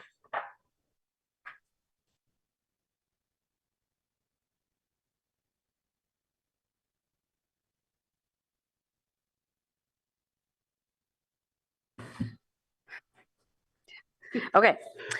Next is the Pasture site, which is a Stanford affiliate site. Any Light them up. comments, questions? Commissioner Chang? Is your light on? No. Commissioner Rectal, maybe? I mean, there are two concerns here. One is whether it's affiliate housing or whether it's open to the general public. And the second issue is the property tax. To a certain extent, housing is fungible. And so anything that affiliates take up on campus or near campus reduces pressure elsewhere. So I don't have that much of a problem with it being affiliate housing. I just want to ensure that the educational systems aren't impacted. So I would have the same exact motion that we had before, but then I wouldn't want to add anything. I don't feel the need to add anything about affiliate housing. I don't know if other people's have concerns or not. Commissioner Chang? So I also agree that the housing's fungible, right? So if it's, I'm not against the housing. I want that housing. It doesn't matter if it's on campus or if it's off campus. If it's not built on campus, then Stanford affiliates will need to use off-campus housing. And we have so many Stanford affiliates right now who live off campus already. So if there's more opportunity for them to live on campus, that's fantastic. My concern with this is solely with respect to the revenue, the property tax and parcel tax revenue, and the implications for services for the rest of Palo Alto and the rest of the county. So I would support the same motion that we made earlier regarding the El Camino sites, which is to have staff investigate options such that we can ensure that our city and county services remain funded by property tax or some dollars somehow. Commissioner Aiken? Well, I'm less convinced that housing is quite so fungible, but I'm not going to make a point of it because the housing element very clearly from very early on said this was going to be affiliate housing. So I don't see any reason to change that. Thank you. Commissioner Liu? Yeah, I'll give some high-level thoughts. I am also totally fine with affiliate housing. I'm glad that most of it will be relatively affordable to at least some of the affiliates. And also point out that there are 108 units already on Welch Road, which is restricted to affiliate housing. So the property tax issues will get worse, but are already a significant and non-trivial issue. I have mixed thoughts about a couple of things. I find the existing apartment complex actually really nice. It's 108 units. It's well located. I'm disappointed just at the prospect of tearing down a perfectly good multifamily unit or a complex when there are potentially more alternatives that I would still encourage Stanford to look into. I'm also happy that the minimum parking is 0.5 spaces per unit. I expect most people will bike or have standard permits for other parking lots. And I think just minimizing parking in any development there and trying to shift parking into the many surface lots and built up lots and underground lots that are right next to the complex would be ideal. And if we can get below 0.5 spaces per unit, I would be thrilled with that. My biggest concern, like everyone else, is the taxes and property taxes. I think staff has plenty of direction on doing research here. I think in the scope of our research on property taxes on Stanford sites and the impact on education, I would appreciate an update holistically on the thousands of units that Stanford already has. And I think the thousands of units that Stanford plans to add on campus itself and how those students are currently handled in our school system. Commissioner Chang? So it's been a perpetual issue, and usually there's a general use permit negotiation in which Stanford will compensate the district. But unfortunately, these sites are outside of that. And so it's a significant impact. So usually the district and Stanford work pretty closely to mitigate impacts. As it is though, if I understand correctly from prior information that I've, prior, like the last general use permit battle, Stanford students, the district is not funded as well necessarily for students on Stanford property. But historically, for example, like when there was housing built, Stanford helped fund the building of Nixon Elementary as well as Escondido Elementary. And so there has been a historical agreement, but the problem is that this process is a little bit outside of that.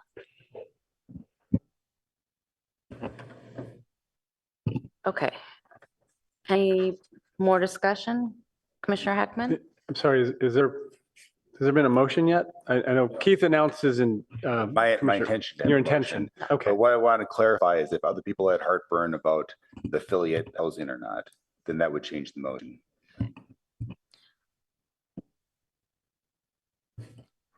Then let me ask, are you going to make a discrete motion on this tax issue like we did last time? Yeah, just like last time. Okay, then do it. Same motion as last time. Direct staff to determine our options for protecting our counties and city services. Second. Thank you. Would anyone like to speak to them first or second? Any other comments? Commissioner Heckman? So earlier tonight, when the representative of Stanford spoke, she made pretty clear that this is going to be affiliate housing, and we don't seem to have an issue with that. But my read of what she said is, if you mandate something else, we're just not building.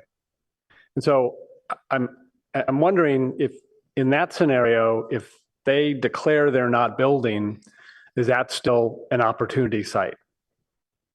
And I have the sort of the same concern about this tax issue. I have no idea what the tax ramifications of this motion are on Stanford, or how it might change their analysis of the viability of housing that they build to provide subsidized housing to their affiliates. And so I'm, concerned unintended consequences. We dictate this thing and Stanford says, fine, it's going to stay 108 units and a nice field. And then do we have a buffer problem? So I'm really curious about what happens if somebody declares they're not building under those circumstances. Yeah, that creates challenge. And if the facts stay as you've described, then we would probably need to come up with another 200 plus units elsewhere in the city. Okay, thank you.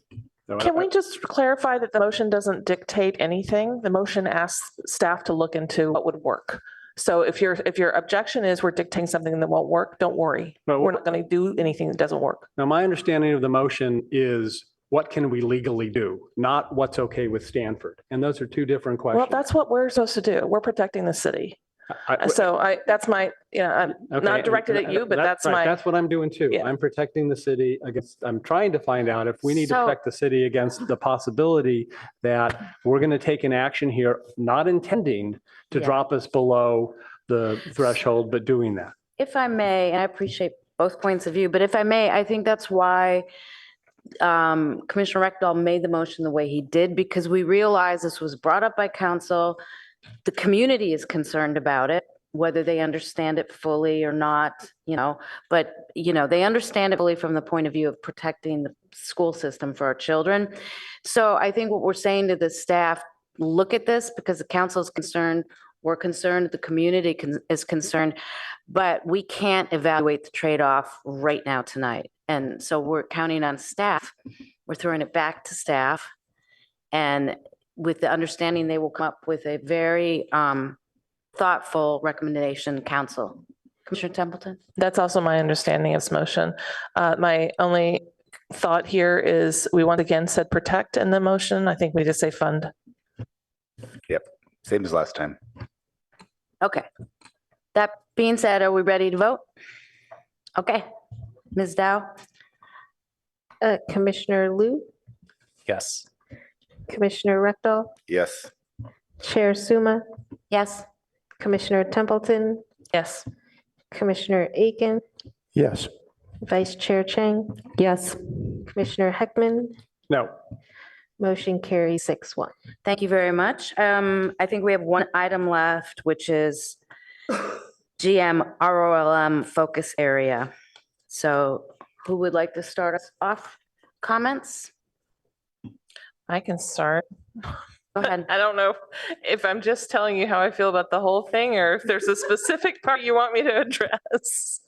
I will tell you this, after our discussion at our last meeting, I went and I drove a very good length of Highway 101 from the city, from San Francisco all the way to San Jose. And we had some remarks on our commission that were like, oh, we could build very, very high here and it would be great. And I was concerned about that, and I noticed there aren't a lot of very tall buildings along 101 on this stretch, and I don't know why. I can only speculate. It's the reasons that we were concerned about before, some geological reasons and some migratory reasons. And location near a highway reasons, but I think we're over estimating what we're going to be able to realistically pull off in this area, and I'm still concerned about it, so I'm not comfortable with how it's played out. Also, I noticed in the deck that there was a slide directly addressing my concerns about two different Palo Altos, and I want to just note that the slide completely missed the point of that comment. The comment is not, do we have buildings of certain styles in Palo Alto in this area and other areas? That's really not the point. The point is the way that the neighborhoods are laid out and the way that they're going to function, the access to services, access to grocers, access to schools, all of these things. It's different, and it's visually different, but it's also different in other notable and important ways in terms of how life in Palo Alto is. That doesn't mean it can't be addressed, but it's not a superficial comment. And I just wanted to make sure that I addressed that, since it was a quote that was used on the slide. Thank you. Thank you. Commissioner Chang? So I, as so often I do, agree with Commissioner Tumbleton's comments about this area, but I have specific concerns about table, I have it here. about the parking. Table 2, back at page 77. Okay, about parking reduction on table 2, page number 77. My concern is that parking reductions make sense if there are services near that area and if there's transportation near that area. There is not. It's actually really crappy to even bike in right now. So and an idea that this would be this housing that, Google's right across the street. Sure, Google's right there, and people one member of a household might work in Google. It's very common for one person to work at Google and the other person to work somewhere entirely different. It could be Milpitas. It could be Sunnyvale. There's nowhere, San Francisco, it could be, there's no easy way to get there right now. It's also a really long distance to schlep your groceries by bike or bus, and very time consuming. And so from an equity perspective, meaning I'm concerned that if we don't have adequate parking, that we're creating an area that's livable only for certain people. And that's a problem, because it's a large amount of our focus of our RENA allocation, and it's also a large swath of a section of Palo Alto. And so when our current parking standards would say one space per studio or one bedroom, and 2 spaces for everything 2 bedroom or above. I think it's fine if we keep it at 1.5 spaces per 2 bedroom, but realistically, if somebody's buying a 3 bedroom, they're very likely to have 2 cars in this area because that's what's needed. There's nothing going over there right now. And so that would be something that I would propose. It doesn't solve the larger issue of services in this area, but at the same time, this is where the sites are, and we are in terms of timeline where we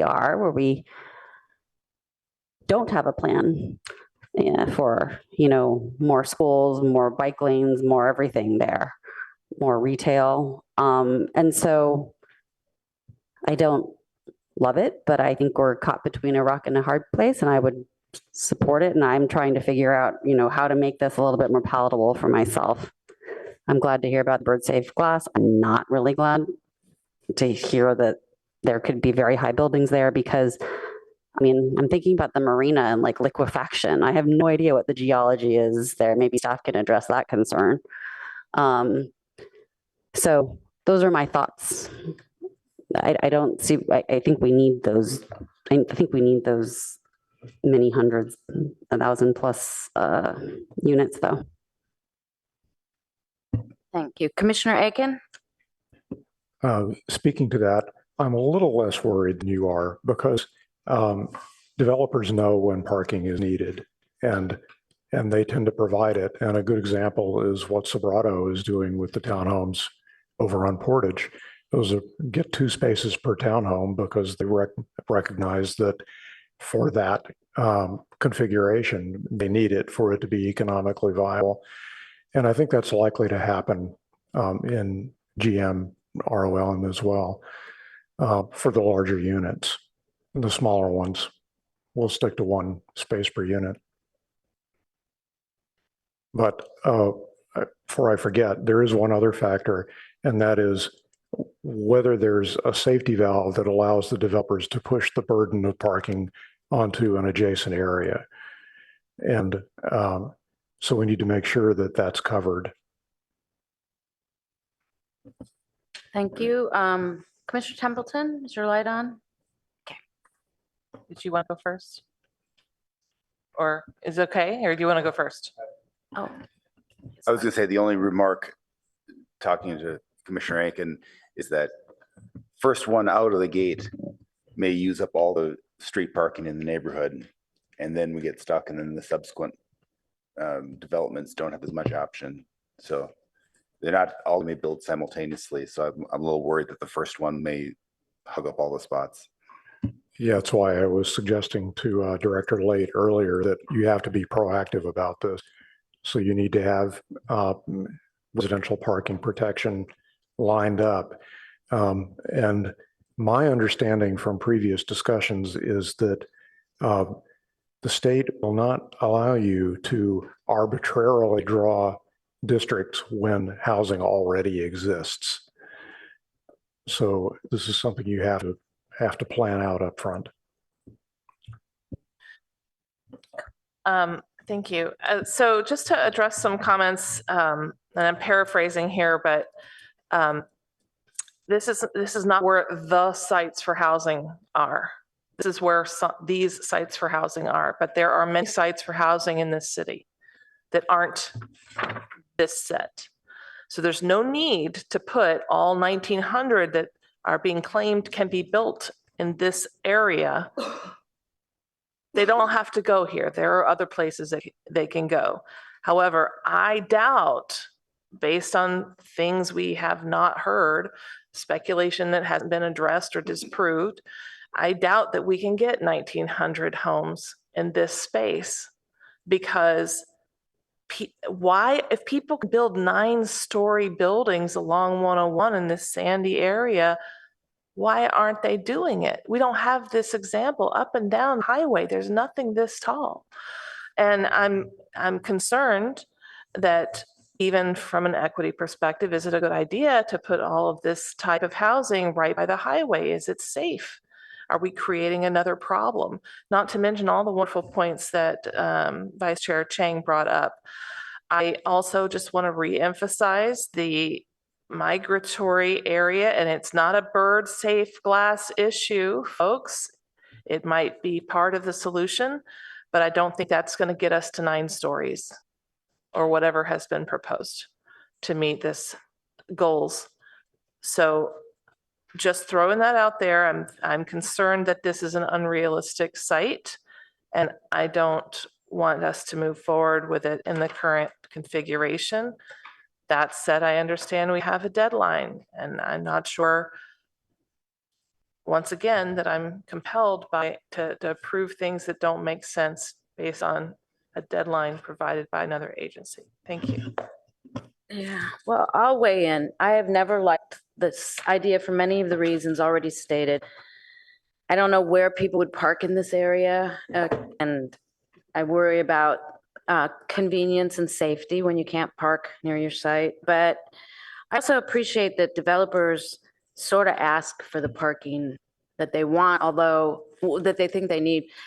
It seems like that happens more in for sale items, but I don't know how we, at this stage in the game, honestly, I don't know how we don't put this in to our housing element this way. And I'm really upset about the Western Flyway. I mean, there was a terrible bird strike in Chicago last week where 1,000 birds died. Now that was kind of a fluky incident, but it's for real, you know. But I think that I'm not as worried about the soil conditions because nobody's going to put a building where it's the engineers say, hey, that's going to sink. Well, except maybe in San Francisco. So I don't know what to say about this. I don't particularly like this either, but I don't know how I don't know how we can take it off the list now. I don't know how we can approve something that would endanger our migratory paths this way. Anyway, I so appreciate that. I mean, right now, the maximum height in this neighborhood is 60 feet. So it's not going to be 9 stories, but it'll be 60 foot. You are the one who advocated for it to go up to 9 stories. Well, let's not get into that. But I think as much as we might have to have faith when we vote for this, I think we should go ahead and vote for it. So I will be appreciating the motion in a second.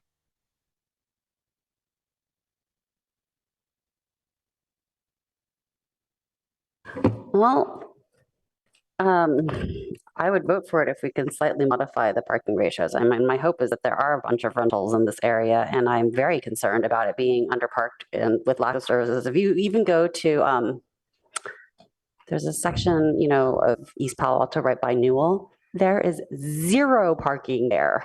And they have parking, you know, there's 0 on-street parking. I don't know where people park, but it's impossible to park over there. And so I would like to see this go to 1 space for 1 bed, 1.5 spaces for 2 bed, and 2 spaces for 3+ bedrooms. And then, so I'd like to make the motion that we make that change to table 2. And then I guess we need, yeah. Yeah, thank you, Chair. So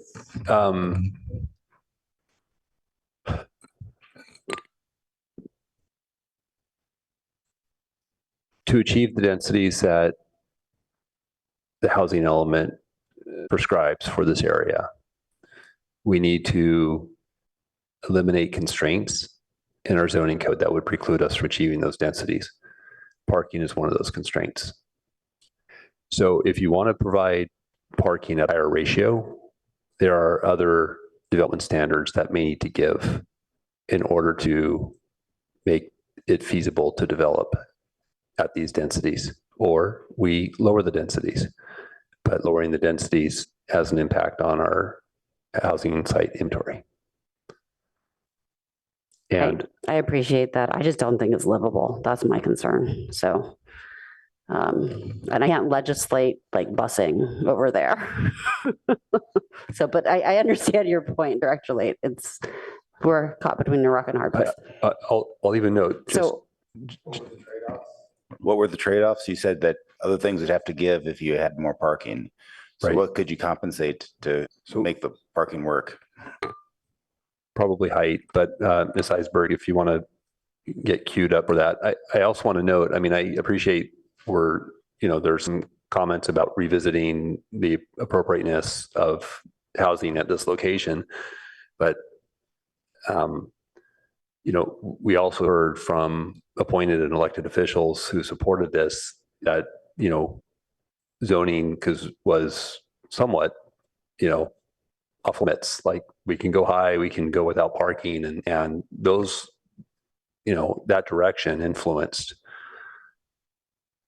where we are now and the policy that was adopted, and the densities that we're trying to achieve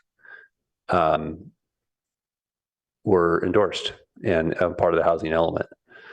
So the challenge that we have is how do we now achieve those densities, knowing that they were going to be tall buildings and these other constraints. Ms. Eisenberg, do you have do you know from our analysis what standards might need to be modified?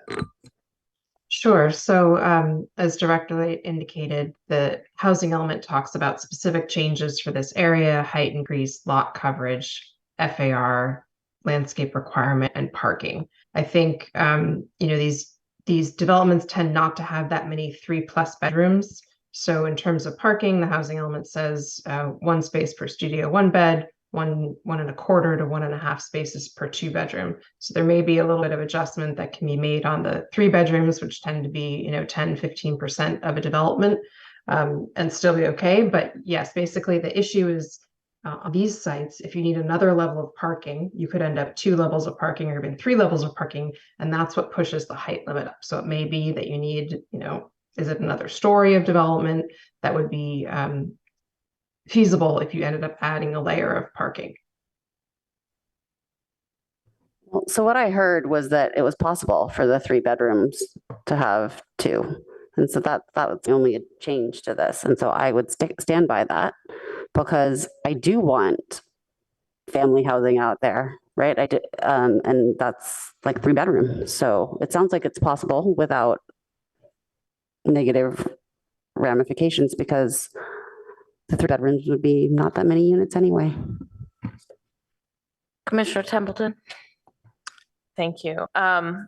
It's late and I'm tired and I'm a little punchy, and I've already been a little sassy with a few people here. I'm gonna try to keep it under control.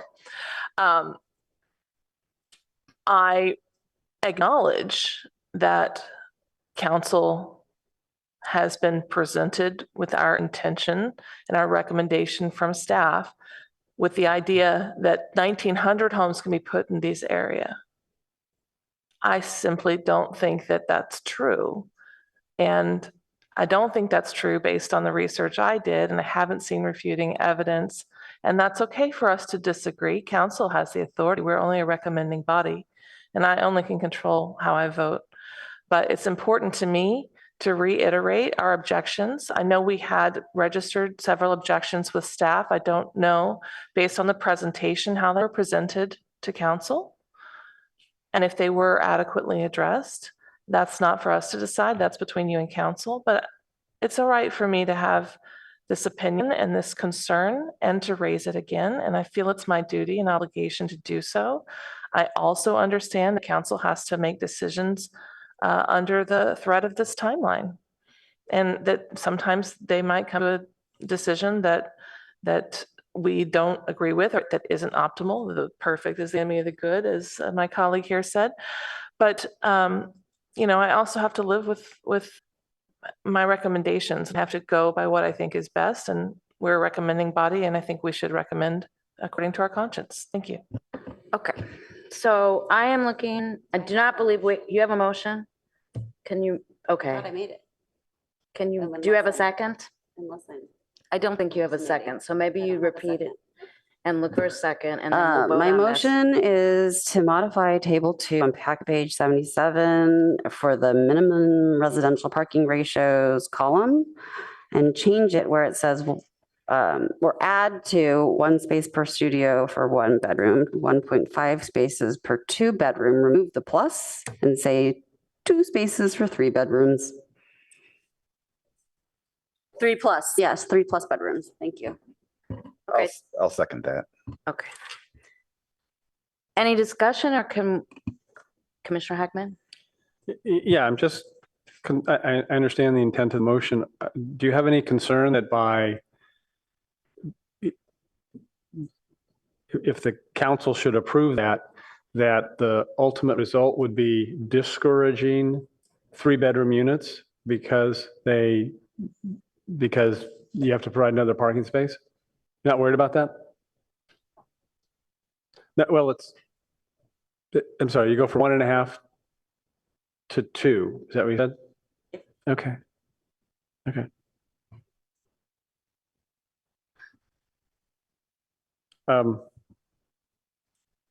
I guess my concern is we just haven't looked at the numbers the way staff has, and we're not providing any kind of relief valve if it turns out that doing that forces another level, right? We're talking about 285 additional parking spaces in this area.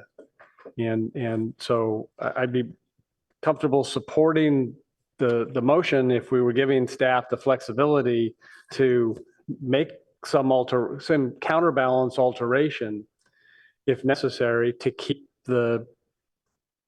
this constraint from, HED saying, well, you can't, those aren't viable now. I think both Director Late and consultant Ms. Eisberg said it would have to go up to accommodate. Right, but did we change is there any? What I heard from Ms. Eisberg was that it was unlikely to change anything, actually. But to me, it would be fairly material because it would make this area much more livable. It would make it more livable. Okay. I have two lights. First, Commissioner Aiken, and then Commissioner Liu. Yeah, my first concern was exactly what Commissioner Ackman mentioned, that economic conditions are making development really marginal right now. And I could easily see that requiring another half parking space on average would discourage the development of 3-bedroom places.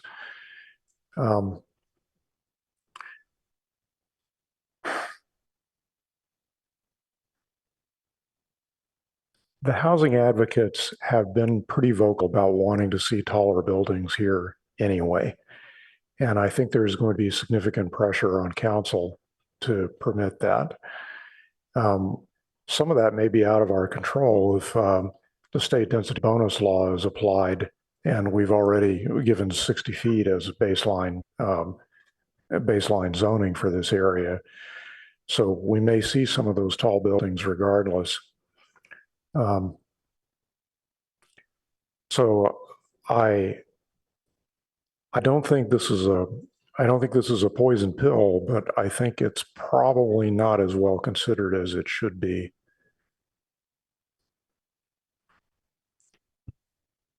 Commissioner Liu?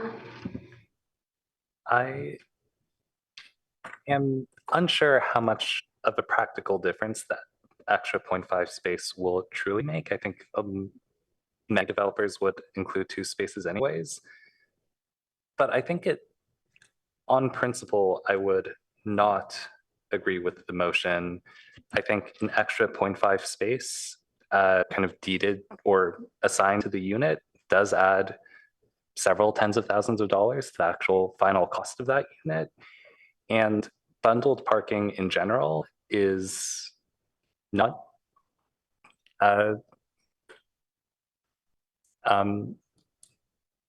it's not something that we need to mandate. The developer can build extra spaces and rent them out if needed, or they could just bundle spaces if they want. I think we can come up with street level mitigations. So I am fine with the parking as is. Thank you. Commissioner Templeton, do you have your light on again? Okay. And then after you speak, unless anybody objects, I'm going to call the vote. There's no second. Is there a second? Oh, you did? Oh, I just wanted to respond and clarify that I don't object to building housing in taller buildings. I object to building tall buildings in a migratory path. Okay. Chair, over here. Thank you. So before your vote, I just want to note that again, we're resetting the base district development standards for this area. And in doing that, we would anticipate a developer to also take advantage of the state density bonus law. And state density bonus law has its own set of parking requirements that the standards that are in the ordinance align to. However, when you start getting to, so for 3 bedrooms, according to the state density bonus law, it's 1.5 spaces for a 3-bedroom. And for 4 bedrooms, it's 2.5 spaces.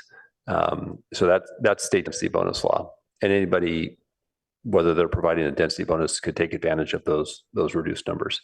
So just, again, probably not hugely consequential, the motion, but just more information for you. Thank you for that. And Okay, so can I have yes, one question? please. Density bonus law. So if someone took advantage of density bonus law in this neighborhood, they could add extra height. They could add what options do they have? Well, many options really. There's depending on the amount of affordable housing that is provided on site, should they choose to take advantage of that and not use the in lieu fee, which is our standard today, they would be able to ask for concessions set forth in code, state law, and an unlimited number of waivers to development standards to achieve their development. So it could be setbacks, it could be height, it could be lot coverage, but parking would. But an unlimited number. Yes. This makes my head spin. So how important are these numbers? Like we set a parking limit. What's the probability that a particular unit's going to be constrained by that? Well, so the state density bonus establishes its own parking standards.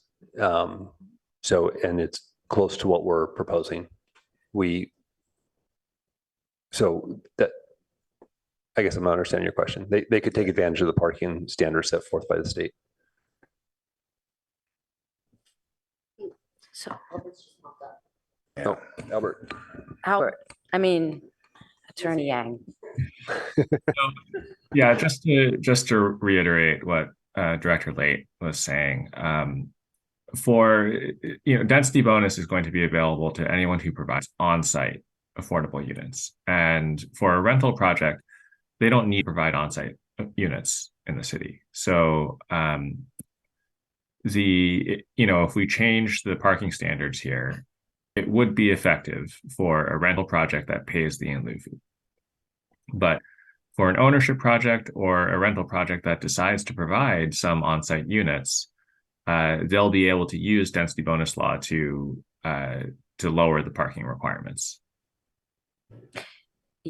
Yes, if I may, I was going to say that there's almost, because of what the way the state has written these laws, and I was studying the density bonus law with the aid of our attorney's office.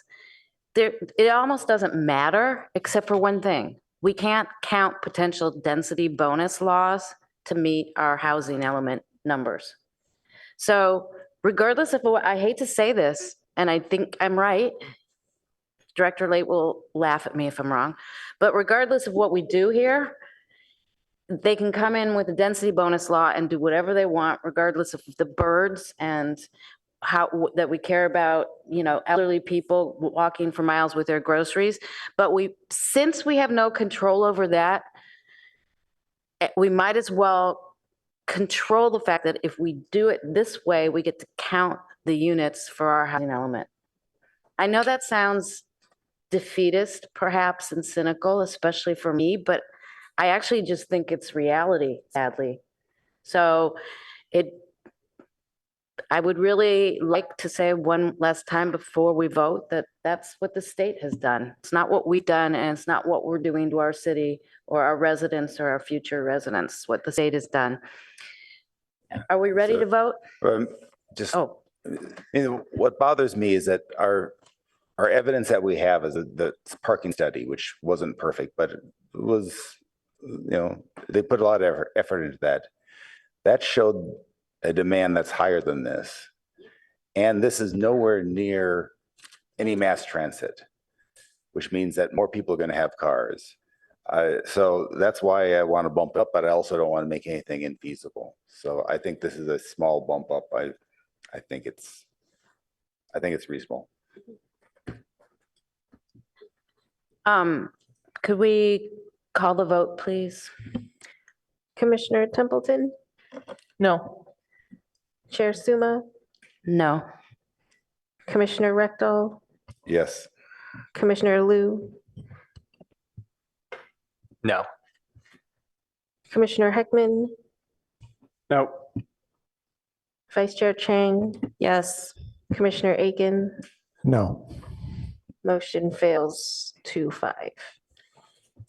Thank you very much. Believe it or not, I think we're done with that. Oh, no votes. We have one more. Yeah.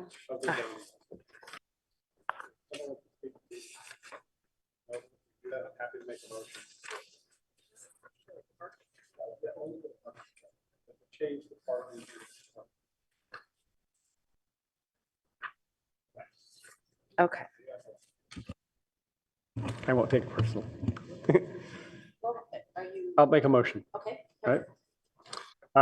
I will move that the PTC recommend to the city council adoption of the ordinance amending Palo Alto's zoning code, specifically sections 1 and 2, appearing at packet pages 75 through 84,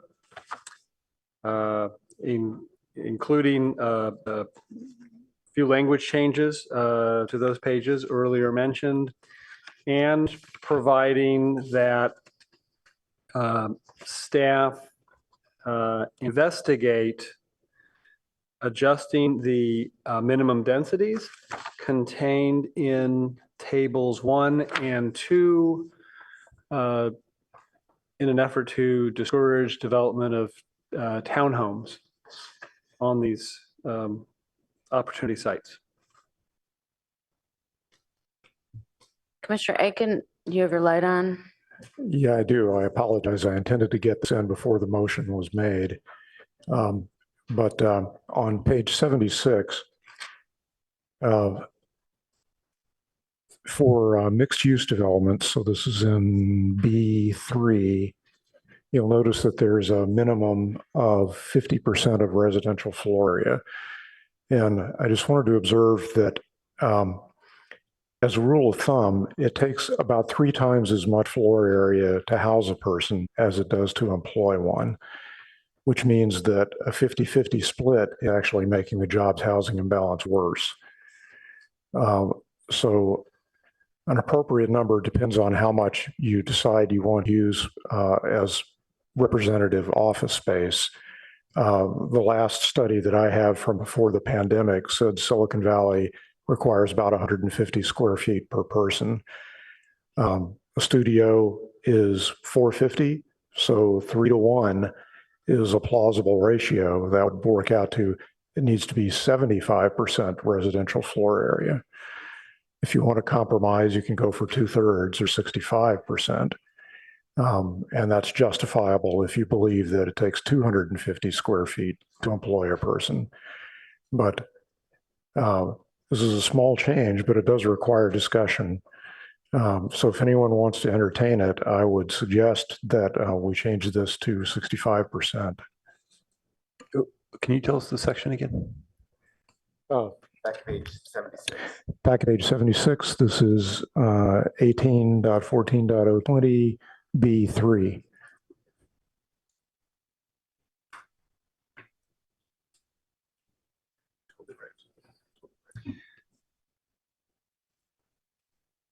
So this is for sites that are commercial zones right now, not residential zones. And so these are sites where office development is permitted, but because, and 100% office development is permitted, but because we have identified them on our housing element inventory, state law actually requires that they be developed at least 50% residential. Well, at least, are we suggesting that we have the option to increase that threshold or not? Well, I guess, you know, if we're talking about something that's in like the CD district, is it our intention to not permit, basically to require that to be residentially developed now? No, I think what I was suggesting was, as we have done in other cases, that we try to strike an equal balance so that the jobs housing imbalance isn't worsened. Commissioner Liu? Albert answered. Okay. And did you say that was 65% or 75? I suggested 65 as a compromise. Okay. The best guess I can give you from the last data I have is 75% is the right number. but it's debatable. The maker does not have a second, the maker doesn't have a second, or so I don't know if, Right, this is a great time to be discussing this. Yeah. Before anybody seconds. Mr. Yang, did you want to say something? I'm confused. No, I guess, you know, this wasn't included as as like a housing initiative. It was included because it's a requirement of state law. But the commission is free to, you know, go beyond state law on this issue. So I guess I'll comment that again, we're not dealing with a greenfield here, right? This is going to apply to some commercial building that somebody's got. And they are going to be looking at a choice. Do I keep this office building I have, generate the good rents it's generating, or am I going to redevelop the property? And what this applies to is redevelopment with you know, a combination of commercial and lower income households. Right? So you know, those are less profitable residential endeavors. And so part of the reason I think that the 50% here is contemplated in state law and works is because while Commissioner Aiken is right, it creates it enhances the imbalance potentially of office to housing. What it also does is it pays for the housing that won't pay for itself. And so that, I think, is, you know, a trade-off that you know, some communities have found, you know, worth making on the small scale that we're generally talking about in these kinds of mixed use developments. So I'm would prefer to leave the number where state law sets it at 50% and not incorporate it into my motion. Okay. But what is the applicability of this section? They're talking, you said low income? Didn't you want to speak?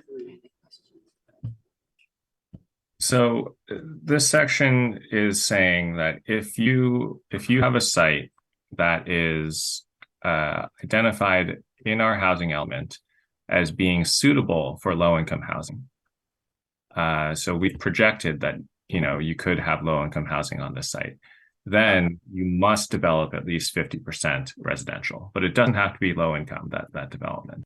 It's just the half acre is. No, it's that 50% of the floor area of your project has to be residential. But the bar for being suitable for low income housing is that you have to be a half acre parcel, right? That was That's the rule of thumb. okay. Commissioner Chang, you had a question? No, okay. Okay, back to the motion. Do we have a second?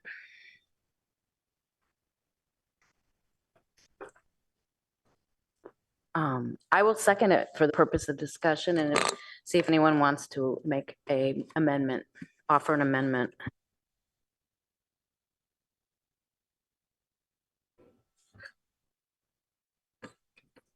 I'll ask a question.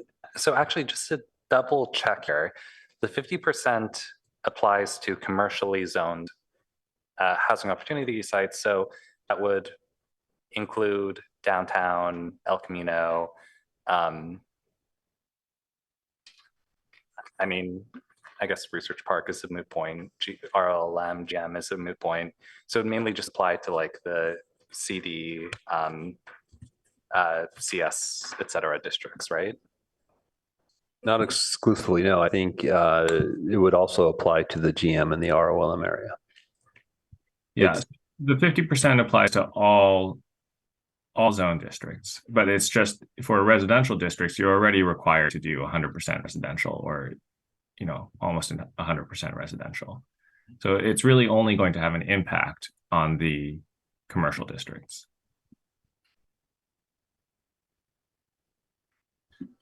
Any amendments or questions or comments? If not, we'll vote. Yeah, I'm going to offer an amendment. presumably not a friendly amendment in this case. So not having done this before, what's the appropriate procedure? It's just an amendment. We don't have friendly and unfriendly amendments. It's just an amendment. All right, so I suggest that the 50% threshold be changed to 65.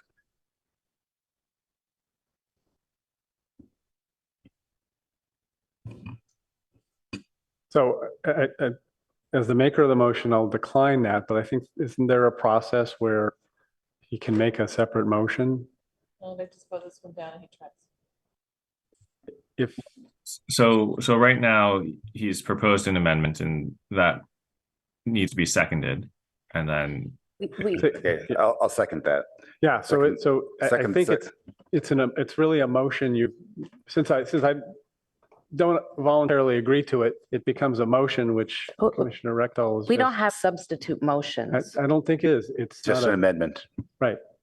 He's voting, it's a motion for an amendment to the motion that is still on the table. Okay, so we have an amendment on the table that is now in a motion with a maker and a seconder. Would anyone like to speak to it? Yeah, I'll just speak very briefly. Most of this has already been covered, but given what I've heard from Councillor Yang, the applicability of this is wide enough that I think it's worth making the guarantee. Okay. These are housing opportunity sites that we want housing on. And to have that be 50% non-housing seems to be a loss to me. Yeah, I think in many of these retail areas, I know retail is not a particularly desirable proposition for many developers. Retail development does add value to the entire neighborhood in a way that an office does not. And I think lumping offices and retail together here in that 65% is not something I would support. I suppose I would support like an amendment to that motion, but then I start thinking that we're getting too specific and kind of too far down the rabbit hole in a way that we haven't quite studied or understood. So I've mixed thoughts. I have not totally decided how I would vote on this. I think when retail, my read of this, I can be corrected, that under B, permitted uses where retail is required, it would still remain.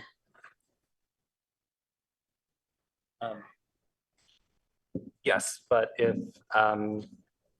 someone wanted to build a, I don't know, supermarket and it was 50-50 residential and retail based on floor area, I would still say on balance that that supermarket is like having the option to have that retail is valuable and maybe similarly valuable as the extra incremental housing we would otherwise get through this amendment. Commissioner Aiken?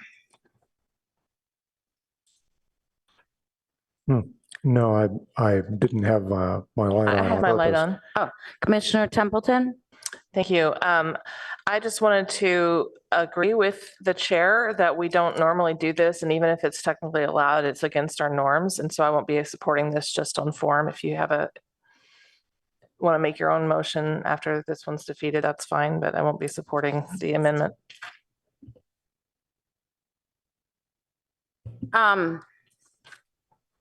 I think it doesn't matter so much, except that, and our city attorney told us we could do it this way. So why don't we vote on this motion? This I don't amendment. want to set the precedent because we don't usually do this. Oh, we do amendments. And this amendment. It's an amendment, yes, it is, but it's not accepted by the maker, and I just think it's bad form. Oh. I thought that was the way our rule also, I have to agree. But I am, at this point, I'm happy to do whatever the group wants me to do. On the amendment or? Okay. Please call the vote on the motion for the amendment. Commissioner Aiken, Yes. Vice Chair Chang, Yes. Commissioner Heckman, No. Commissioner Liu, No. Commissioner Rectal, Yes. Chair Suma, Yes. Commissioner Templeton, No. motion carries 4-3. Okay, so then now we can vote on the motion I made as amended by the amendment that just got approved, right? And I believe you need a second, so I'm willing to second. All right. Thank you. Chair, I have a clarification on the motion. So Commissioner Heckman, you had for tables 1 and 2, part of your motion says staff to investigate the minimum densities contained in those tables 1 and 2. And in our staff report, I believe we were really making reference to GM and ROLM. So I want to just clarify if it's your intent to focus in on the industrial areas. We noted in the staff report on packet page 28 that increasing the minimum densities for the RM 20 and 30 may be a constraint to because the sites are smaller. And so our focus here is really on the larger RM, GM, and ROLM sites.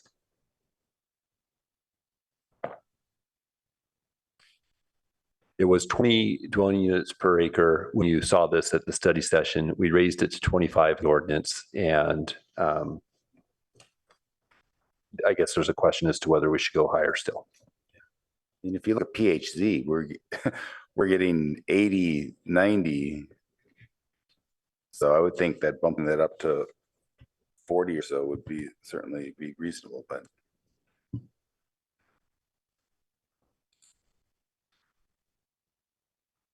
Sorry, I'm trying to follow. I'm not trying to create additional constraint, but I am trying to achieve the densities we're hoping for, which are not townhouse densities. So when I read that paragraph, we're talking about in the case, so we got these RM 20s and 30s where the ones that are housing opportunity sites, the density is set at 30 to 50, right? And I'm not necessarily, my motion isn't suggesting that you go above 30 to 50.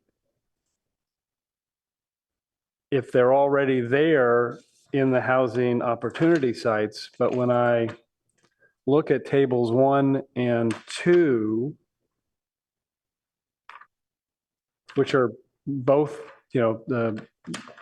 all categories, I only see one minimum density of 30, and that's the RM 40 as a minimum density of 31. Mm-hmm.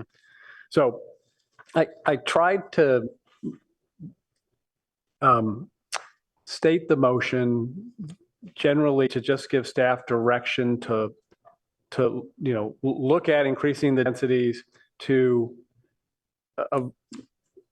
really avoid townhouse development. And so I'm hoping that some flexibility along that line will allow staff to, do an analysis at some time other than 12:15 in the morning and maybe decide, we really can't alter these densities without creating a constraint. And so the numbers have to stay the way they are. I just wanted to give, flag the issue and give staff an opportunity to dig into it on its way to council. That was the intent of the motion. Okay, thank you.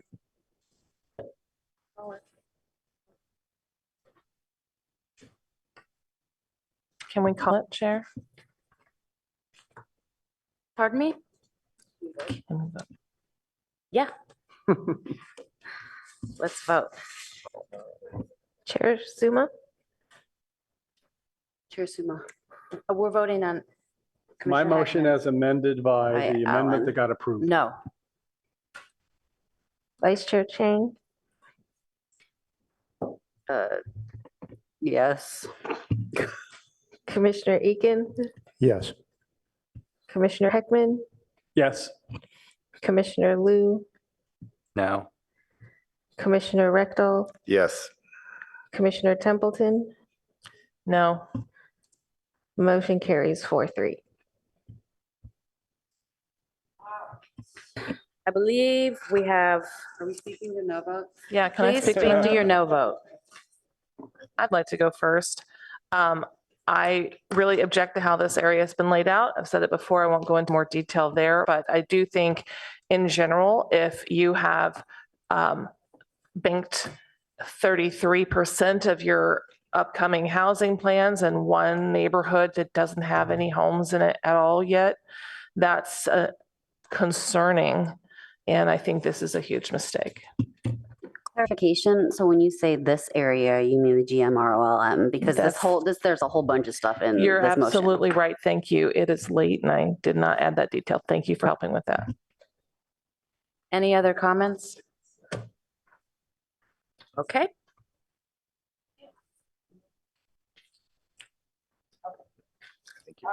So I believe we are now finished with this item, and we can very quickly turn to two sets of minutes we have. So I'm looking for a motion and a seconder for approval of minutes from draft summary minutes of August 9th. Move approval as revised. Second. Can you call the vote, please? Commissioner Aiken, Yes. Vice Chair Chang, Yes. Commissioner Heckman, Yes. Commissioner Liu, Yes. Commissioner Rectal, Yes. Commissioner Templeton, Yes. Chair Suma, Yes. motion carries 7-0. Thank you very much. Now I'm looking for approval of the commission's draft summary and verbatim minutes of August 30th. Move approval as revised. Second.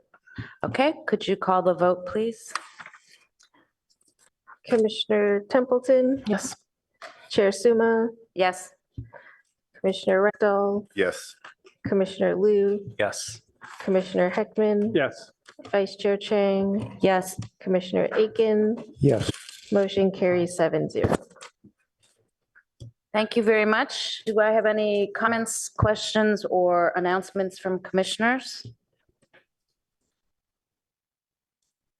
Seeing none, I will call this meeting adjourned.